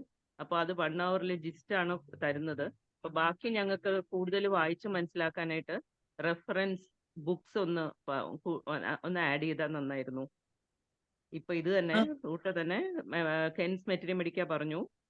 Other than that any other books to read and മനസ്സിലാക്കാൻ, ദ മെഡിസിനെ കൂടുതൽ മനസ്സിലാക്കാൻ. ഞാനിത് പല പാസ്റ്റില് പല വെബിനാർസിലും ഞാൻ പറഞ്ഞിട്ടുണ്ട് ഈ കാര്യം. അതന്നെ പിന്നെ റിപ്പീറ്റ് ചെയ്യുന്നത്. സി വാട്ട് ഹാപ്പൻസ് ഈസ്, ഇപ്പോൾ നമ്മൾ ഫാട്ടക് എന്ന് പറയുന്നു, ഫാട്ടക്കിന്റെ ക്ലിനിക്കൽ എക്സ്പീരിയൻസ് എഴുതി, ബോറിക്കിന്റെ ക്ലിനിക്കൽ എക്സ്പീരിയൻസ്, എല്ലാവരും അവരവരുടെ ക്ലിനിക്കൽ എക്സ്പീരിയൻസ് എഴുതി വരുന്നത്. ഇപ്പൊ നമ്മുടെ ദുബെ ഉണ്ട്, ചൗധരി ഉണ്ട്. So every author writes his own clinical experience about that particular remedy. Okay, അപ്പൊ അതിന്ന് നമ്മൾ പഠിക്കണം. നമ്മൾ എല്ലാം ഹോമിയോപാത്സിനെ ഇപ്പൊ ഒരു വെബിനാറിൽ നമ്മൾ അതന്നെയല്ലേ ചെയ്തുകൊണ്ടിരിക്കുന്നത്. എല്ലാം സ്പീക്കേഴ്സിനെ നമ്മൾ കുറച്ച് പഠിക്കണം. But if you want to read everything about one remedy, അത് ഏതൊരു ഓത്തറിനും അങ്ങനെ എഴുതാൻ പറ്റില്ല, അതിനെപ്പറ്റി പറയാനും പറ്റില്ല. അപ്പോൾ ഒരു റെമഡീന്റെ കംപ്ലീറ്റ് A to Z വായിക്കണം എന്നുണ്ടെങ്കിൽ, ഇത് ഞാൻ പല പ്രാവശ്യം പറഞ്ഞിട്ടുണ്ട്, എന്നെ പഠിപ്പിച്ചു തന്ന എല്ലാ ടീച്ചേഴ്സും പറഞ്ഞ കാര്യമാണ് materia medica pura. That is nothing but the provings. The whole list of provings അതിലുണ്ട്. A to Z പ്രൂവിങ്സ് അതിലുണ്ട്. അപ്പൊ ഇന്നത്തെ കാലത്ത് എനിക്ക് ഞാൻ പഠിക്കുന്ന കാലത്ത് ഇന്ത്യയിലുള്ളപ്പോ എൻ്റെ മെറ്റീരിയ മെഡിക്ക പ്യൂര ഉണ്ടായിരുന്നു. ഇപ്പൊ എൻ്റെ ആ പുസ്തകം ഇല്ല. ഇന്നെല്ലാം ഡിജിറ്റൽ ആയ അവസ്ഥയ്ക്ക് നമ്മളുടെ സോഫ്റ്റ്വെയർസ് ഉണ്ട്, ഓൺലൈൻ ഉണ്ട്. So two repertories which gives entire proving is, one is complete dynamic repertory, ഒന്ന് synthesis repertory. അപ്പൊ ഈ repertory പോയിട്ട് നമ്മൾ ഏതൊരു റെമഡിനെ പറ്റി ഇട്ടാലും അതിന്റെ കംപ്ലീറ്റ് ലിസ്റ്റ് ഓഫ് പ്രൂവിങ്സ് കിട്ടും. പ്രൂവിങ്സ് എന്ന് പറഞ്ഞാൽ it is in the rubric form. Okay, so if you read those, that is what I do. ഇനി ഇപ്പൊ ഈ പറയുന്ന പോലെ റെഫറൻസസ് നോക്കാൻ പോയാൽ പല ഓത്തേഴ്സും ഉണ്ട്. നമ്മളുടെ കുറെ ഓത്തേഴ്സും കുറെ സോഫ്റ്റ്വെയറും ഉണ്ട്. But everybody's knowledge is restricted to that experience. അപ്പോൾ if you are reading Dubey will only talk about how he used. Fatak will only talk about how he used the remedy. But if you want complete knowledge or more knowledge, ഇപ്പൊ ഞാൻ റൂട്ടിനെ പറ്റി ഇത്രയും പറഞ്ഞു, ഇനി ഉണ്ട് റൂട്ടയിൽ പഠിപ്പിച്ചു തരാനും പറഞ്ഞു തരാനും കാണാൻ ഉള്ള പേഷ്യൻസിനുള്ള റുബ്രിക്സ് കാണാൻ പറ്റിയത് ഇനിയും കുറെ ഉണ്ട്. So if you look into the നിങ്ങളുടെ സമയമുണ്ടോ? ഞാൻ ഇപ്പൊ വേണിച്ചാൽ ഞാൻ ഓൺലൈനിലുള്ള റെപ്പർട്ടറി ഒന്ന് ഓപ്പൺ ചെയ്ത് കാണിക്കാൻ പറ്റും. It will take only 2 minutes. സമയം കുറവാണ് ഡോക്ടറെ. 2:10 10 മണിയാണ് നമ്മളെ സമയം. ഇപ്പൊ 6 minute എക്സ്ട്രാ ആയിരിക്കും. അപ്പൊ ഐ വിൽ നോട്ട്, ഒരു മിനിറ്റ് ഒന്ന് ഞാൻ സംസാരിച്ചോണ്ടിരിക്കുമ്പോ കാണിക്കാം. See this is the repertory that I have. അപ്പൊ റെപ്പർട്ടറി പോയിട്ട് നമ്മള് നിങ്ങൾക്ക് കാണണ്ടോ, സ്ക്രീൻ കാണണ്ടോ? അപ്പൊ റെപ്പർട്ടറിയില് ഇപ്പൊ ലുക്ക് ഫോർ നോക്കൂ. ഈ ലെഫ്റ്റ് ഹാൻഡ് സൈഡിൽ നോക്കുമ്പോൾ look for remedies. If I am putting ruta എന്ന് പറഞ്ഞാൽ ഇതിൽ ഫുൾ റൂട്ടിനെ പറ്റിയിട്ട് എഴുതി വരും. അതിൽ തന്നെ ഞാൻ പോയിട്ട് ഇപ്പൊ പറയണേ എനിക്ക് എല്ലാം, let me show me all the references. If you look into the left hand side of the page, left hand side is showing all the authors who has written about this remedy ruta. അപ്പൊ ഇതിപ്പോ നമുക്ക് എല്ലാം റെഫറൻസും വായിച്ചുകൊണ്ടിരിക്കാൻ പറ്റൂല. അഥവാ വേണമെന്നുണ്ടെങ്കിൽ സമയം ഉണ്ടെങ്കിൽ നമുക്ക് വായിക്കാം. പക്ഷെ ഇതിന്ന് ഇപ്പൊ ഞാൻ പറയണേ എനിക്ക് ഏത് റെപ്പർട്ടറിന്ന് നോക്കണം എന്നുണ്ടെങ്കിൽ I will just open the repertory. See synthesis repertory. അപ്പൊ ഈ സിന്തസിസ് റെപ്പർട്ടറിയിൽ if you see there is 6325 rubrics in റൂട്ട. അപ്പോ നമുക്ക് ഇൻ ഡെപ്ത് സ്റ്റഡി ചെയ്യണമെന്നുണ്ടെങ്കിൽ ഇതുപോലെ റെപ്പർട്ടറിയുടെ ഓരോന്ന് റുബ്രിക്സിനെ വായിച്ചെടുത്താൽ യു വിൽ അണ്ടർസ്റ്റാൻഡ്. ഇപ്പൊ ബോഗേഴ്സിന്റെ റെപ്പർട്ടറിയാണ് നോക്കണമെന്നുണ്ടെങ്കിൽ Boger has shown only 18 rubrics. മനസ്സിലാവുണ്ടോ? അപ്പൊ എങ്ങനെയാണ് ഇപ്പൊ ഞാൻ പഠിച്ചു വരുന്നത് എങ്ങനെയാണ്? Because we are in A digital world, we cannot carry all the books. So if you have A software, take help of the software. ഇപ്പൊ എല്ലാ ഹോമിയോപ്പത്തിക് സോഫ്റ്റ്വെയറിലും റെഫറൻസ് ബുക്സും റെപ്പർട്ടറീസ് എല്ലാം ഉണ്ട്. If you don't have a software, go to complete repertory, go to synthesis repertory, plus whatever reference book you have. That's all I can suggest. That is what I do. That is what I'm sharing. Okay. Okay. Thank you so much, Dr. Padmapriya. Thank you very much. Thanks a lot. And class excellent ആയിരുന്നു. And എല്ലാവരുടെ പേരിലും എൻ്റെ personally also I am thanking you. Thanks a lot. Thank you very much. നാളെ നമ്മോടൊപ്പം അതിഥിയായി എത്തുന്നത് നമ്മുടെ Chottanikkara homoeopathic medical കോളേജിലെ റീഡറായ ഡോക്ടർ ആർ പ്രകാശാണ്. അദ്ദേഹത്തിന്റെ ചികിത്സാനുഭവങ്ങളാണ് വേദിക്ക് സമ്മാനിക്കുന്നത്. നന്ദി ഡോക്ടർ ശോഭന രാമവർമ്മ. അതുപോലെ തന്നെ ഇന്ന് 1160 ദിവസമായ ഇന്നത്തെ ദിവസം വളരെ മനോഹരവും അത്ഭുതപ്പെടുത്തുന്നതുമായ ഒരു ക്ലാസ് ആയിരുന്നു ഡോക്ടർ പത്മപ്രിയയുടെ. ആ ക്ലാസ്സോട് കൂടി ഇന്നത്തെ ആ ഒരു ക്ലാസ്സിന്റെ സ്മരണ എല്ലാവരുടെ മനസ്സിലും തങ്ങി നിൽക്കും എന്നുള്ള പ്രതീക്ഷയോടെ ഇന്നത്തെ മലയാള സെക്ഷൻ പ്രോഗ്രാം ഇവിടെ വൈൻഡപ്പ് ചെയ്യുന്നു. എല്ലാവർക്കും ശുഭരാത്രി നേർന്നുകൊണ്ടും ഒരിക്കൽ കൂടി എല്ലാവർക്കും നന്ദി പറഞ്ഞുകൊണ്ടും പ്രോഗ്രാം ആയിരുന്നു. Thank you. Bye.